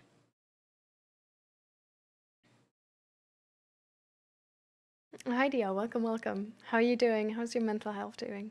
You want to take part in a mental health check-in? Thank you. I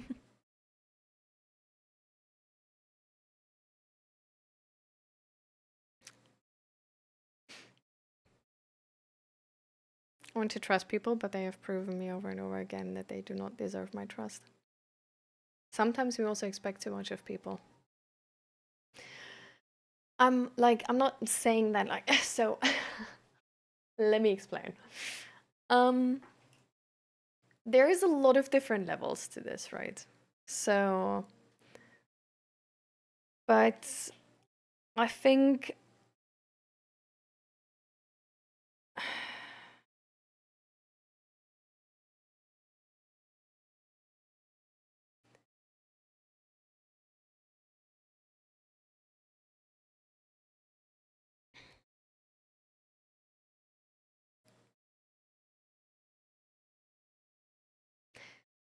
how do I say that?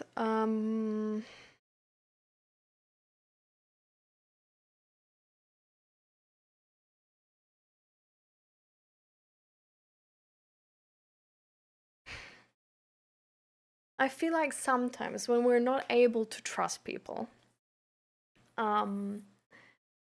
we go from one extreme to the other, right? Because we're not trained in that skill. It's not a skill we're like really good at. And then we go from not trusting the other people to just putting our heart on a platter, just like that.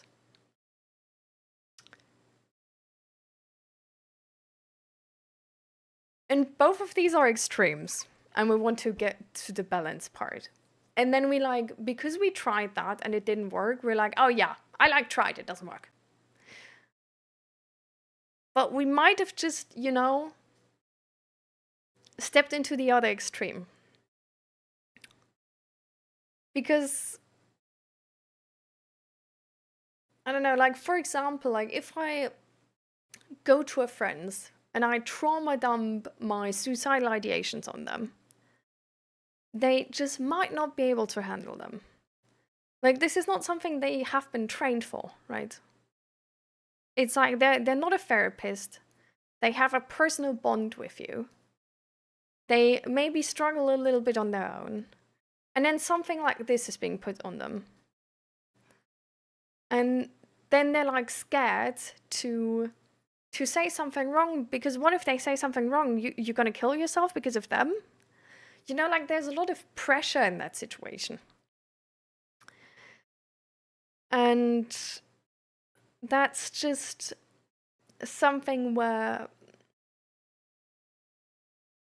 we need to keep in mind that the other people are to like, and I hate to say it in that way, but I just can't really come up with a better phrase. But they're just humans. So like sometimes we just expect too much of one singular person.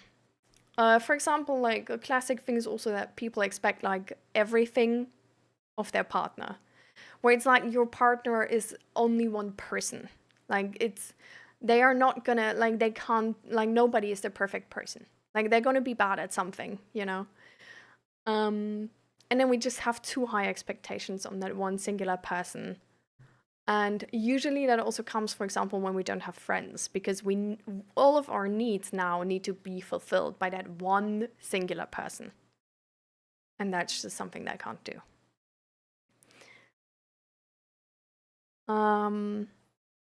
But sometimes we also then just ignore all of the like actual red flags, because our system is so sensitive to like don't trust these people, that we're like, okay, like this, like the red light is going on off the entire time and my therapist now told me I should ignore it, so now I'm ignoring it. But what if in that moment the red light was there for a reason, actually? Like what if in that moment for everybody would have been the red light on, and not only for your hypersensitive system? So it's just a thing where like if you build that skill in the beginning, it's probably gonna go wrong. But at the same time, like with friends and just like, being hurt by some people, it's like it's a thing which is gonna happen at some point. It's a stable attachment style of a relationship actually comes from the fact that you have a good system to recover from something like this. Not that it will never happen. Everybody at some point is going to say something which is going to hurt you. And it might be just because they didn't know, It might be that they were so, I don't know, like uncomfortable with the silence that they just made like a really dumb joke, without thinking about it and weren't in their right mind. It might be that they were offended about something else they didn't properly communicate, and which was sort of lingering around, or that they just had a really, really bad day and weren't really aware of that. So there's a lot of ways how something can hurt you, and it's not really a thing where like, no, you need to like break off the friendship, but you just need to have a really good system to come back from that, which is resilient. And then the attachment is going to be resilient too.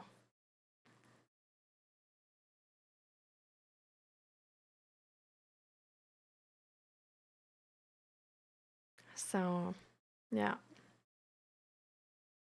And it's like, especially, for example, if you don't share much, that people are overstepping boundaries and hurting you out of mistake is like really common, right? Because they just don't know better.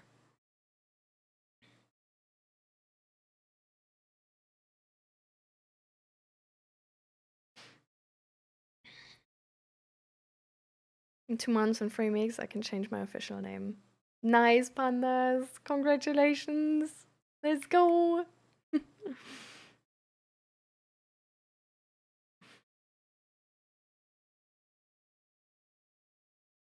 You don't believe in depression? Oh, okay.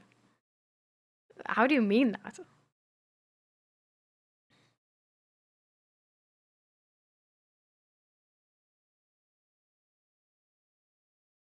I think you eventually start picking up who are the people you can share your suicidal thoughts with and who's better to hide it from.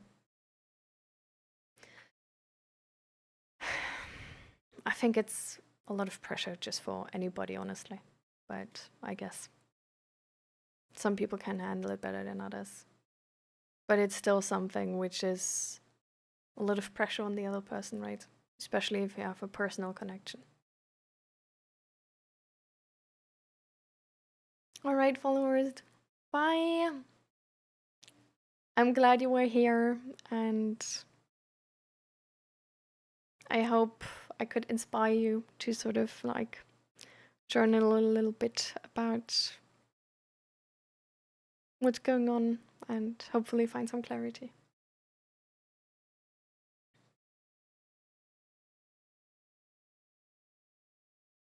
Depression exists, but I don't believe in something that makes me weak. How do you mean that?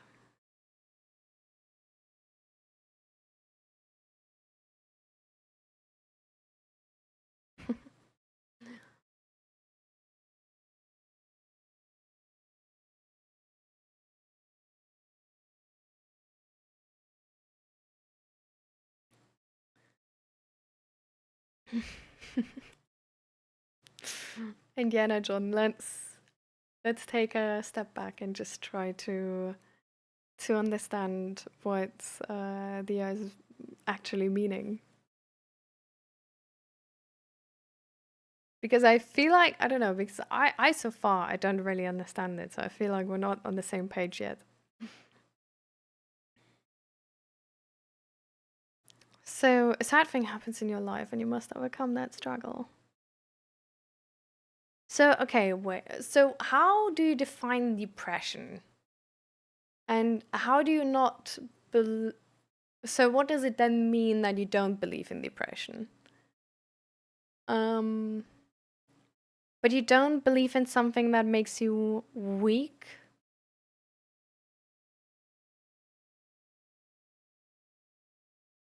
Is that like in general? But so how do you describe sort of like a sickness then?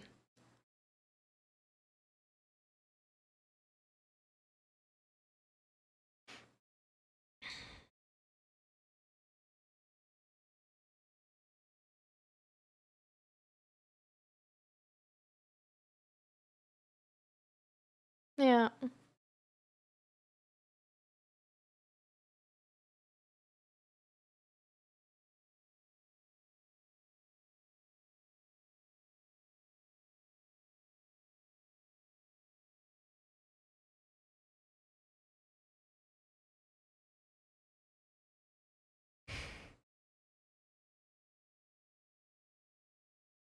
Mm.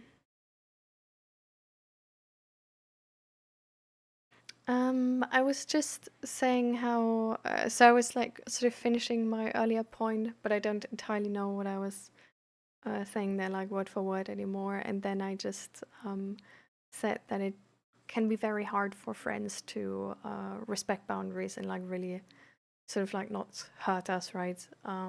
If we don't share much about them. And so this is why this sort of like being vulnerable is really a skill um, which, well, requires training. And having like a safe attachment style is also really based on resilience.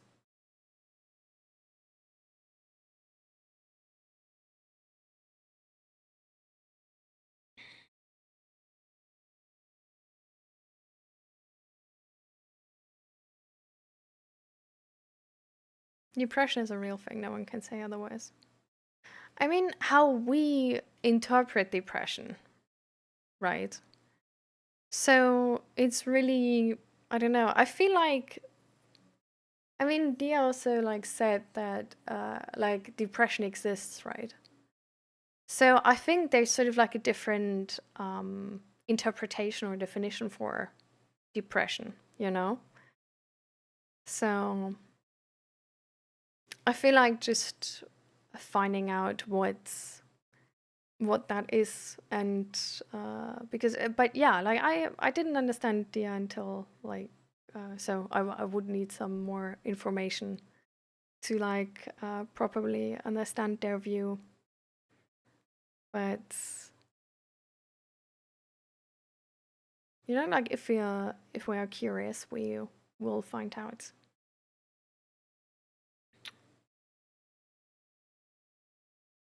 But more often than not, I just find out that it's sort of like a, you know, mm, depression is a state of a sad person. It happened to anyone, but don't whine about when it happened or be ready for it to happen again. Oh, depression is more than being sad, though. So there's a difference between depression um, and a depressive phase, for example, and just being sad. There's also something, for example, like severe depression and stuff like this.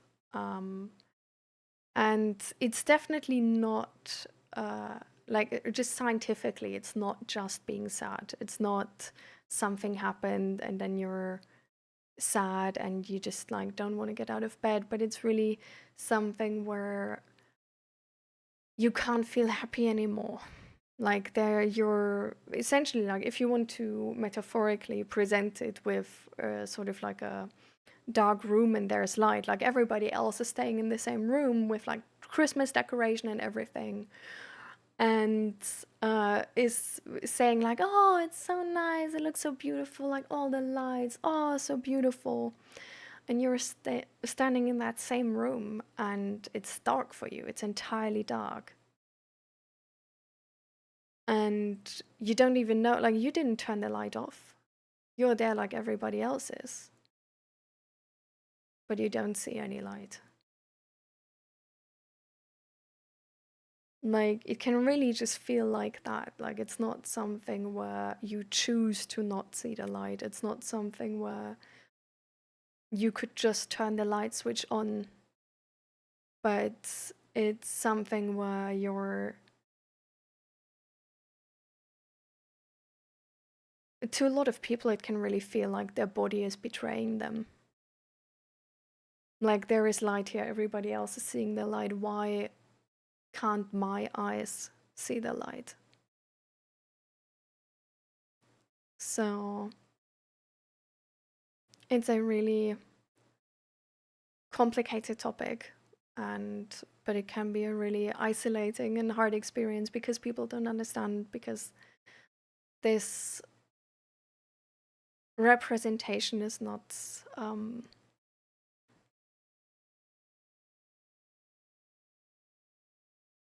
you know.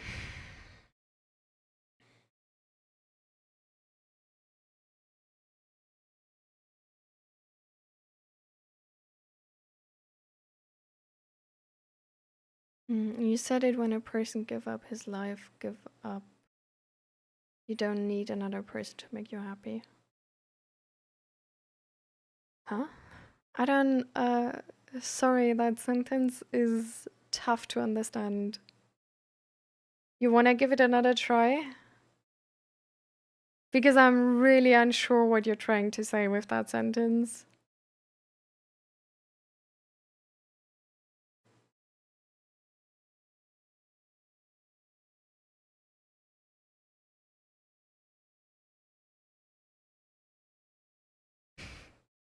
Indiana John, I don't think we really disagree that depression exists. Um, I think it's more a different perception of what depression is in this moment.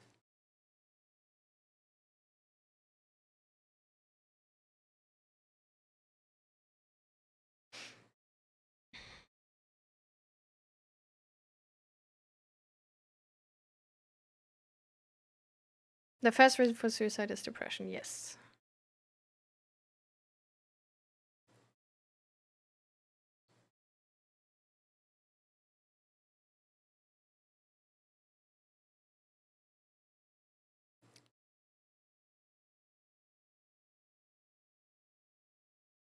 Well, it's the first reason, right? It's like the reason for like the most suicide, like the reason for most suicides is uh or like it's not even that, it's not most because that would implicate more than 50%, but yeah, it's just the first reason.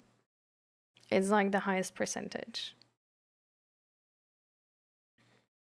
of suicides are caused by depression. I think that's a real statistic. Like I also don't think it matters too much if that's real or not, but it makes a lot of sense.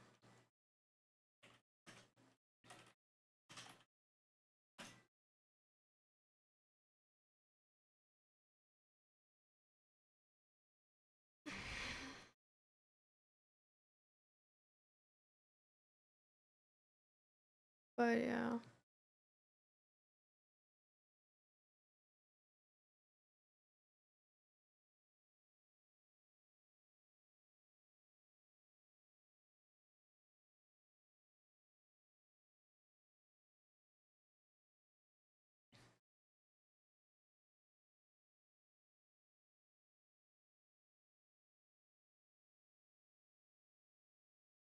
But yeah, major depressive disorder. Depression is pretty high up.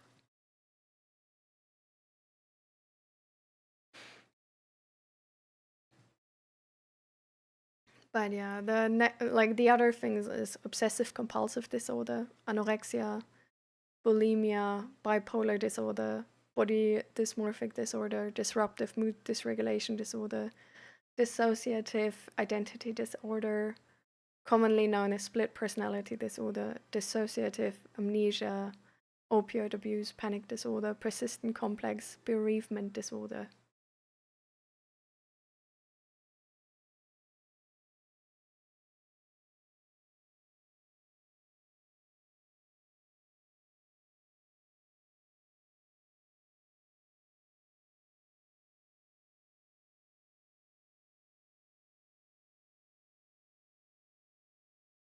Mm.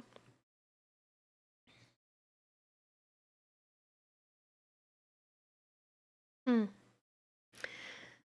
So, Dia, what are you like? What is your question here necessarily? Like, you came to the stream and you sort of like you have a question, right? Or like, what is your intent here?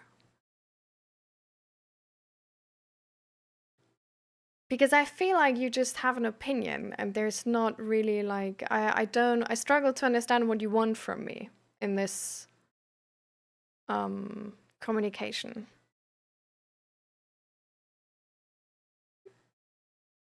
Because I could give you more context to this, but it like you haven't really taken the context in I gave you so far. So what are you looking for from the stream?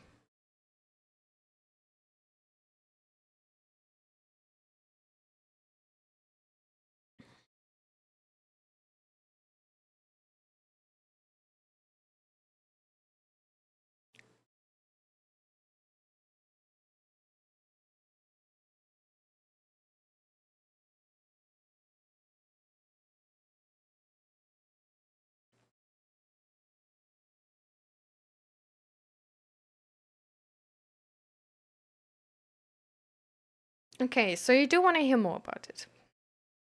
Okay. So you sort of like you want to know about depression, how depression is experienced and why people don't are not able to get over it. Is that your like the main question?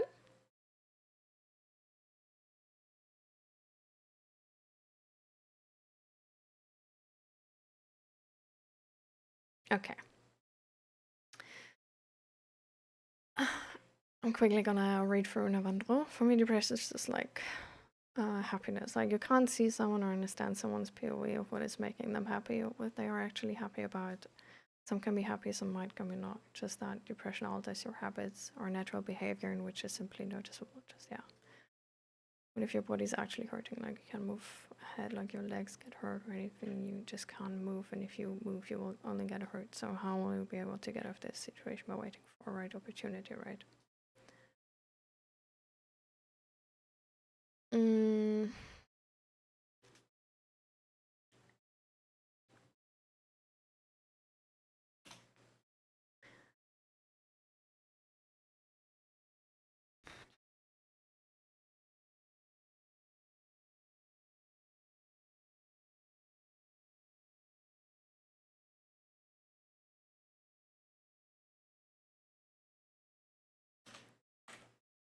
So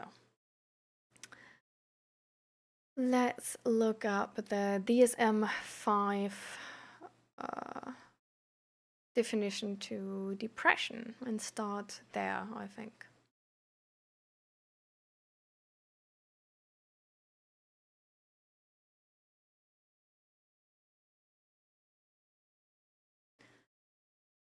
Okay. So I hope this is the original the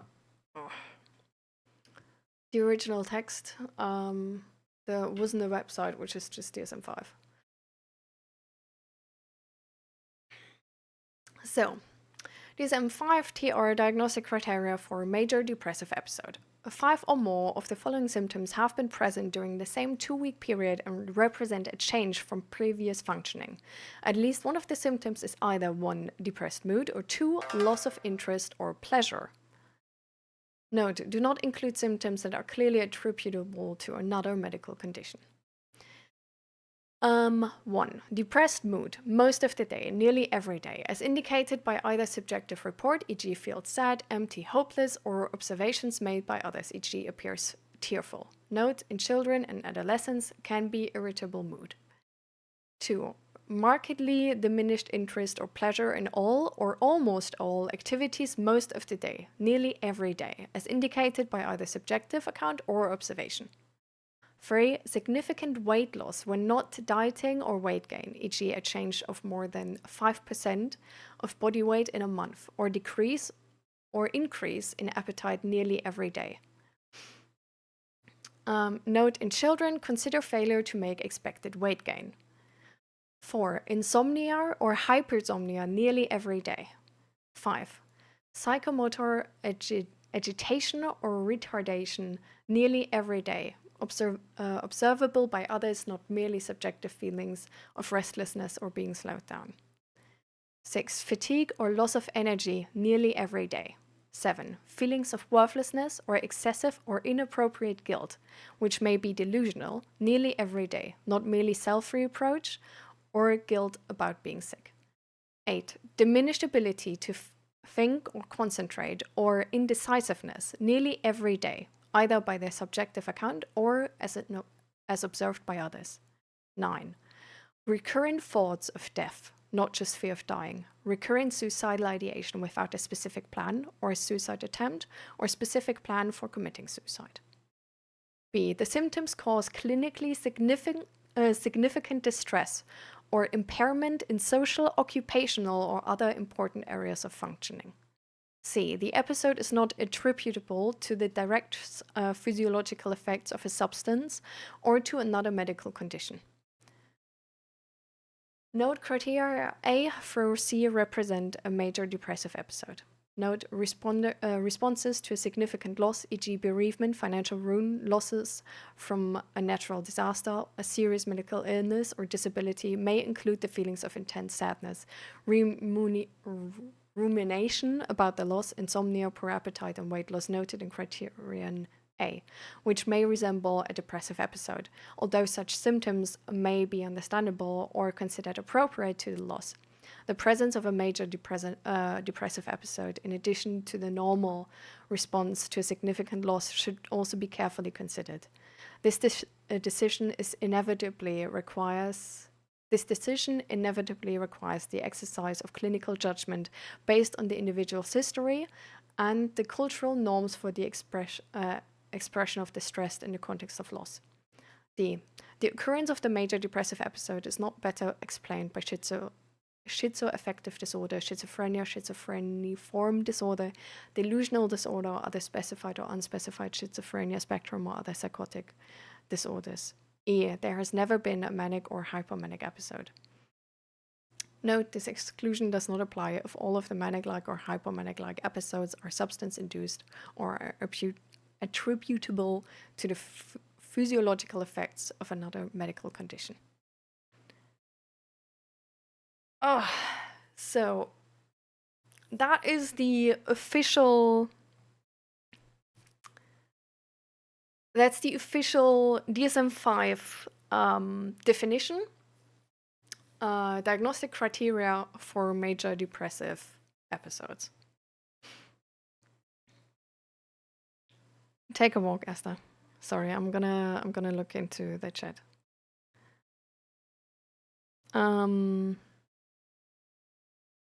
It's your own choice that you may reach that situation. You must take the full responsibility for it. Not always, not in my case. I mean, even if it is, though. So how does... I feel like... Okay. So how do you... I don't understand how the assumption is made that a person is not taking the full responsibility for it if they're depressed. I feel like there is an assumption here which is not entirely clearly pointed out.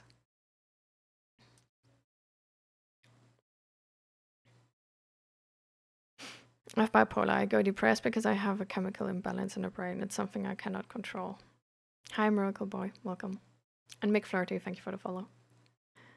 Sorry to hear. Life is all about life choices, and bad choice results. A bad result and the opposite is correct. Are you calling me a bad person? Same as my question. No, you probably just made some bad choices. Okay. But Asta just told you how he has bipolar. Like bipolar personality disorder. And it's because of a chemical imbalance in his brain. So how do you attribute that to bad choices? You know? How long is the stream going to be? Not too much longer. Like, I feel like, honestly, like, till we end, maybe like an hour. Yeah.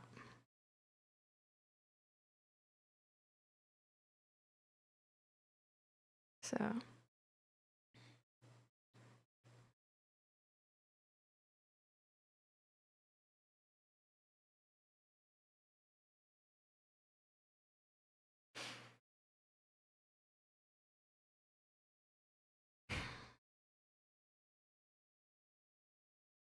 Something you're born with it. You can't change it.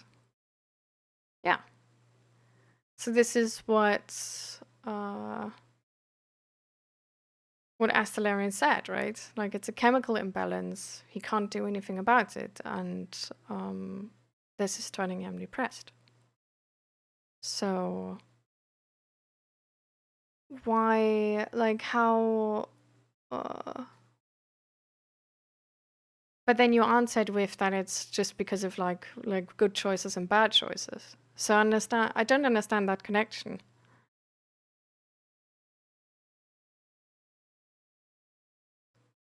Okay. So, in order for you to maintain taking part in this stream, you need to watch your communication, dear.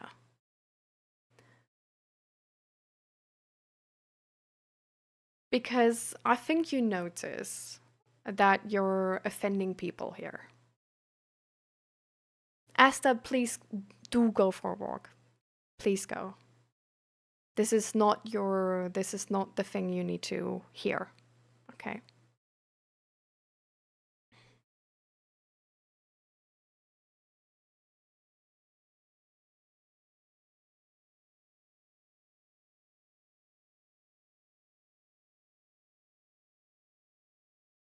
I understand, guys. I understand.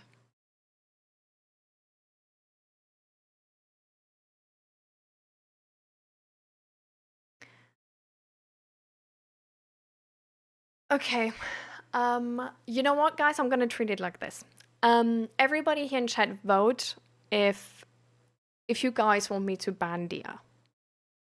Because you are part of the stream and you should feel safe here too. I think I would entertain this discussion. Because I feel like some people profit from education. Even if they're like you know I feel like I want their space to talk about things because I'm just even if the attempts of communication about this are well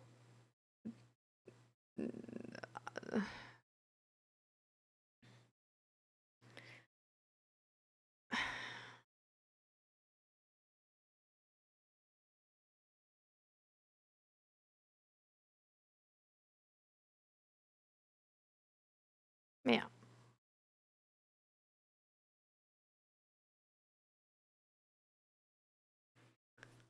I think this is America. That's simply my opinion. Well, this chat is not America. This chat is Dutch, and if you don't adhere to my rules, I will ban you. So there's still sort of I think honestly, like this is, your vote is with, okay. So, well, you sort of lost the vote here, dear. My last advice to you is actually scientifically inform you about the topic. Because technically, from what I've been already telling you and what the others in chat have been telling you, and the diagnostic criteria of a major depressive episode correlating to the DSM-5, which is, by the way, also being used in America, as the diagnostic criteria should have already informed you that it's not as simple of a system as you think, and you're highly underestimating the complication of this topic. And with that, also the human body. Because mental health is also like normal health. And even though you have been informed of that fact, well, you haven't taken much from it.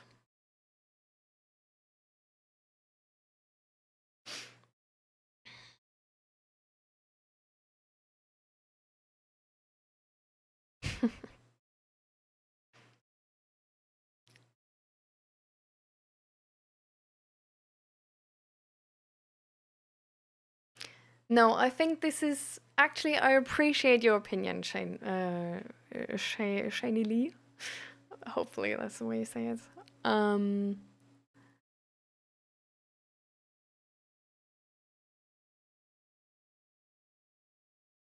Because I sometimes, yeah, I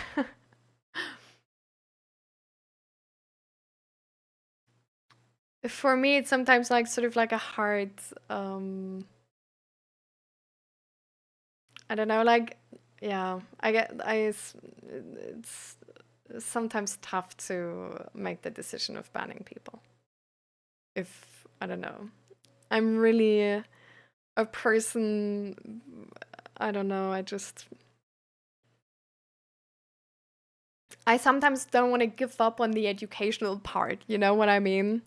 But it's not worth it if it's sacrificing the safe space this is. So,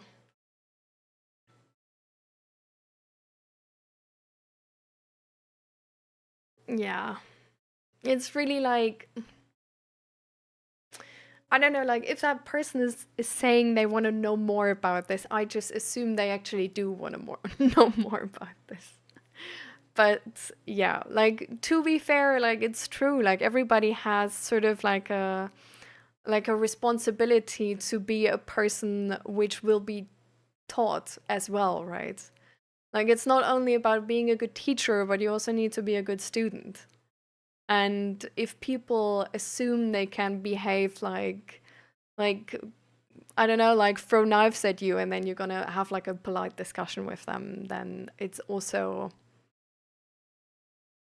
irrational, I guess. But yeah, it's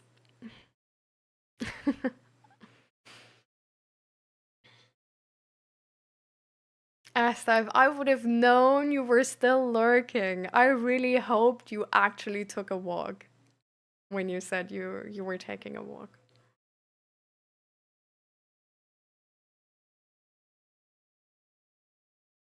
Like we see you guys, okay?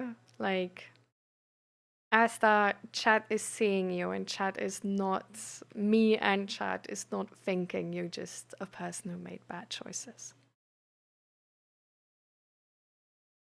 You're a good person, and we know it, okay? And it doesn't matter what that one person says. We know you, and we have known you, and we believe in you. Oh, oh no, and then I just, okay, well, then it's my bad, I guess. The same for everybody else here, okay? Like, I know you guys, and chat knows you. We don't think any of you is a bad person, okay? For having something like depression. Okay?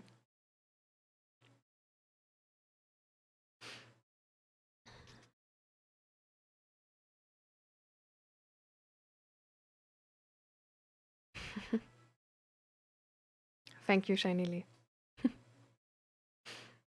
Really cute emote, by the way. I think the few deep breaths is actually maybe like a really good idea, guys. I think this might have been a little bit or well, it was also disruptive to me actually. I I was sort of like noticing now how I'm like calming down, and with that how I was like up there, you know. So it's so frustrating because I've been fighting people all my life that said I was oversensitive. I get it. Me too. Hell, I think my mom still thinks I'm just overly sensitive.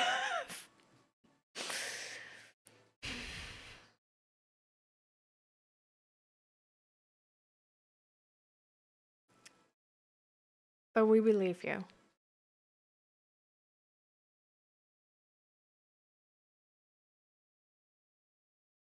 You're not at fault for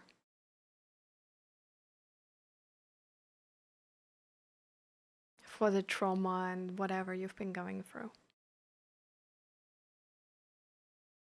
And you're doing your best to get out of it.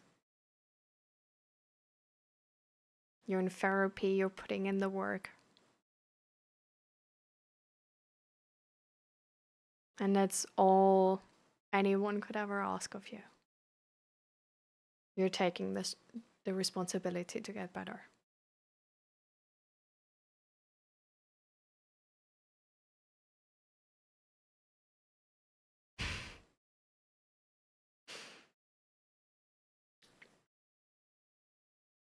And Zifa, thank you for the follow, by the way.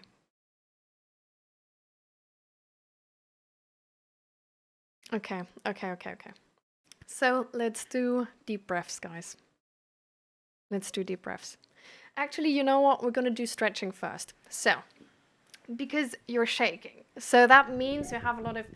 Okay, so I'm gonna explain to you while we do a few things, okay? I hope you can still hear me. But everybody stand up. Everybody stand up. And just jump, okay? Because thing is, with situations like these, our body gets into survival mode because social acceptance is necessary for survival. And because we're not, well, people which are like entirely normal, right? We usually, like a lot of us, already have experiences where not being socially accepted, for example, by your parents, by your friends, or whatever, have left you in traumatic situations. So this is your body having a lot of adrenaline and trying to prepare themselves, trying to survive. Okay? So now you have all this energy. And because you're getting out of you guys jump further or like move however you like. But in this moment, you just first need to just release that energy. Because your body is ready to fight or run or like do something, really, whatever. Depends on your body. So we're just gonna move, okay? We're just gonna move our body, use our muscles, because then it can use that energy. Okay? You don't need to jump. You can also like stretch, or you can just do this. But just do something which is like using energy, you know? Like if you can't do something specific because of knees or whatever, you know?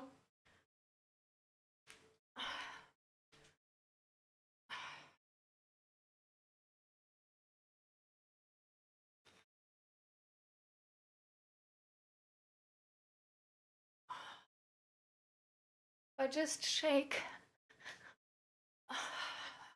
and move your body in any way you feel is good. If you just want to stretch, then do that. If you want to do this, then do that. If you want to jump, jump. You can also do something like this and just like, oh, way to do this. Whoop.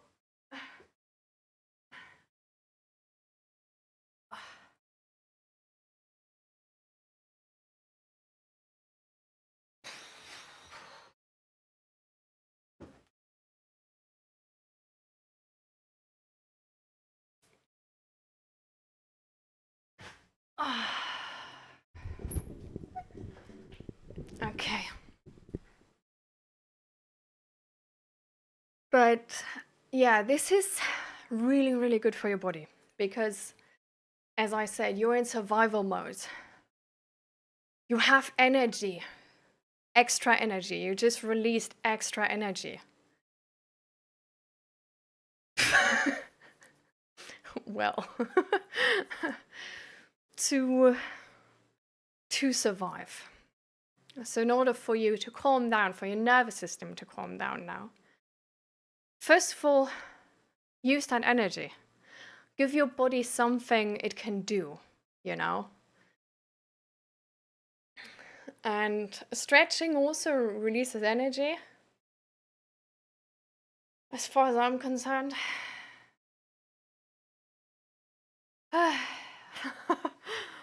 I'm exhausted.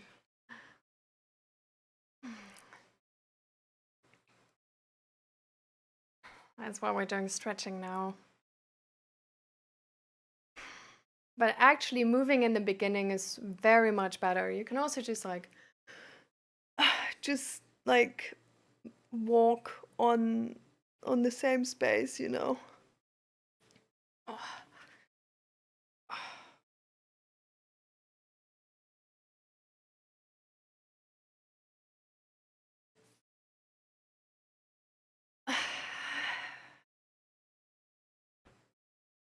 Playful biting. Yeah. Exactly.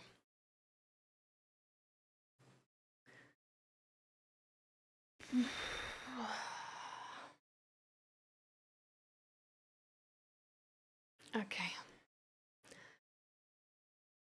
If you already feel like you don't have ants in your extremities anymore, and you feel ready to calm down, then we can go over and proceed to belly breathing. But if you still have sort of like a faster heartbeat, you maybe feel like there's a stone in your chest, like you feel like really tight, or you feel like your shoulders are here, you know, then just keep moving a little bit. I'm just gonna go to the toilet because I noticed that I really need to pee. But just keep moving for a bit longer. Just do whatever. It doesn't need to be fast. It can literally be like this. It can, like, you can do really whatever. But just do something. You can just do, like, move your shoulders.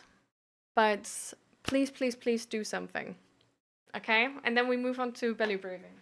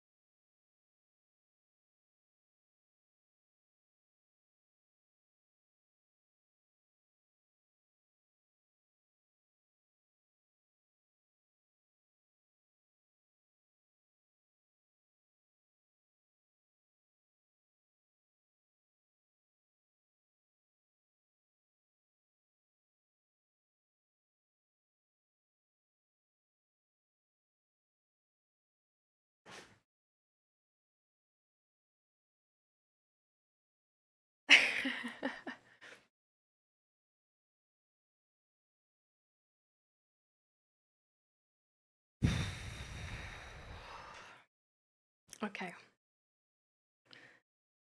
So now we do belly breathing, guys. So, hand on your belly, hand on your chest. You can sit however you want on your chair. I think I'm actually gonna sit like this time. Usually I sit on the front edge of my chair. And Godo, thank you so much for your follow. Welcome, welcome. So, belly breathing, or also called diaphragmatic breathing, is essentially an exercise where you use your diaphragm like as much as you can, I guess. It's good for against anxiety. It's good to relax and calm down. It's good to reduce stress in general and actually get like a calm nervous system. And what we do is we just sort of settle a bit for a second.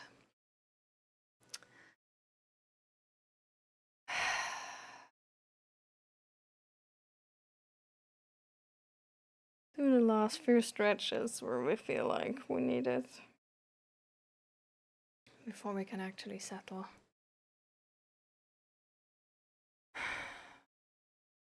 And then the idea is to breathe in a way where your upper hand is not moving, so your chest is not going up like this, but just staying right where it is.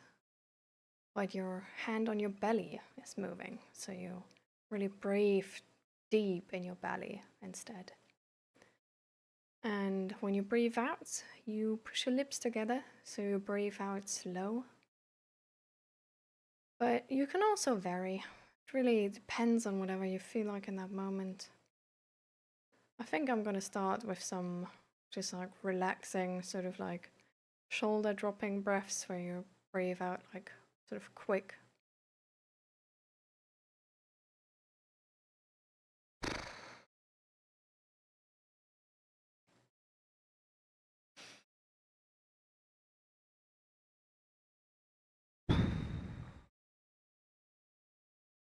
No, I'm gonna sit on the edge of my chair again.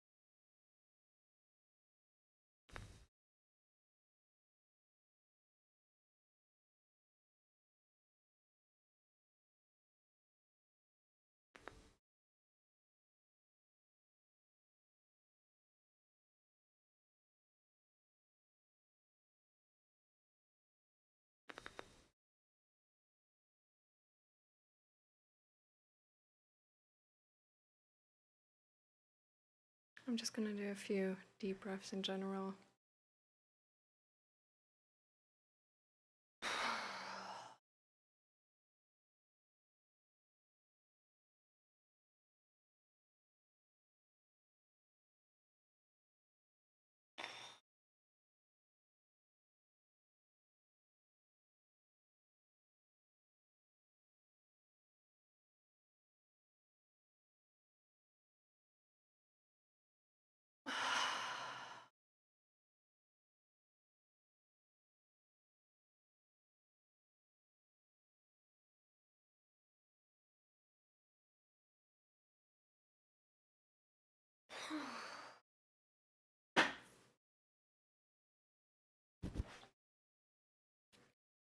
All right. Yeah. Well, we just stretched and relaxed, so that's good timing, I guess, or bad timing because you got it for free. And water I don't have, but I have my protein coffee. I should have been drinking the entire time already. So, let me catch up.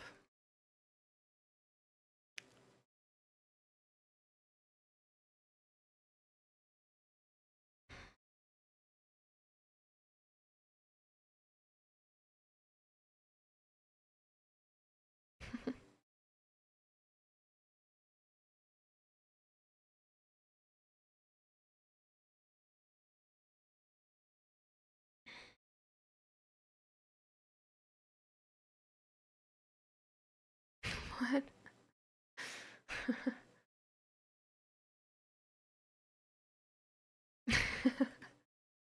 I don't think Estelaren, by the way, meant that he feels like hitting a person.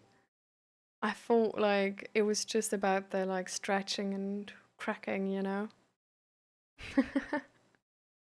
But okay. We just went from like 0 to 100. It looked like you almost did an accidental handstand at the start. It was more like going into like the uh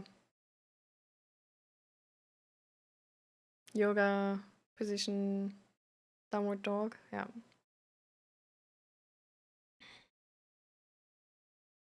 So, are we rating Jenny? Yeah. Well, actually, we just cooled down. But I mean, of course, I can also go offline. You know, like I mean, I did want to go offline soonish. So I just miss my ability to fully stretch my belly to breathe and relax. I mean, not trying to turn the environment sad, but because of my illness, like I have two diseases with me. I mean, I have more, but the most I'm concerned about are four out of those two are physical, and one of them just blows up my belly, like when I not want to, and it just takes ability from me to breathe, and just realizing it, like when focus goes back on it, just makes me feel even more sad. I'm sorry. Oh.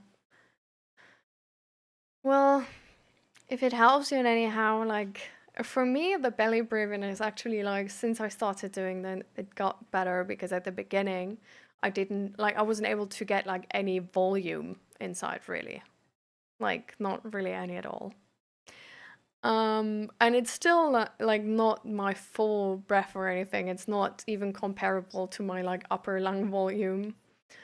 Um but it did get better with training. So I don't know if that's like a possibility for you, but is that coffee good? No.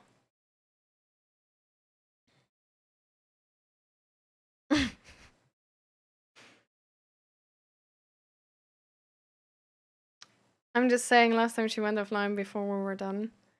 Yeah, I mean we will try for sure. We'll see. Right? Um like I don't know how long she's streaming today, so don't really have um yeah,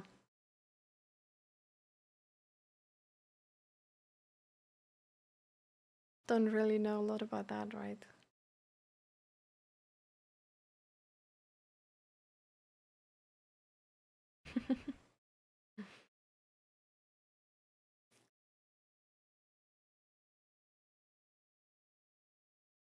So how's everybody feeling now?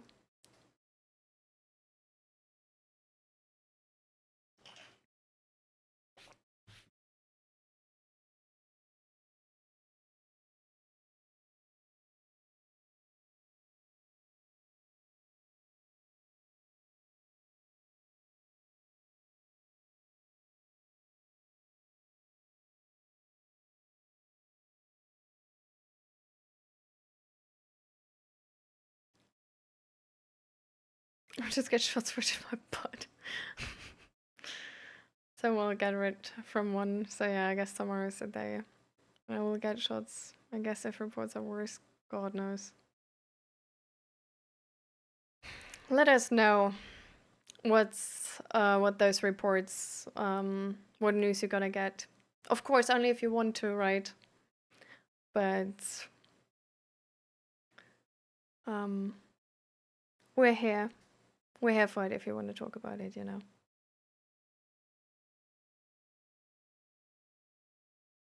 Yeah. You feel like 8 out of 10? That's pretty good, no? Isn't that like I would have expected worse? Like, are we on the same page? Like, is that pretty good or? Like, I'm glad if it's an 8 out of 10.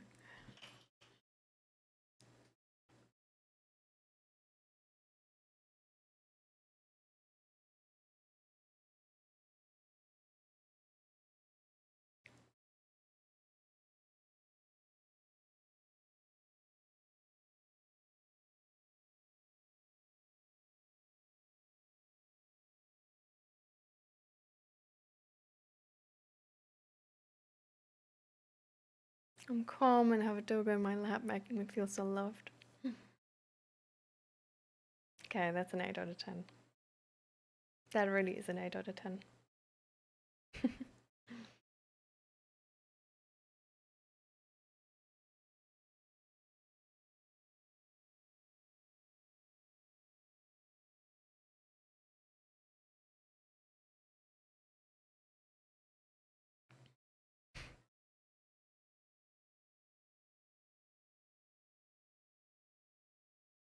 I'm glad that you have sort of like a ritual which helps you feel better. I have something in my eye here and it's not going away and I'm getting pissed off. Like I can't properly read because of it because it makes like a weird thing in my vision.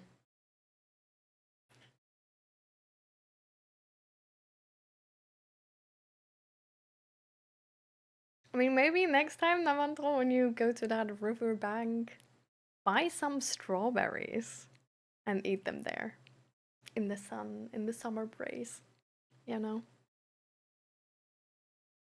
Sadly, she isn't really a lapdog. She's 27 kilos. Well, so you want to say she's not only a lapdog, but also a weighted blanket?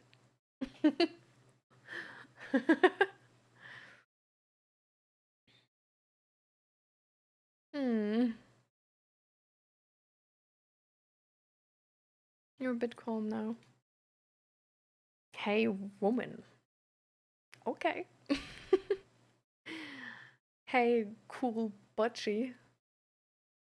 Oh, cool but shy.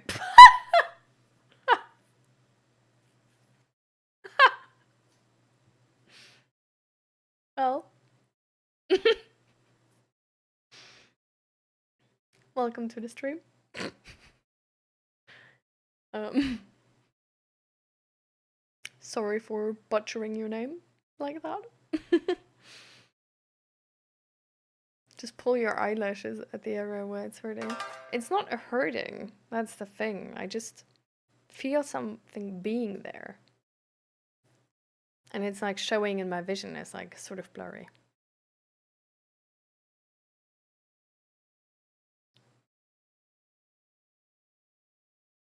Malinois browser mix. Ooh. Malinois have like a lot of energy though, no? If someone who was mean to your friends shrink to a tiny size and you capture them with your fingers and brought them up to a face, what are some facial expressions you could make at them to give them a scare? Have fun with your answers and happy holidays. Oh my god.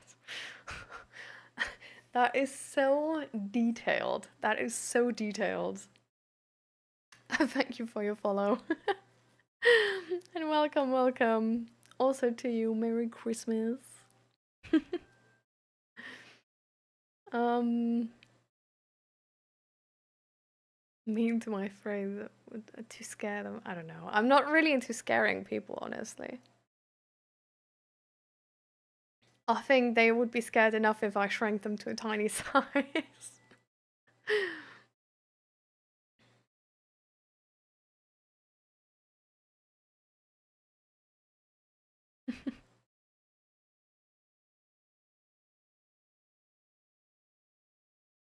But hi, R RK.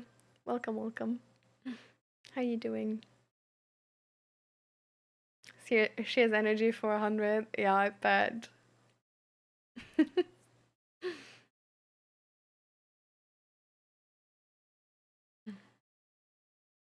Yeah, fresh air outside is really, really amazing. Also, just a walk in nature. You could act like you were about to eat them for a joke. Oh my god, I would feel so mean. I would already feel mean when I made them to a tiny person.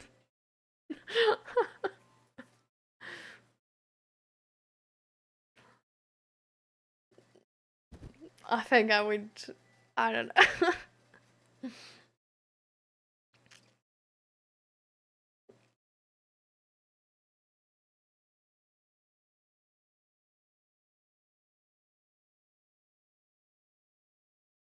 I think I'd honestly, I don't know. I think I wouldn't do anything with them. I would make them tiny and then just be like, okay, you have cooldown now. And if you like don't like socially communicate in 10 minutes, you're gonna stay small for another 10 minutes. Sort of like emotional calm down jail or something. I don't know. But it still seems so mean.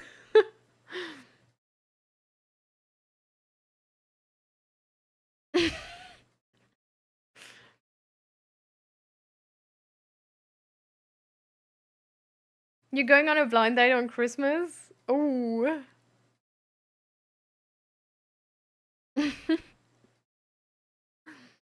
Enjoy, enjoy.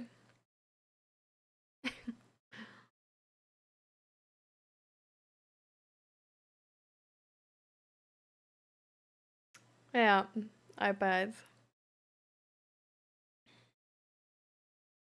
Hi RJ, welcome, welcome. How you doing?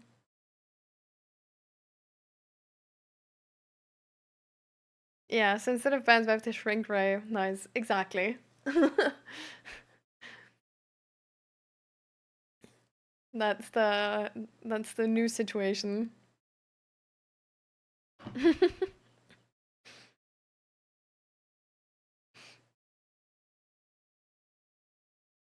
You jump, but your arms are hurting now. Yeah, just instantly like. In Germany, there's a saying which is sport is the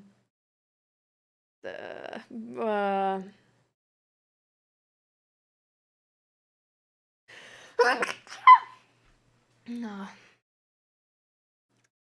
How do you even translate this, bro?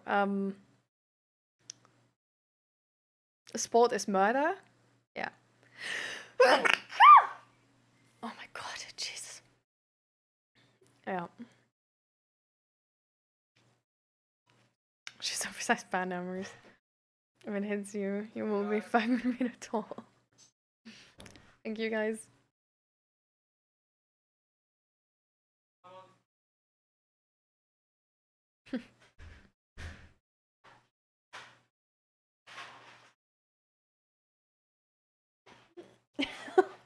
Oh no, Andro.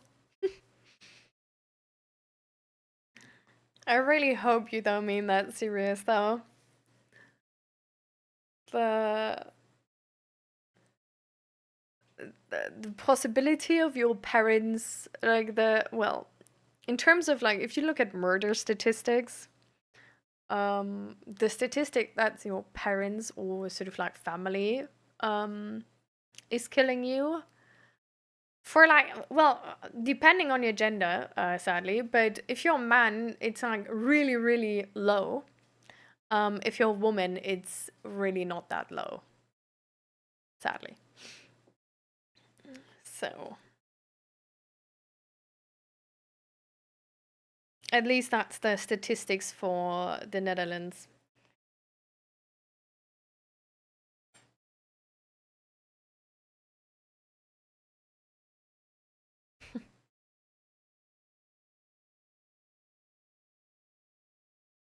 But I hope it's gonna be fun, the blind date, Navandro.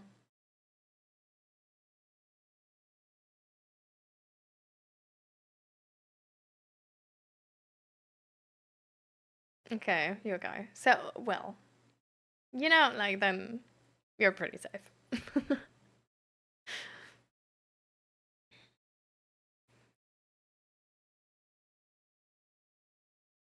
Just don't want to be one of those numbers. Yeah, that's fair.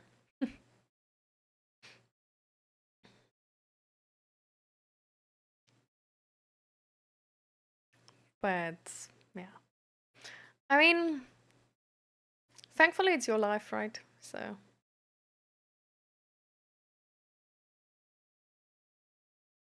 you can do whatever you want.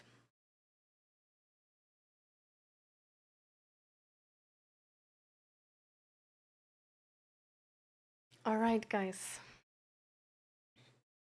We're advancing to 6 o'clock. Is there any sort of like last topic or last question we want to talk about?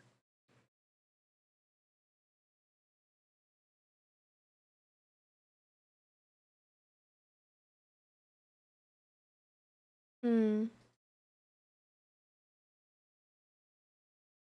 Oh, okay. Which culture are you from? Jenny's at the shelter petting the cats. I mean, maybe um we're gonna make it today, hopefully.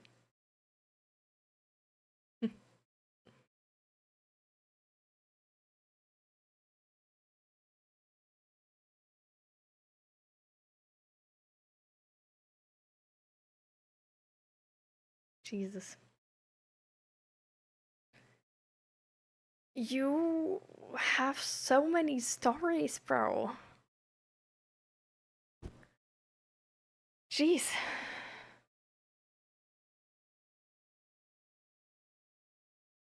So, but yeah, definitely. I mean, the statistics, like, it doesn't. Like, the chance for, as a man, to be killed by your partner or ex partner is way smaller. It's like, it's actually, funnily enough, it's the safest group of people you're with as a man. She's reading out. Yikes. Um, but as a woman, it's like your partner or your ex-partner is actually the most unsafe group you're with. It's like in the Netherlands, it's if you're between 20 and 60, if I recall correctly, the chance that your murderer is your partner or ex-partner is 70%. Um, yeah, 70. So that's a lot. Um, yeah. As a man, it's like 5 or something. So it's like the safest group, and the groups were partner, ex-partner, family, um, acquaintances, strangers, unknown. I don't know.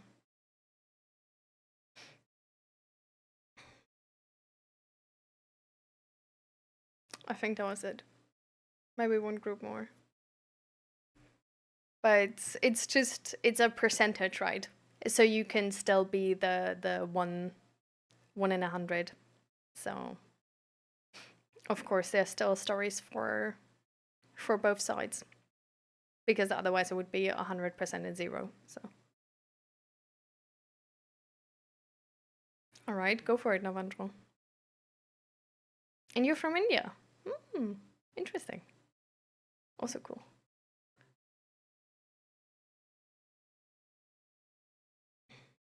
Yeah, well, it's not only here, sadly, right? Hi, Hydre. Good looking streamer means already taken. Well, thankfully, I don't look for a partner on Twitch, anyways. So,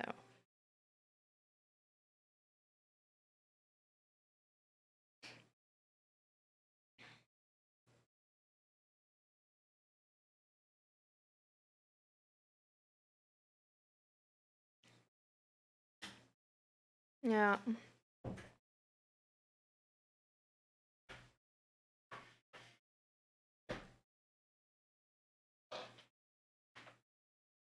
Don't look off your family because you will be this primary suspect.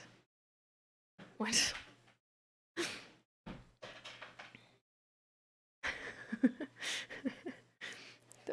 Yeah, sure.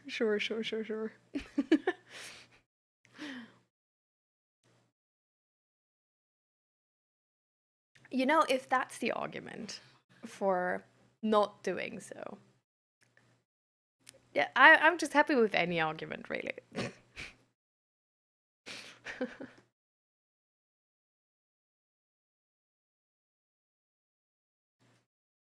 But I'm glad that we're joking. So, Navandro, what is the question?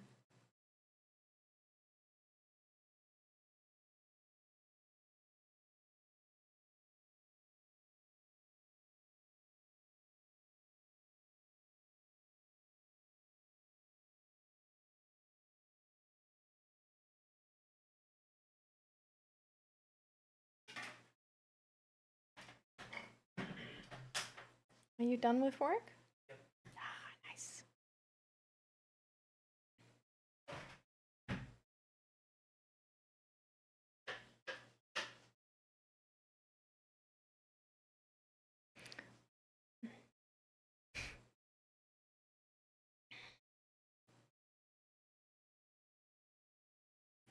So the question is that, like, the guy who came that. So whatever. Okay, so the person who got banned, I don't remember their name. Like, how do people like us deal with situations where we feel like it's hurting, but we just remain silent? We try to try to reason from their side, and we let them be. So like, how to figure out stop. Like, I want to work on it seriously, and yeah, I want to like deal with it and figure out such people and filter them out ASAP. Um.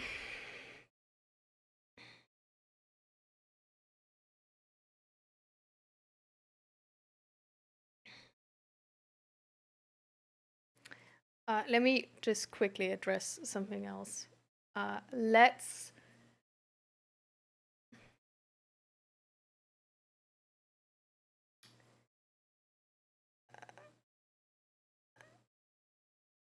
Let's put a point in the discussion where this like honor revenge thing is coming from, because I don't want to imply here at all that the people murdering everybody is migrants in the Netherlands, because I'm pretty sure that if we were to look at statistics, that's not true.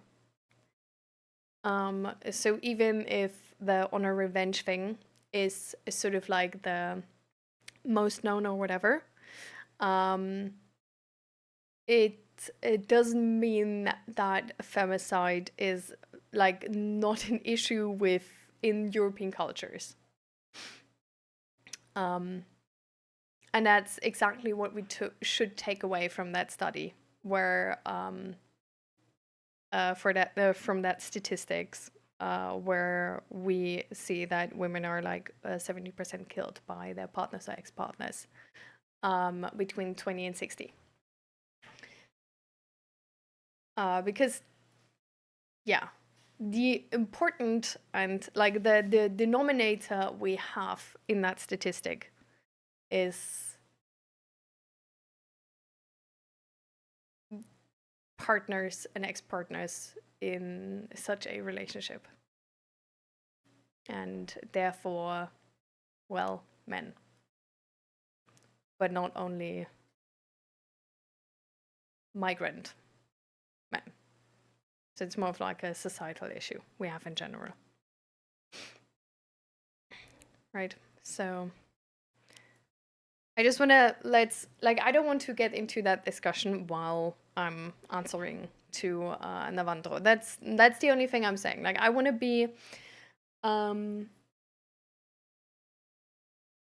want to be very careful with generalized terms around the around migrants and crime, because we looked into this a couple times, right? So like, we know that there is no like that there's no point that like it's not true that migrants do like more crime than the people who live there. So I just want to, like, this should be a safe space for everybody, including migrants. So I want to be careful with generalized statements around this, so that everybody feels that this is a safe space where they are not seen as a problem, but where they can receive help. And I feel like because this has gotten so much media attention, right? It's just a very, well, a very sensitive topic. So I just want to be like extra careful around the communication around this. No, I'm not implying anything here. I also like, even if you're half an immigrant, right? Like, you could still like, I'm this is not taking you out of the possibility to believe in such terms, right? But yeah, I just want to make sure that we're all on one page, that we're careful with the communication around that topic, and that we're sensitive to how this can be seen from or interpreted from an immigrant, and that we make sure it's that the way they interpret things is more like the positive side, I guess. Or like that they believe this is a safe space where they can also talk about stuff. So, anyways, I think you understood me. So, let's get into the topic Navandro started.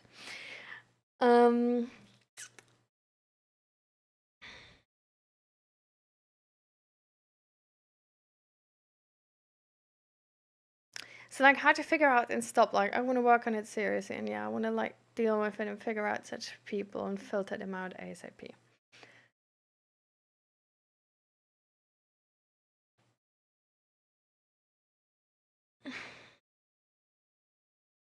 We feel like it's hurting, but we just remain silent.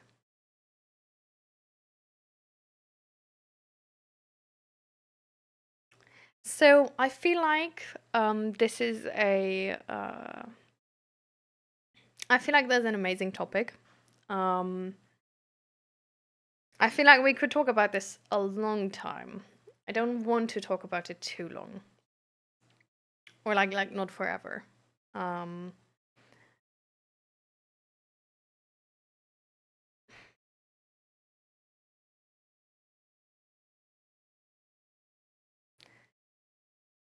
So it's really sort of a thing where it depends on why that is the case, though, right? So, for example, my experience might not be your experience in that moment. So for me, two things come together. One thing is that I'm easily unaware of my own emotions. Because I'm just, I don't know, like I need to actively check in with my emotions to sort of notice them. Just because, yeah, neurodivergent, you know. So it's like easy for me to just not notice that it's actually hurting. But the second thing is actually also, for me, it's actually childhood trauma. Because I grew up with emotional abuse. So to me, it's hard in a sense where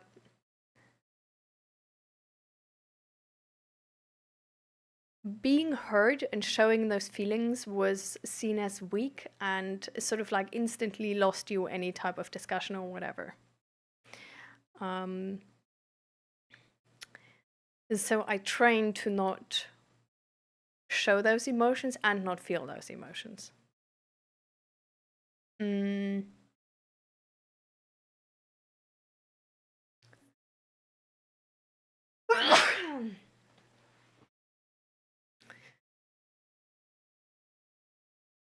But both of this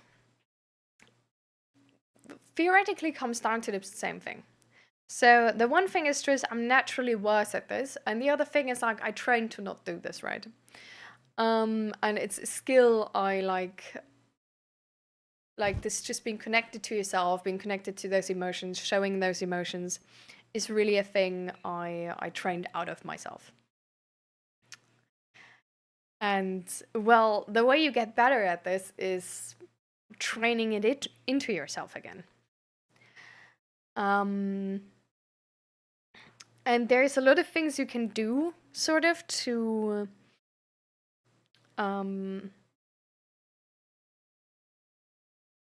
start into this, but it's like it's baby steps at the beginning for sure. So Um,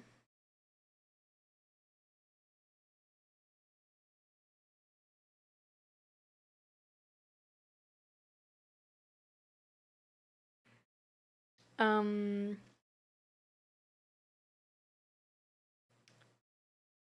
so to me,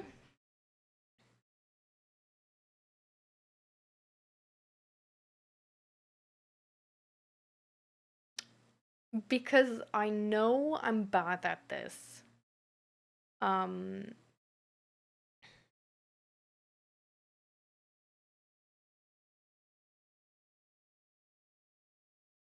I look a lot to other people for guidance on this, right?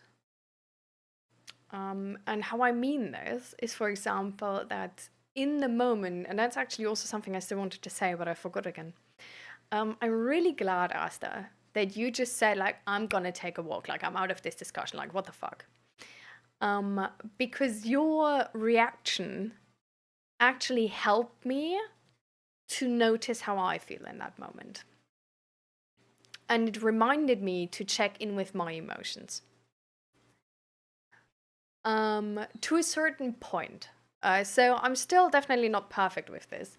But I'm just gonna say, like, back then, I would have seen a reaction like Asta's, and I would have just been like, I don't know, I would have low key just ignored it. Like, I would have not seen it as a reason to check in with myself.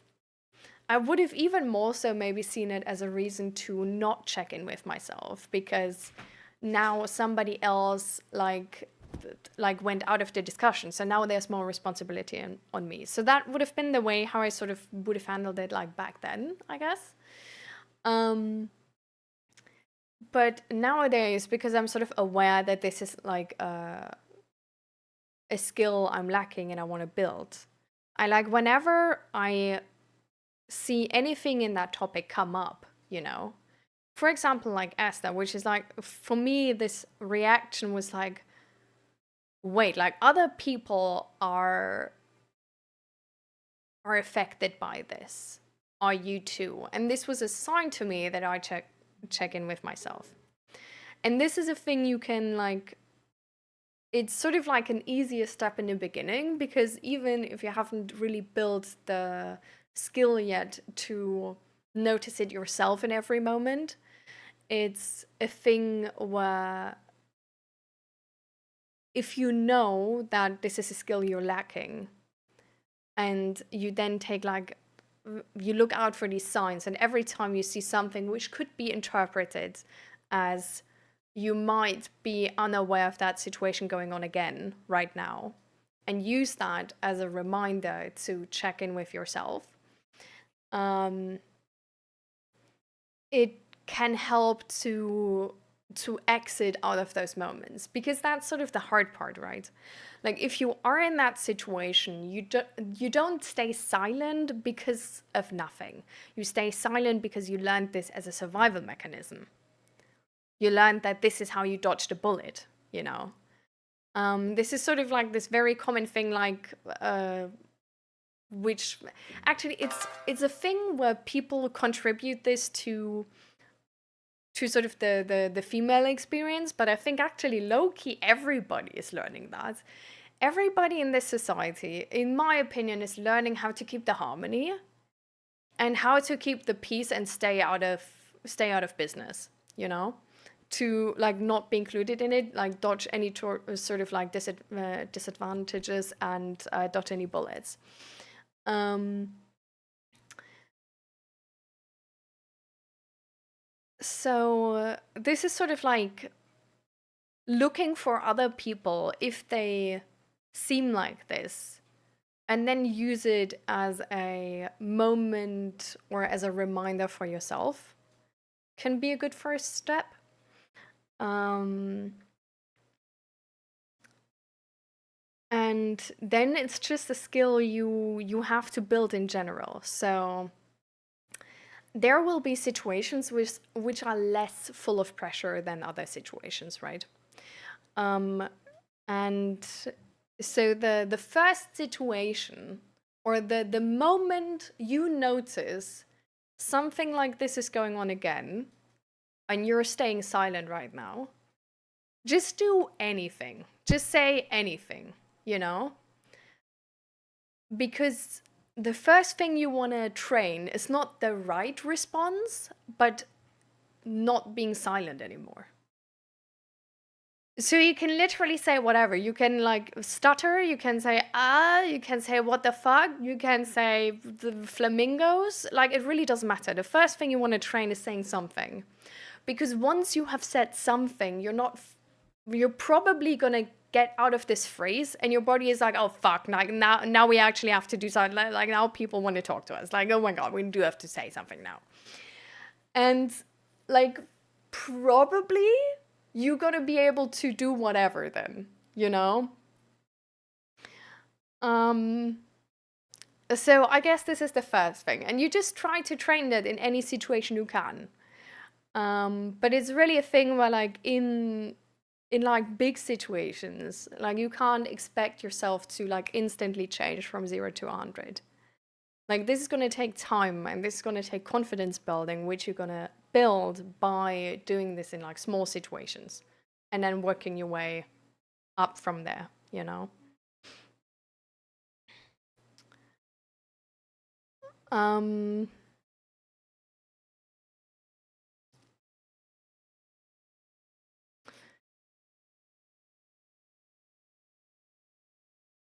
and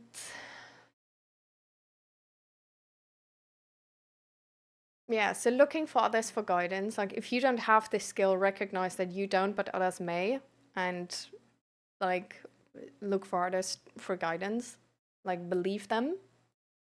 Um, yeah, second thing is building that in any situation where you can.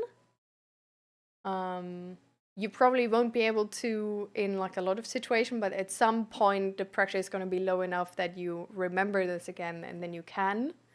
And then at least do. Like, don't be discouraged by only noticing it like, I don't know, like 20 minutes later, but just say something at some point. And as soon as you notice. Also,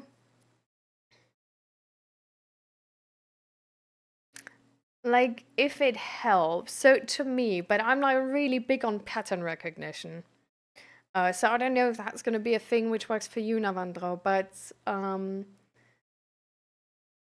to me, I was able to build that skill a lot through pattern recognition, because I'm like,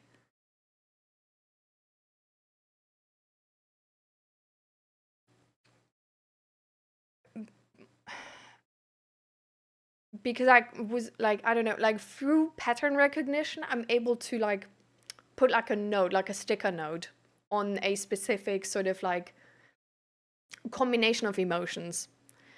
Um, and then I notice.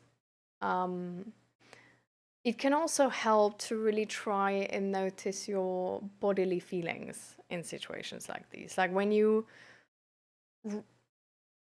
think like this is not, yeah, well, but we already sort of said that with the other thing, right? Like, other people remind you, and then you ask yourself, like, how do you feel? But yeah, it's a thing where you build that skill over experience.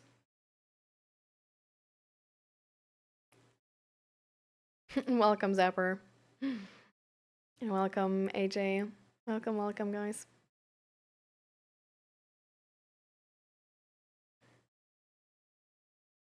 Your childhood sounds like mine, kinda. Well.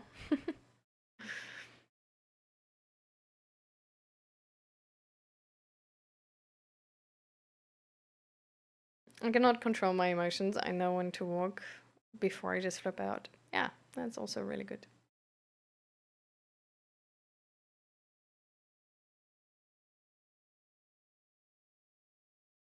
Sorry to interrupting. Like, yeah, what you said to control ourselves and condition when someone stranger is there. We already have our guards on. But my question was regards the people we have let in through our guards, and we let them have and become like weak in front of them. Like, as in my previous relation, like, it's a whole lot of story if you allow me to. Oh, okay. Oh, this is Do you have time on Thursday, Namandro?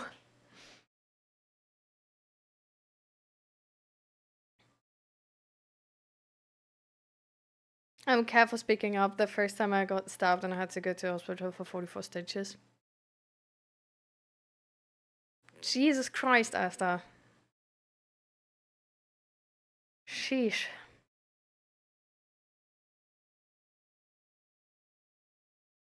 I'm glad you're okay. I hope.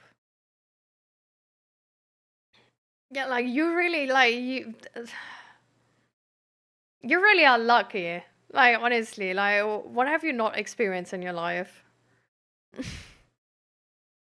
So sorry for your love. Jesus. People can mistake my calm for apathy. You can be aware of situations, but you also keep it to yourself because you understand that now is not the right time to bring it up. You can be fully aware of a lot of situations, just analyze people. They might be right, they might be wrong.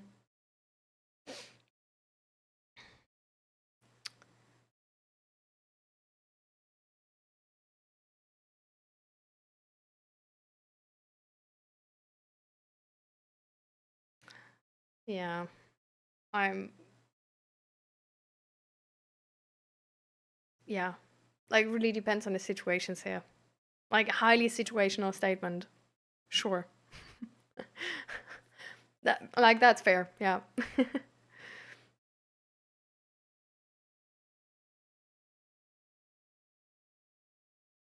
I ask you if you have time on Thursday and the other stream on the 25th.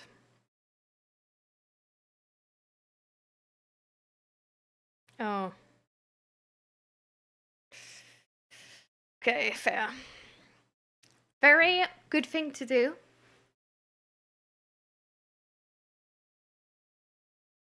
And I'm glad you're still here.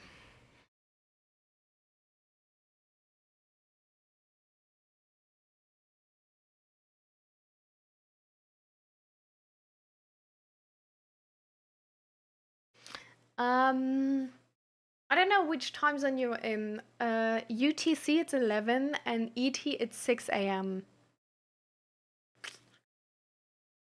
But my time zone is like CT.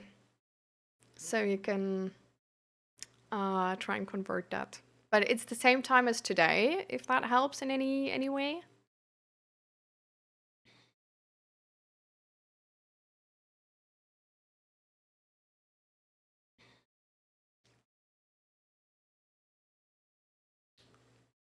But yeah.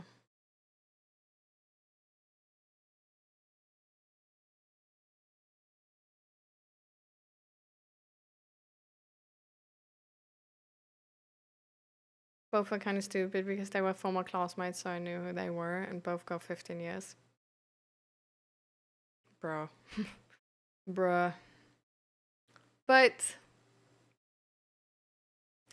I mean, at least, they got punished. And you got justice. Hopefully, they get help in, in jail and get properly re socialized because apparently it's necessary for them.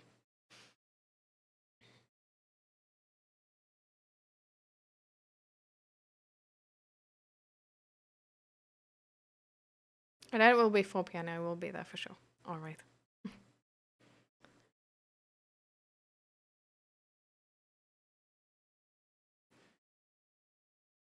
But I'm really glad you made it, Estelle.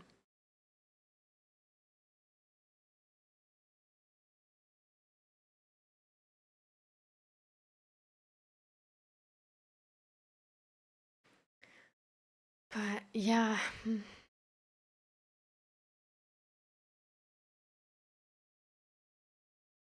I was a hero in the neighborhood, but didn't feel like a hero though. I thought it was normal. I think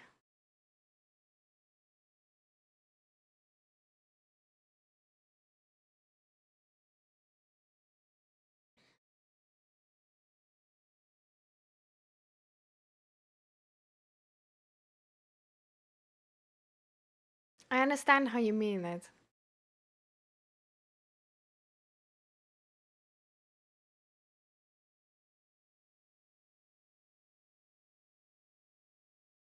I think maybe it's not so much in the sense that it's really, well, I don't know, like heroes don't always have to do like really special things, right? I don't think a hero or the term hero is like really, really exclusive. But I just feel like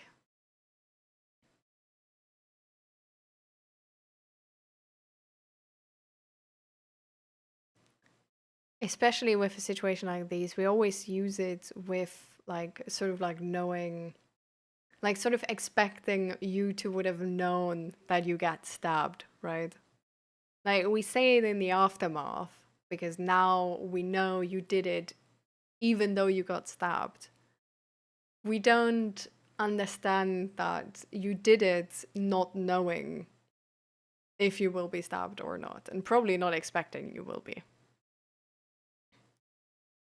Um, and in the aftermath of like, yeah, like just knowing you did something where you stood up for something, even though the consequence was being stabbed.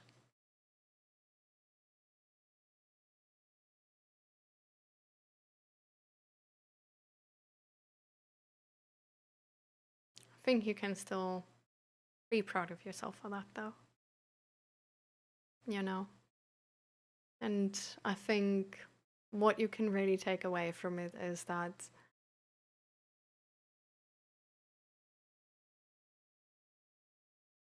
people acknowledge your experience and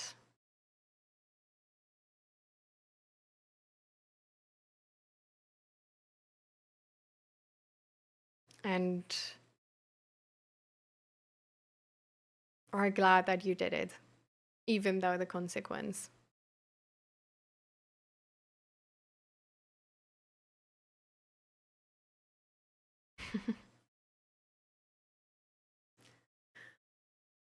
I don't know. I feel like sometimes it can be really hard to stand up. I feel like some people are really scared to stand up and say something. So I think saying something which aligns with your beliefs of like what and like standing up for other people is, I don't know, is always heroic.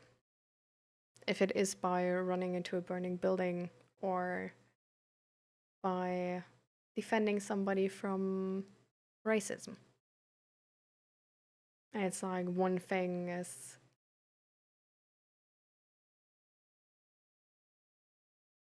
like, I don't know, just one situation like this can really change the life of somebody else.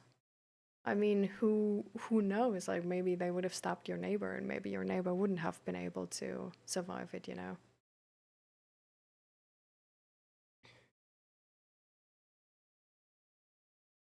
And at the same time you showed your neighbor that there's people on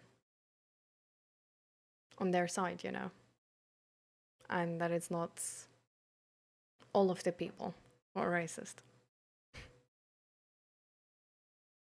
So I think just one situation like this can already change a whole lot for a person.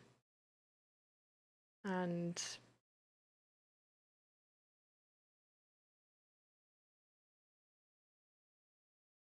I don't know. I wish that more people in our society would be like this. Stand up for others, say something.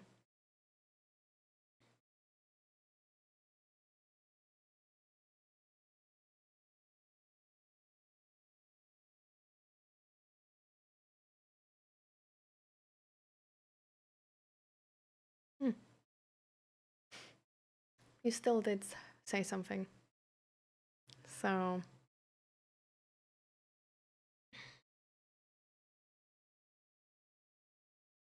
for what reason is one thing, right? But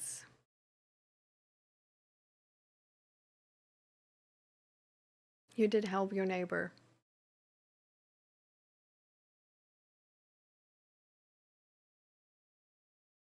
So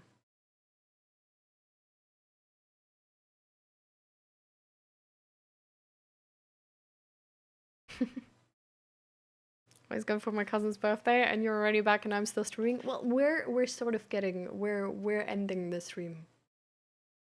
Sort of. We're trying since time.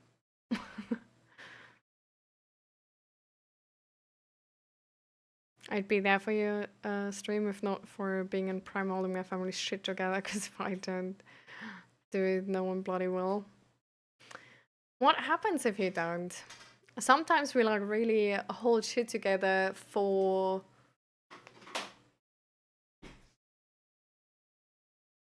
I don't want to say for no reason, but only for the harmony of the others.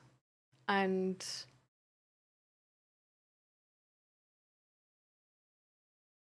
I don't know.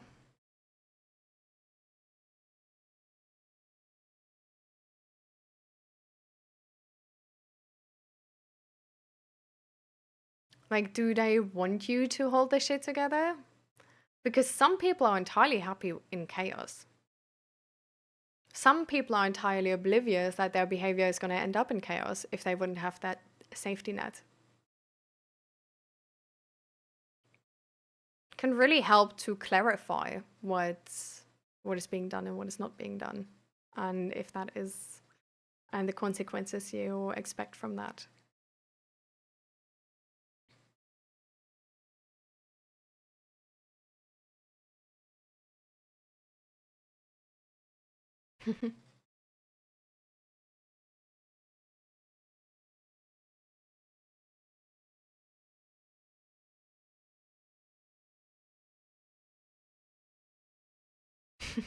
Oh, guys, you're so cute.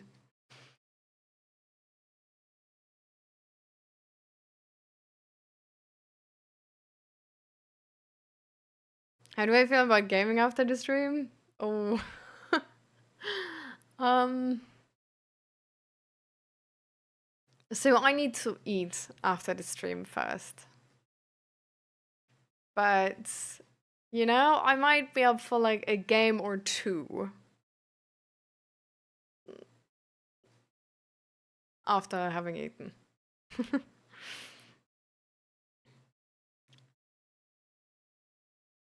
It depends on like how good I feel after having eaten. Because right now I'm like lacking energy severely.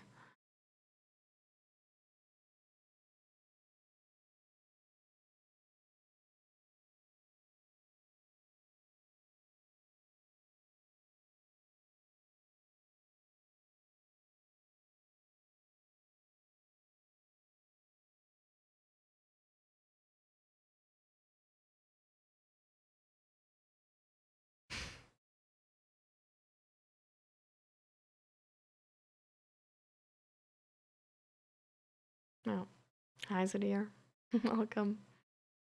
This is for me. This is really cute. Thank you. This is actually really cute.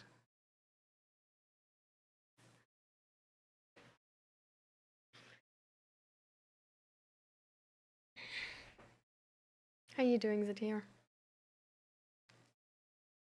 My mom hasn't seen the extended family in 5 years since my nana passed away. There was a huge argument when she died in my parents' generation, and they stopped speaking for years. Mine and my cousin's generation kept speaking, but like for the funeral, I did the eulogy because shit really went down. I held everyone together, and then they were like, "Oh, you're so smart, you're so brave." Like it was a surprising thing.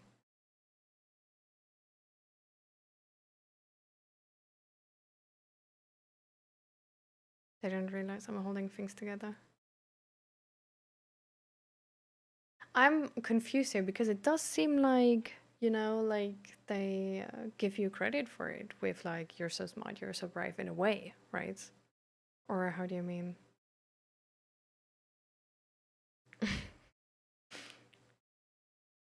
Where did you get that? What? Beauty cheese. Guys. Oh, thank you.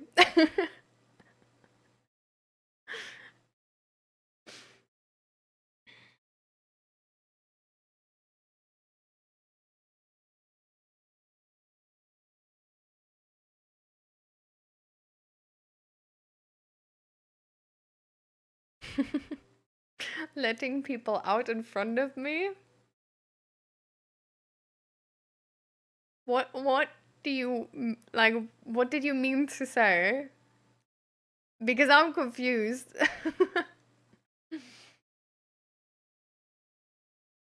You have a map because I lost in your eyes. Oh my god.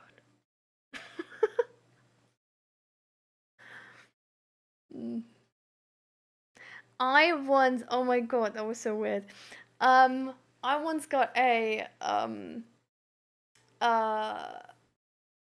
a guy once to me on a date said, and I quote, sort of like patting my back. I was like, the fuck? What's going on? And he was like, huh, that's weird. And I'm like, what? And he was like, well, where's your wings? Because you fell from the sky, because you're the angel. Yeah.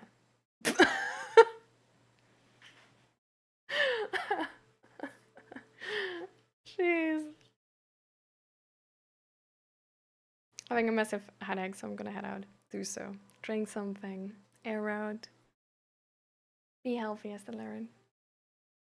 No, I'm really feeling ill. I'm sorry, guys.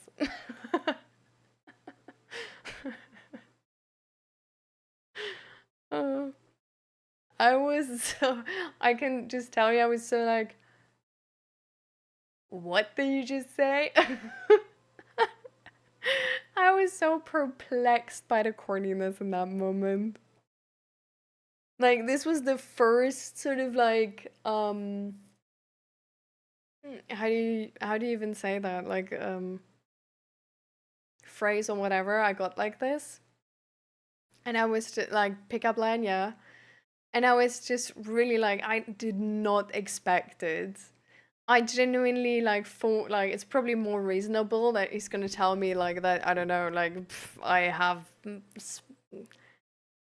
injury or whatever. Like, really, I was so perplexed.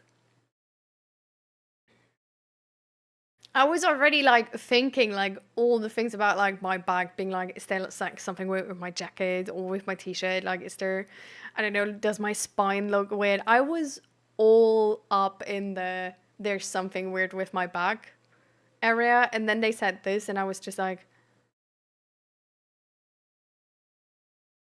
so there's actually nothing wrong with my back? Like, this was only like a joke?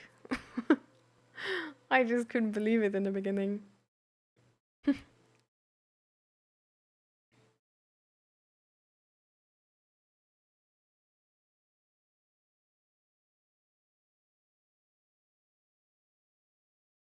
I was studying at uni for 2 years before I even told them.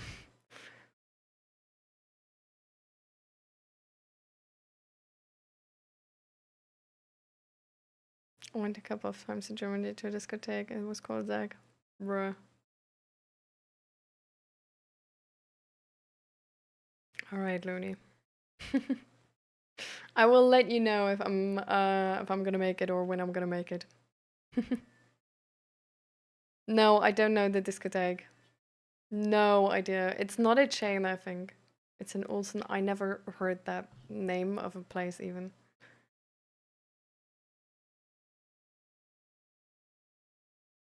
Hmm. Well, hopefully you're gonna find out tomorrow what everything is. Yeah, yeah.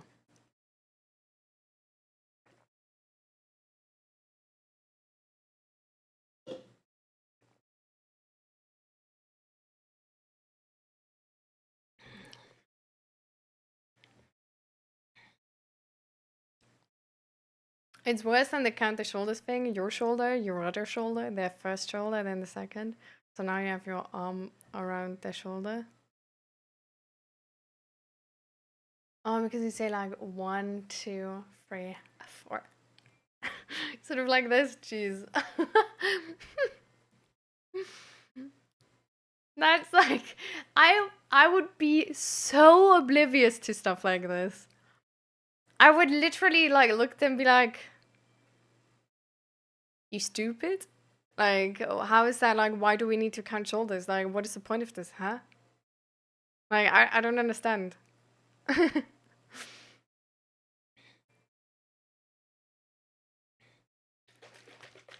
So, yeah.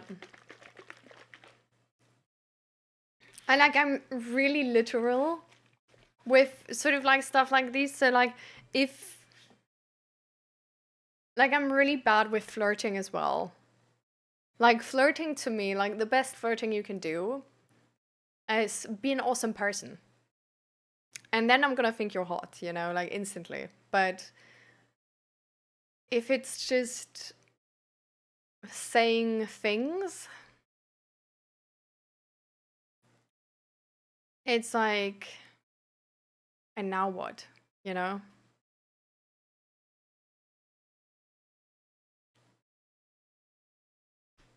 I never try to pick up line, but these things seem like it. I wouldn't try one either, I don't know. But I'm also not the type of person for it. Like, I think you should really stay with your game, you know?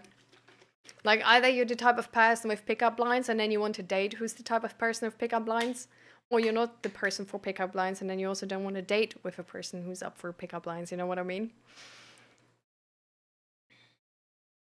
Close to Nordhorn. I also don't know where that is. Sorry.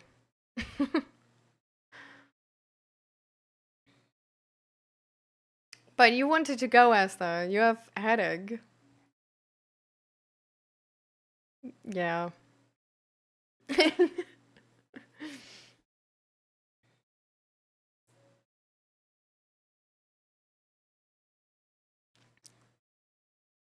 Whoa. Okay. But yeah, guys. You all know and have noticed already that I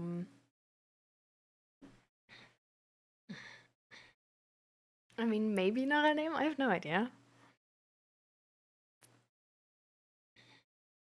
I didn't have a game. I got out of a decade-long relationship and became bitter instead.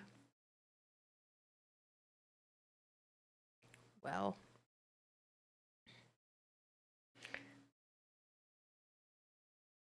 That, that's game for getting therapy.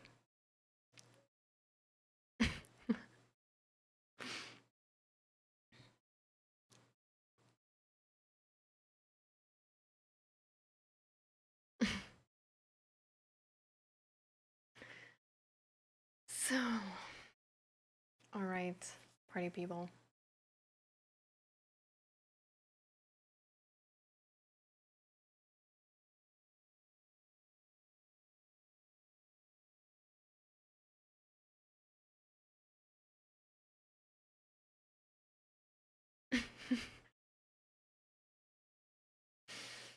I really, really enjoyed the stream today. We still have to. Okay, so I'm not gonna do belly breathing or stretching today because we did that before. Okay, and I do wanna eat like soon, you know. But I do, while you're all still here, I do want to do All Stars. You all know how it works, right? So it's like saying your favorite moment of the entire stream. So, you know,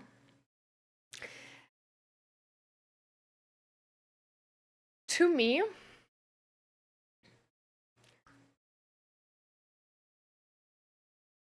okay, like this might sound weird, okay, but bear with me here. The favorite moment of my stream was Let me think about what I'm like, what consequences the statement will have. Well, I don't know. I'm just gonna tell you guys, and then we're gonna find out, I guess. But my favorite moment of the stream was actually when we banned that other person for being a dick, um, because I just struggle with that sometimes, and I told you guys how I struggle with that after we so not necessarily banning him. Like banning him was just like the sort of the trigger for whatever happened. Um, but after banning him, when I told you guys how it's tough for me sometimes to like let go of this like educational endeavor, noticing how well, yeah, how the other person is not really putting much effort into like actually understand, but just sort of say they understand, but don't really showcase any sort of like initiative to like make that communication work. Um, and then you all sort of like said like how you can relate to this and how you understand how this is sort of like can be like hard to let go. Um, and I don't know. For me, this was really like a very positive experience because I'm, I don't know, like I really want this to be a safe space, right? And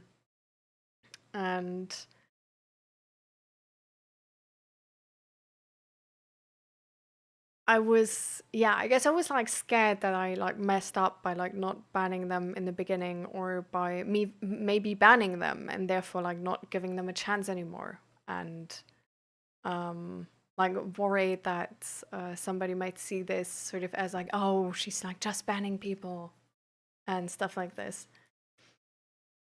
And yeah, I don't know. Like I like got better around this a lot, right? But it's still sort of like, especially stream because I care about this so much. It's just like the pressure is high. Um, and I was really glad how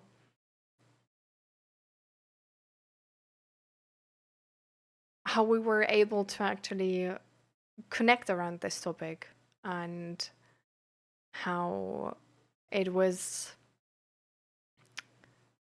how it was a safe space for this, and also with this experience of being sort of like torn between these different goals. And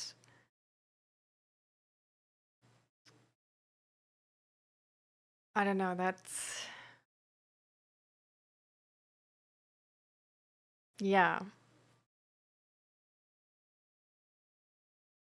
And then like calming down together with everybody of you seemed very in a weird way, I guess. Like I don't know, friendly trauma bonding, I don't know. um But yeah, no, I think it was just one of my favorite moments because I was really insecure about this. But um, it was a really positive experience to me to see that nobody is, I don't know, like thinking bad about me because I didn't ban him right in the beginning and sort of didn't, um, I don't know, in a way of like, oh, this is not a safe space or something. But, or that, this was, it was really, really nice to be understood in that sometimes conflicting responsibility of having a community and trying to have this a safe space where we educate everybody but also maintaining that safe space for everybody. So that was a really, it made me really happy how we handled that. It made me feel really seen and I was really glad about it.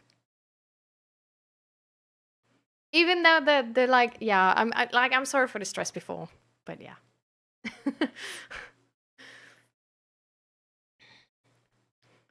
So, and hi, Lavish Stew. Welcome, welcome. Thank you for the follow, Chit.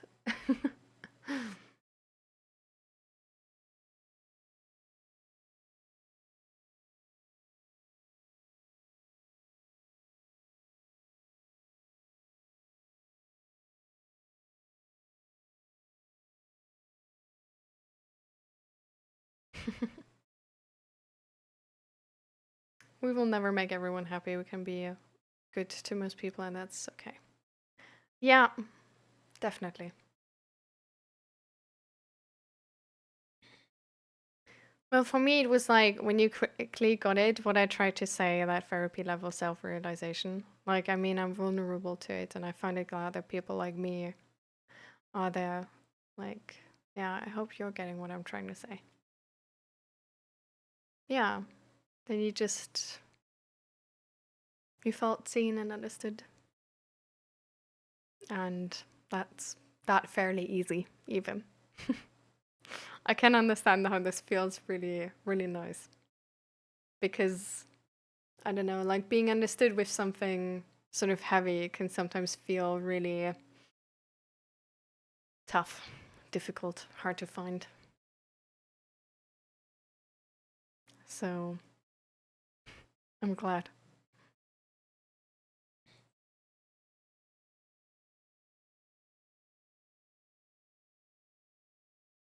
Even non mental health streamers hate to ban people straight up, even if they're being toxic, because they like to walk the line between what is okay and not okay. Yeah, exactly.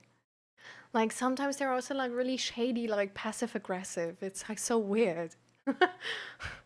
It's like just, I don't know. Just go to somebody else. Like, why are you here? Like, don't waste our time. I don't know.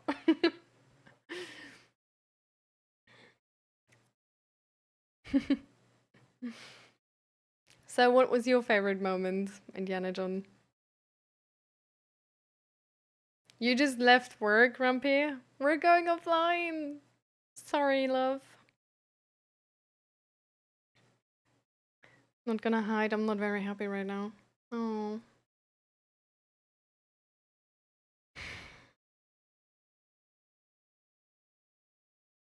I'm sorry for you, lovers too. The annoying part, though, is that I have to go offline now. I have to eat and drink and stuff like this. We've been here for like 6.5 hours, and I desperately need to fuel my body. So I really hate to sort of like leave you here like this. But if you have time on Thursday, it's like that would be the 25th. That's in 3 days. Um, we can gladly talk about whatever you want to talk about. And then we have like time and as much time as you need. Apart from that, you can always also join the Discord and ask if anybody wants to talk to you, and or just share there, and then I can answer in writing um, while I'm eating and can care for my body.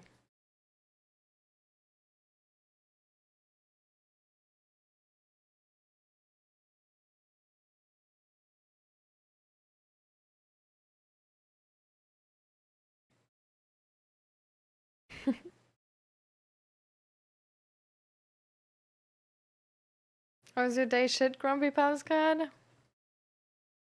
I'm sorry, love. Self reflection is so hard for me. It can also be a favorite moment from like somebody else or something, just like, I guess, like a positive moment you think back on if you think of the stream. Like I always pick the first one which comes to mind. Oh my god. Today it's going like crazy. I don't know what's going on.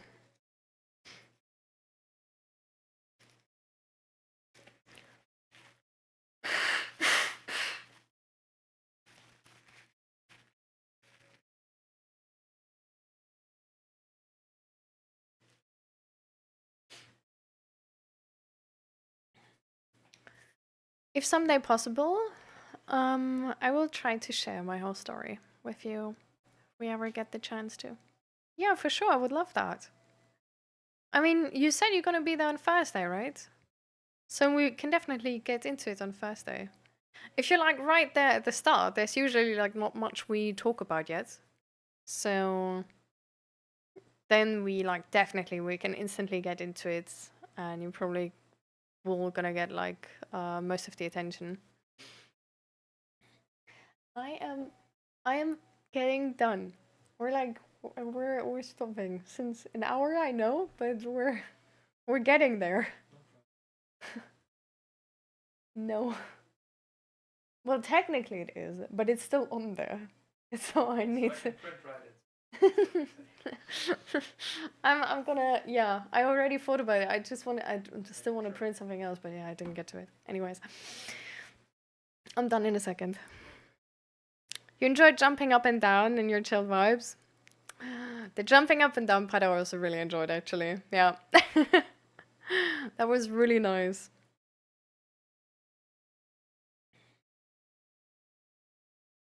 Self-reflection seems like work, not something natural. I mean, I guess depends on the person, right? But like a lot of people just don't learn it and then you need to build it first. So that's always work.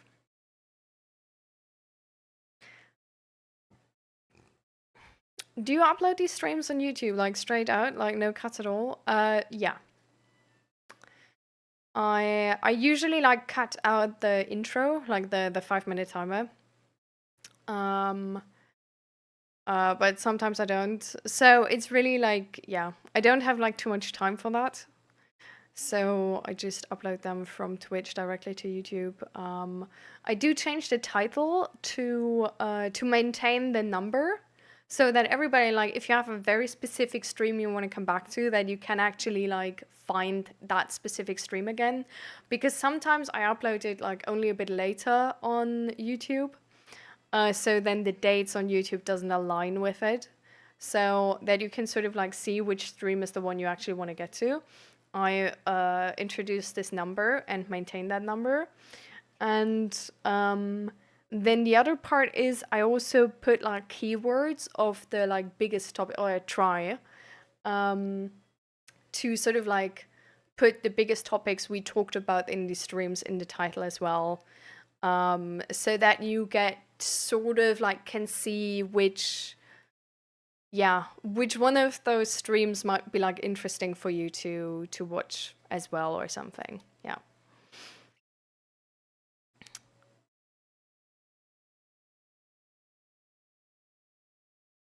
So, oh, you didn't mean at stream, but you meant like private? Hmm. Hmm. Okay, well, I don't have any like private like speaking hours or whatever yet. Um, because I just like to just like be my best, right? In every stream. I need like time to first of all like have like research, like learn, inform myself, right? Like get better at what I do. So read psychology books and stuff like this. And the second thing is really just have time to like be emotionally grounded for every stream. Hmm. I see, I see. Okay, fair. I mean, maybe we can talk about some of it in stream at some point, or like maybe like some of the topic will come up or something, right? And then you can, yeah, or maybe there's a way we can more talk about like the emotional level of it, without getting too in detail um, with the experience itself, because then it should probably be like less triggering for people, right? Because it's not really going into detail about any experience, but just sort of stating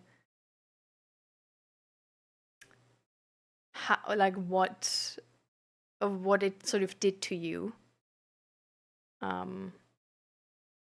So you can still get like, I guess, like my support and understanding with that, even though we don't talk about any like specific triggering experiences. So that might be an option too.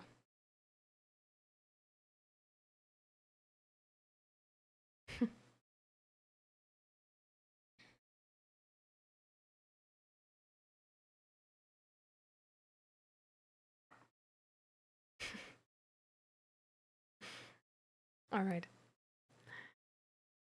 All right, all right, all right. So, party people. Here's my Discord, right? So like everybody join, of course.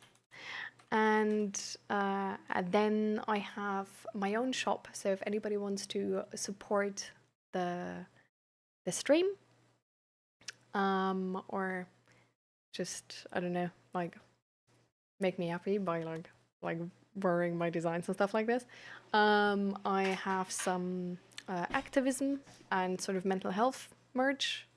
I have Pride merch and tabletop RPG merch, and I have actually stream assets as well, and tabletop RPG assets like character sheets, or animated backgrounds. You can of course also use them for your PC, and yeah. And apart from that, here's the YouTube channel where you can find the streams, and yeah, rewatch any stream you like or think is interesting.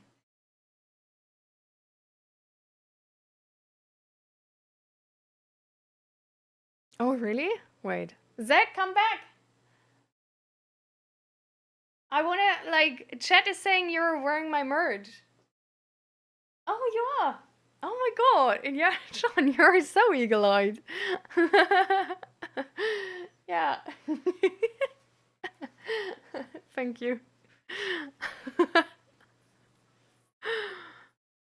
Oh, I didn't even notice.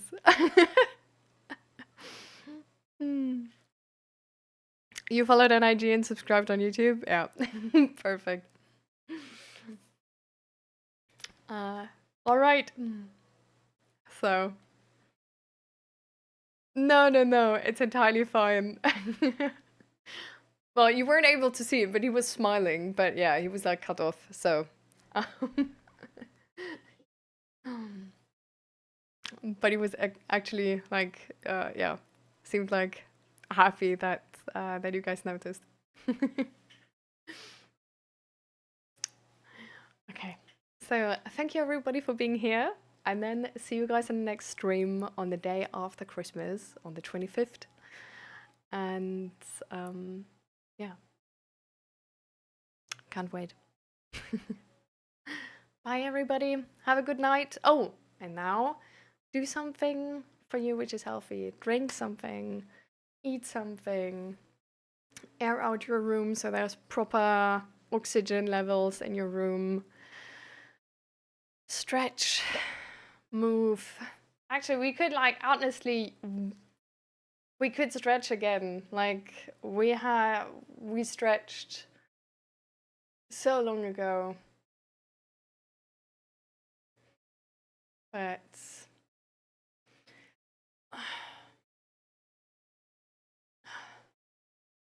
so do something healthy for yourself. Maybe go for a walk outside or something. And yeah, so bye everybody. Have a good night, sleep tight, and see you in the next stream. 1.1k in a single stream? Jeez. All right. Then get very good rest, hopefully. Everyone can stretch in spirit. Yeah, but like actually stretch though, right? Like stretch in spirit together, but actually stretch IRL. Don't just think of stretching, please. All right. So, party people, bye everybody. It was a pleasure. And see you guys next time.